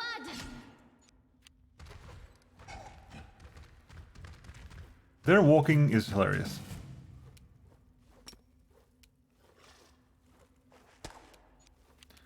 Can you get all... yeah, you definitely can, right?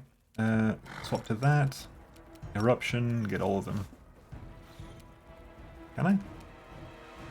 Yeah, you can elf them. It's one. Disease? Ash leprosy. Lovely. Q&A.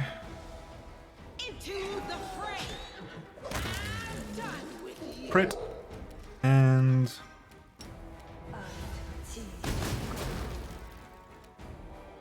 Nenio. There you go. Phantasmal killer. And you just die. Cheese crostata. Belt of Giant Strength 2. Yeah. Great Club. Nature's Choler. A +3 corrosive Great Club. Whenever this +3 corrosive Great Club confirms a critical hit or kills an enemy, enemies in a 15-foot area must pass a 40 saving throw. DC 25 will suffer 2d6 piercing damage as little bugs are awakened and leave this rotten club. Unpleasant. But that's mainly just money. Loot. Magic essence, yay. We clear? No. We got the loot we haven't actually picked up yet.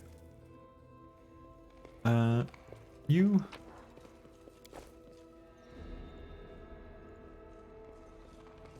Your loot over here. That loot over there. Chamelea's suffering ability damage? Oh, because of the damn ash stuff, isn't it? Shit. I heed the voice of the spirits. Remove disease? Who's got remove disease? I wonder why. But, Death is life's final surprise. do you have remove disease? Joy surprising people. One of you does. I swear one of you has remove disease. Fine, who's got the best? I think you do. We stand. Cool. You use I like you. ability damage regeneration on you. And then on you. At which point you can probably cast restoration on yourself. Your back. Right?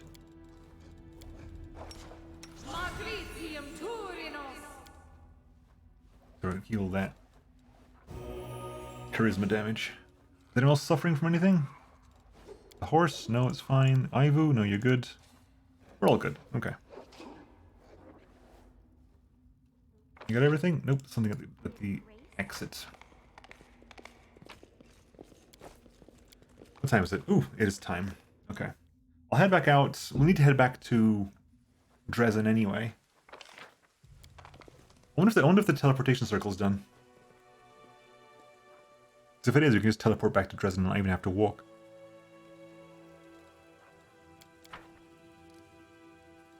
There trouble?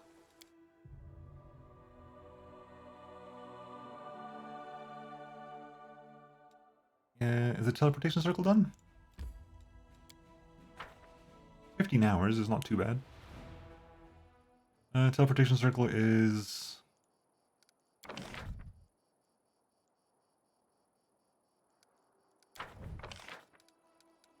2 days. Still 2 days away. Screw that noise. Screw that noise. Right, let's go back to Dresden then. Demon's army approaching. Where?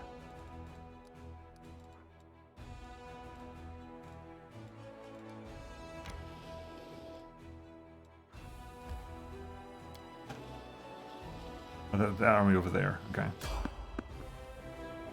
Camellia, why are you doing stealth? Why are you doing stealth checks? Roll. Oh, roll fucking. Oh, great, brilliant. We're all. Most of us are exhausted at this point as well. Oh, fatigued. The fuck? Hi, what are you? Vrolikai. Fuck are you? Shit. Hi.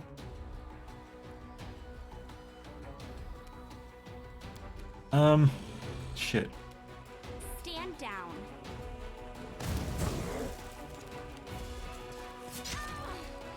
Ivu. 19% to hit. Fuck. Burning Arc on you. Ione, what's your AC? 35. It's still ridiculously high. The inheritor, guide my blade. Good. He's getting some hits in. I'll put on this sentence.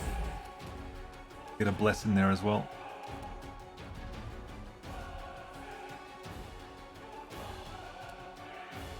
Oh. Nenio. 5 foot step away, please. Extend my magic rod. Haste. Good. Wendu. Remove deadly aim because I want you to be able to hit the guy. Maybe even rapid shot, maybe? Question mark? I'll see how this goes. 15, 17, 15. Okay. Chandra. 5 foot step back. Song of Heroic Resolve.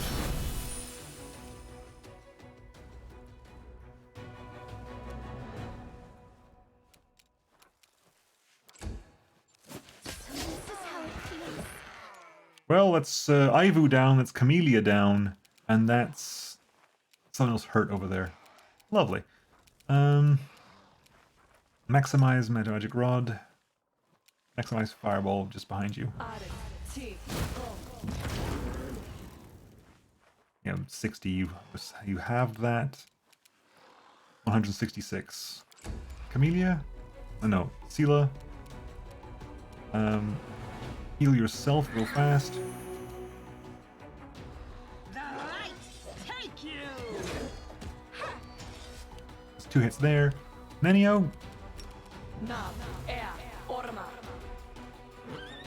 You need to roll a 8. Yeah. Unfortunate.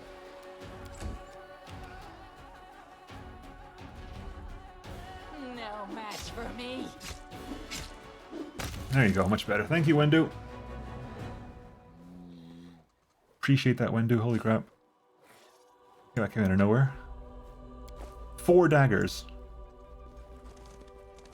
That probably guy had 4 daggers. And that's just bad. You can trust me. Yes, we will win this war. All I want to do is go home, guys. Come on. Let me just go home.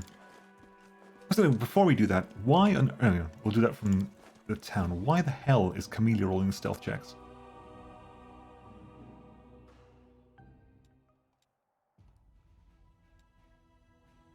Because you're doing fucking camouflage, that's why.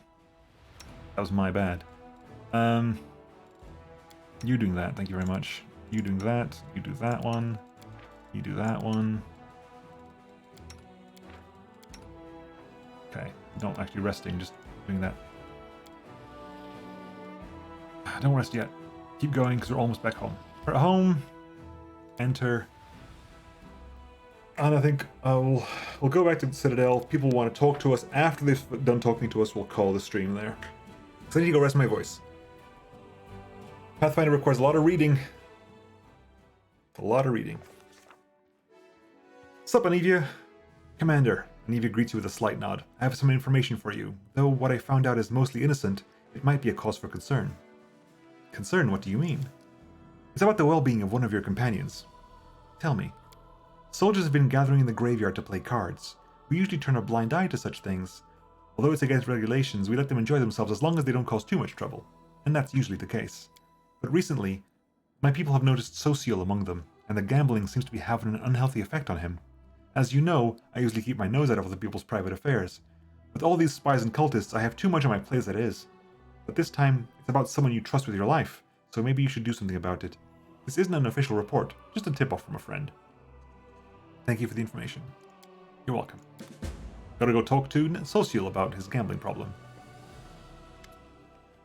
Darren. Darren, you asshole. The overwhelming fragrance of roses hits you as soon as you enter the headquarters. Roses occupy every inch of available space, fresh and sweet-smelling as if they have just come into bloom. The scene is capped off by Darren, who stands in the center of this rosarium with a single red rose in his hand and an expression of utter innocence on his face. Ah, Chandran Alar, it's so good you dropped by. As you can see, I've been working a little something, and I'm afraid some of your advisors are less than happy about it. Sure, if you mean by little something an entire shipment of freshly cut roses teleported here from some southern country. Elizabeth shifts from foot to foot, glaring at the flowers pressing in from all sides. You could have outfitted an entire unit with the money you spent on this. Fortunately, they were my own personal funds, so I spent them as I saw fit. This gloomy citadel needed an injection of beauty. Darren brings his crimson rose to his face and inhales its scent, his eyes never leaving yours. That's none of my business, of course, but I've known you a long time, Darren Arendale. This whole thing looks like another scandalous stunt concocted to rile up the Crusaders. If you want to pay court to the commander, don't do it in our headquarters. Do you have something to say to that, Count? A tragic misunderstanding has occurred. Darren pauses while continuing to cast delighted glances at you over his rose. The thing is, I had no intention of whatsoever of courting the commander in the romantic sense of this word.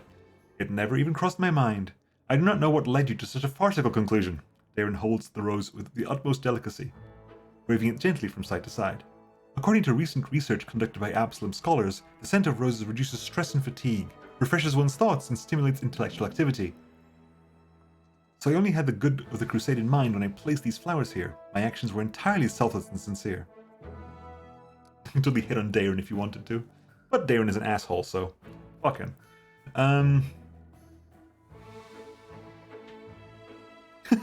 Absolutely. So you can either say it's a wonderful gift, or you can totally hit flirt back. I can wait to learn more about the unique properties of roses. Or it never crossed your mind, you say? Well, in that case, it would never cross my mind to fill your bedroom with this Crusader's unwashed unmentionables. Darren, let's get this straight. I have no romantic interest in you whatsoever, so stop this non-con trip. Roses burn too easily. Yeah, teleported.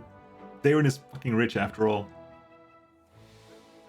Yeah, fuck it. I'll play by his games. It never crossed your mind, you say? Well, in that case, it will never cross my mind to fill your bedroom with crates of Crusader's unwashed unmentionables.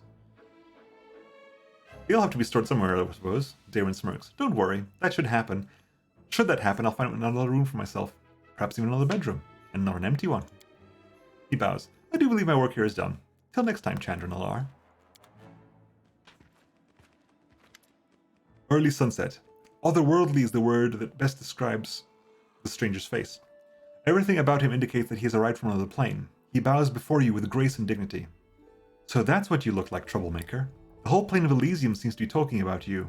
Your powers resounds through the space like a bell. I hurried to the call so I could advise you and help you avoid any missteps. Boring, yawns Aivu. Wisdom is often tiresome. A mortal cannot be expected to wield supernatural power without guidance, so you would do well to take advice from an actual supernatural being. Chandran Alar. You may call me Early Sunset. I hope to become your most trusted advisor in all matters, great or small. You're a real Azata then? You came from Elysium?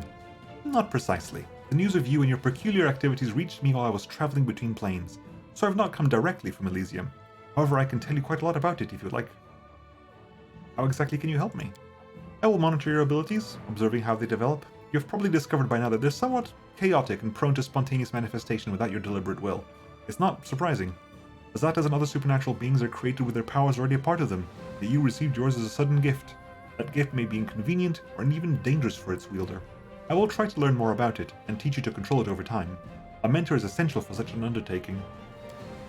If you really are a good mentor, then you should teach the fun stuff. You know, things like how to make pretty pictures on berry jelly with whipped cream. Ava licks her lip. Not this boring stuff. Do you know anything about my power? It's unique, no doubt about that. Everything seems to suggest that you're somehow wielding the powers of the mightiest Azatas. Mortals manifest many gifts and may reach extraordinary heights in sorcery, but your abilities are another level entirely. They abide by different rules, if there are any rules at all to speak of. If this is the will of one of the gods of Elysium, I'd like to be the first to discover their intentions. That said, it may well be a careless folly, long forgotten by its author, and not a deliberate design. In that case, you will need my help and advice all the more. Glad to meet you, Early Sunset. The pleasure is mine, the newcomer inclines his head. I'll take up no more of your time. If you wish to talk, I'll be nearby. It'll take me some time and observation of you to ascertain how exactly your power manifests itself and how you must wield it to stop it spiraling out of control. Once I have something useful to tell you, I will inform you without delay. Nenio, what up? Oh, not Nenio. Lady Konomi. Sorry, all kitsune look the same. A sharp-looking kitsune gives you a quick business-like bow. Commander, the matters before us are urgent, so let us stand on ceremony. I am Lady Konomi, the official attaché of Nerosia. Here are my credentials. She presents... oh yeah, because I've got the council already, haven't I? Yes, I do. Shit. She presents a scroll adorned with Galfrey's seal. Her Majesty has instructed me to lead your headquarters diplomatic council. Oh my god, I've got so much to talk about in my throat.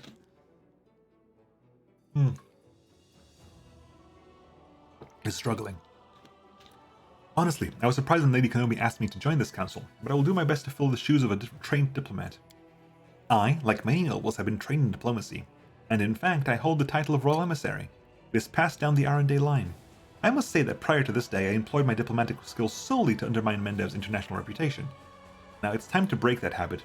I imagine preventing international scandal will be just as interesting as causing them. Who knows, I might even enjoy it.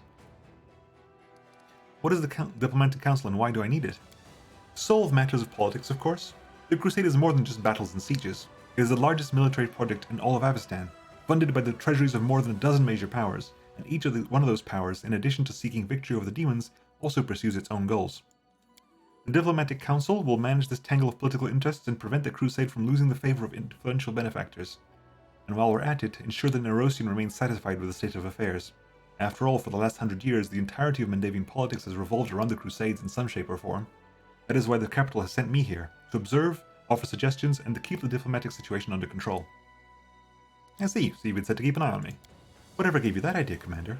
I'm not an overseer, I'm your loyal advisor. I do not intend to meddle in the way you run things, just consult with you in the cases where the price of error is too high.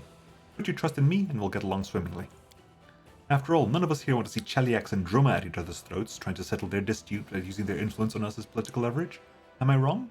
And I doubt you would like to if you made enemies in the ranks of Nerosian nobility who would attempt to undermine your war effort. This won't happen as long as you trust my experience. Well, tell me more of the Royal Council, what is it? The Royal Council, operating under Her Majesty, is the highest governing body in Mendev and comprises her most able and trusted servants. It is responsible for day-to-day matters of state. They are the hands and the voice of the Queen. The Council has gathered people from all walks of life. Some of them are nobles, but many more are citizens of humble origins who earn their positions through their wit. Many are rich, but a fair number of them are more humble means. Some are pious and pure heart, like Lord Inquisitor Kasori and Captain Jasper of the Crusader Heralds. Others are more flexible and ambitious, but each of them faithfully serves Mendev's cause. I have a question about the composition of this council. Do you find someone's presence surprising? Social has never had to deal with diplomatic concerns before. That won't be a problem. In my hand, Tian Xia, inviting clerics and paladins of Shaylin, the Lady of Chrysanthemums, to take part in diplomatic missions is a common practice. They may not be politicians, but they are perceptive, advocate peace, and favor balanced solutions. I am flattered by the respect that the worshippers of my goddess receive in Lady Konomi's homeland. Social bows his head courteously. I won't let you down, Chandra, and I'll make every effort to prevent our friends from becoming our enemies. Why did you want Daron to take part in the council? Why? Because of the Count of Arende's influence, naturally. He's a Mendevian aristocrat. The nobility will be inclined to listen to his opinion, and by ensuring the support of the nobles, we'll find ourselves powerful allies. Daron sneers back at her. Oh, believe me, Lady Konomi, I will exert all my effort and influence to make this council's job exciting. Tell me more about yourself, Lady Konomi. Who are you? Lady Konomi lowers her eyes in a show of modesty. It is unbecoming of a diplomat to talk about themselves at length, but how am I to refuse you? I come from Tianxia, from the noble Kitsune. Like any kitsune, I've always been curious to a fault, and my adventures brought me to Avestan. And here, in your lands, I have met my first and true love, politics. I have served as a diplomat in the courts of 6 different sovereigns, but working for Her Majesty turned out to be the most interesting of all. Such riveting webs of intrigues and interests are spun around the crusade and the Worldwound. Everything is clear to me now. So what's on the council agenda today? I hate to say it, Commander, but not everyone in Nerosian is pleased with your progress. Some believe that, to use their words, you are out of control and fancy yourself an independent leader. It wouldn't surprise me if you encountered supply disruptions in the near future. I would suggest quelling their anger. Show the capital you haven't forgotten about the chain of command. For example, you could hold a parade in honor of Her Majesty. If we need to demonstrate that we're keeping Nerosian in mind, why don't we invite the capital's high priest to Dresden for a religious festival? It'll be appropriate. The church's support will shield us from the accusations of schemers. Pander to the naysayers? I think not. I propose we hold a parade in your honor, Chandra. This is your victory, and if Cousin Galfrey wants to show off in front of the soldiers, she's welcome to capture something of her own. What did I do to earn Nerosian's discontent? You were too good. You reclaimed Canabris, you won the Battle of Dresden, you're a menace to the Worldwound, your authority grows, and the influence of the Queen's confidence diminishes. This creates the impression that there's only enough space for you at the top.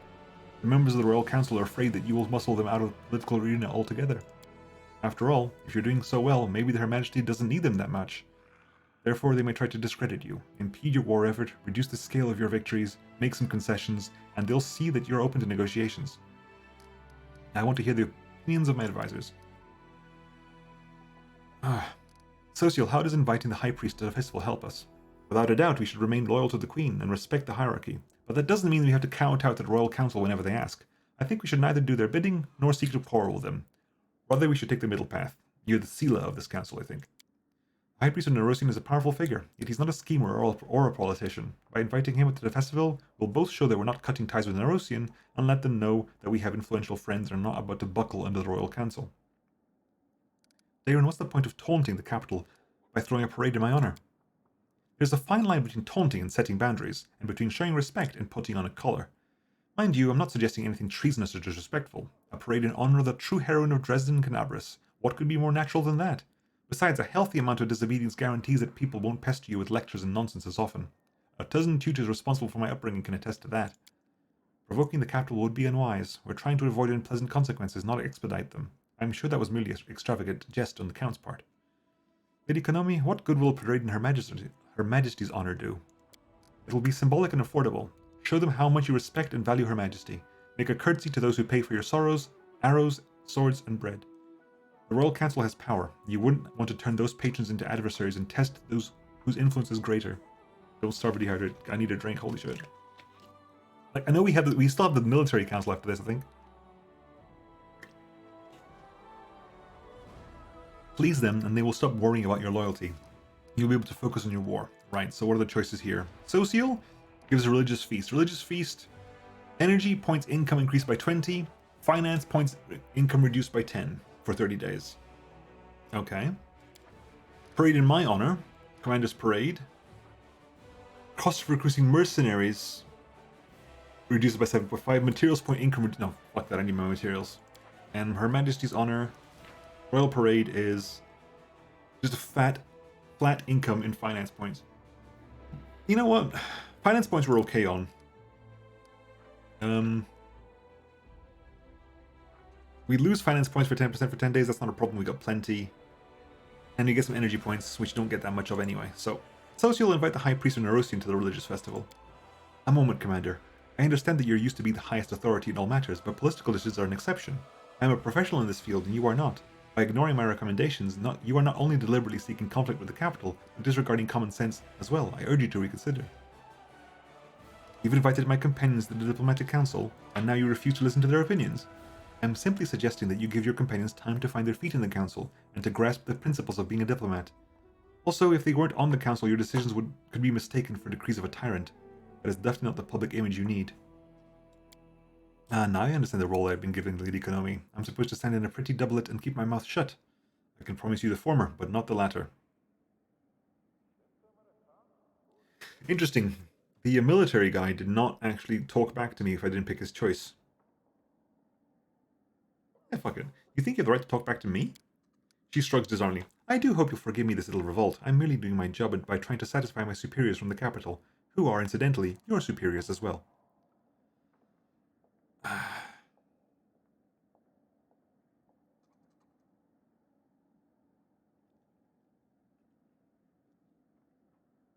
Don't tell me what to do. We're inviting the High Priest, that is all. I cannot challenge your decision. However, I have no choice but to inform the capital that you have disregarded my recommendations. Actions like these are precisely what gave Nerosian cause for concern, Commander. I hope you will revise this stance in future. I'll see to you that the High Priest receive a proper welcome, and let him know that the strength of our faith is just as absolute as our loyalty to Mendev. And with that, we can bring this meeting to a diplomatic council to a close. It is unfortunate that things were so tense. I'm sure we will soon have many more opportunities to resolve any misunderstandings between us. More council work. Dorglinda Stranglehold. Hail, Commander. The middle-aged dwarf who has clearly seen some combat salutes you with one barely moving drone drive. Can I save? No. Damn it. How fast is how low is the last? I want no. I don't want to stop. I need to stop. My throat is not going to survive much longer.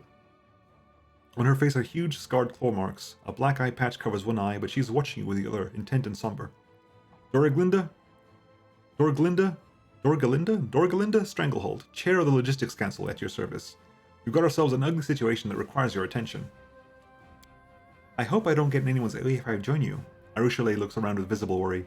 I think I could give some good advice here. If you don't mind, of course. Oh, you're part of the Logistics Council. Interesting. And Wendu as well? I will definitely prove useful to this council. I know more about survival than all the Uplanders combined. I will teach your soldiers how to procure whatever they need, even in a place as unforgiving as the Worldwound.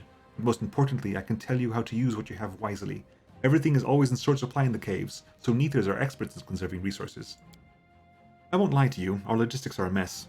We need more of everything, and what we do have is in disarray. Crates of provisions are rotting away in storehouses because some idiot quartermaster spilled beer in the papers. Arms!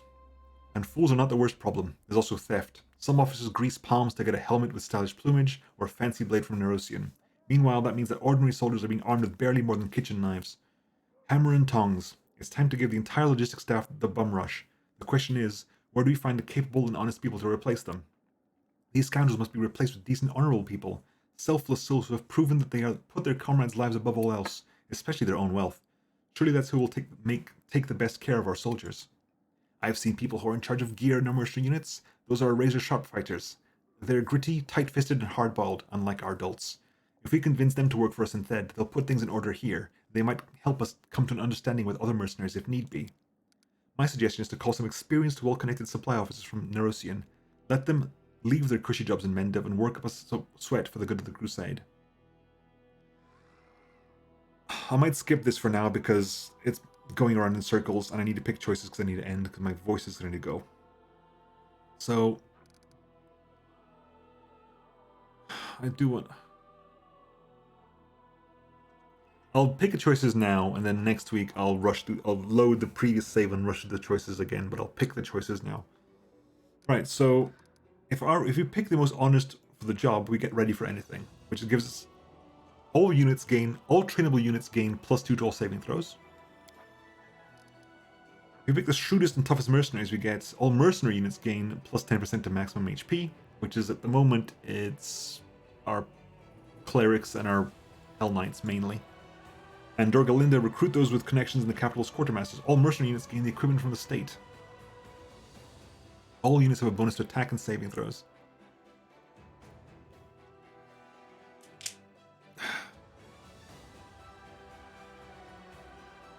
Honestly, this is a bit more open than the previous one. You're doing sneakers at the top of the hour. Okie dokie, I'll finish in about 5 minutes, then I'll give you a raid. I'll dump my lot on you. I still have loads of people here. Also, everyone who hung around, thank you very much for doing so. Much appreciated. I mean, I know Choco raided into me, and I know not necessarily all of you come and stay, but I'm very happy that you're here, and I'm glad that you hopped by. If you had to go, it's fine. I'm just happy that you're here. Genuinely, it's kind of blown my mind. I haven't really processed it properly. Choice 4 is trained units. It's stuff like my archers and my footmen and my mounted cavalry. Things like clerics and Hell Knights are mercenary units. So, and they get a +2 to all saving throws. Whereas this gives the mercenaries additional HP, which is additional like 9 HP for a cleric and 15 HP for Hell Knight, I think, at the moment. And this one is additional attack for the Hell Knights and Clerics. The Hell Knights would benefit from that. I think this would affect the most units, though. It's only defensive, but this would affect the most units.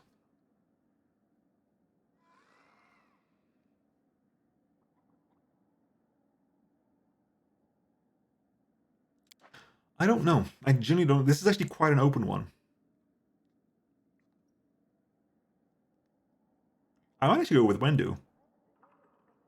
Because mercenaries tend to be tough anyway. And 10% of a big number is an even bigger number.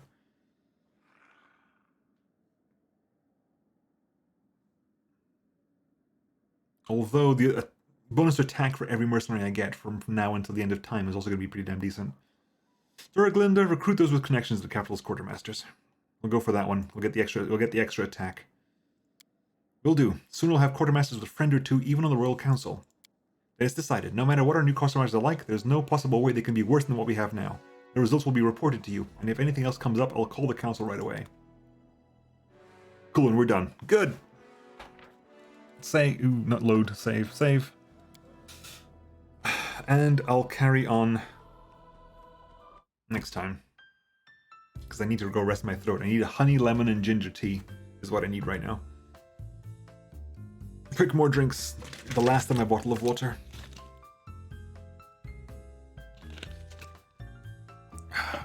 Like a throat pastel or something. As much as I love this, I do need to keep my throat in good condition or I'll be dead by Monday. Right, so thank you very much everyone for hopping by. Thank you to all the people who came with the raid and the followers, to Lucina, hello, thank you for the follow, Destiny and KD, and Admiral Orca O'Connor. You outrank me, so a salute for you, Admiral. Wolf for the resub, and Choco for the rage, of course. Choco's, hopefully she's sleeping well and after the 9-hour Desert Bus stream. Hopefully that was fun. If Barrick is live, I'll dump you all on Barrick. Top of the hour means like a minute away, so hopefully Barrick will be awake by then. We'll be streaming live shortly. I'll dump you all on Barrick. Plans for the future include Monday, I think we're going to be doing GTFO. Barrick, Kenny, Rin, and I will be playing some GTFO on Monday. Wednesday, I think will be Gloomhaven, as per usual. Click what you talk about. Okay, cool. So we'll read into you. Yeah, GTFO on Monday, Gloomhaven on Wednesday. There isn't actually the Star Sector tournament is finished, so there's no stream planned for Thursday. I might find something. I don't know. I'm kind of used to streaming on Thursday now that I've done it for 7 weeks in a row. And Monday GTFO, Wednesday Gloomhaven. I'm tired now, I can tell. And Friday and Saturday will be more Pathfinder. That's it. What day is Friday? Friday is where's my calendar? Friday, Saturday is 16th, 17th. That may well be the last weekend I stream this year. Because I think the weekends after that, I'm not actually here. I'm going to go visit family for Christmas and New Year. I'm definitely not around the weekend after that. 23rd, 24th, I'm not around for that, guaranteed. I might not be around 30th and 31st.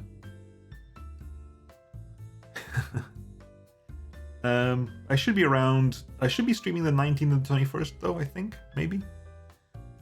Right, folks, I will catch you all next time. Let's go read into Barrick. Take care of yourselves. Stay safe. Thank you very much for having me around, and I'll see you next time. Bye-bye.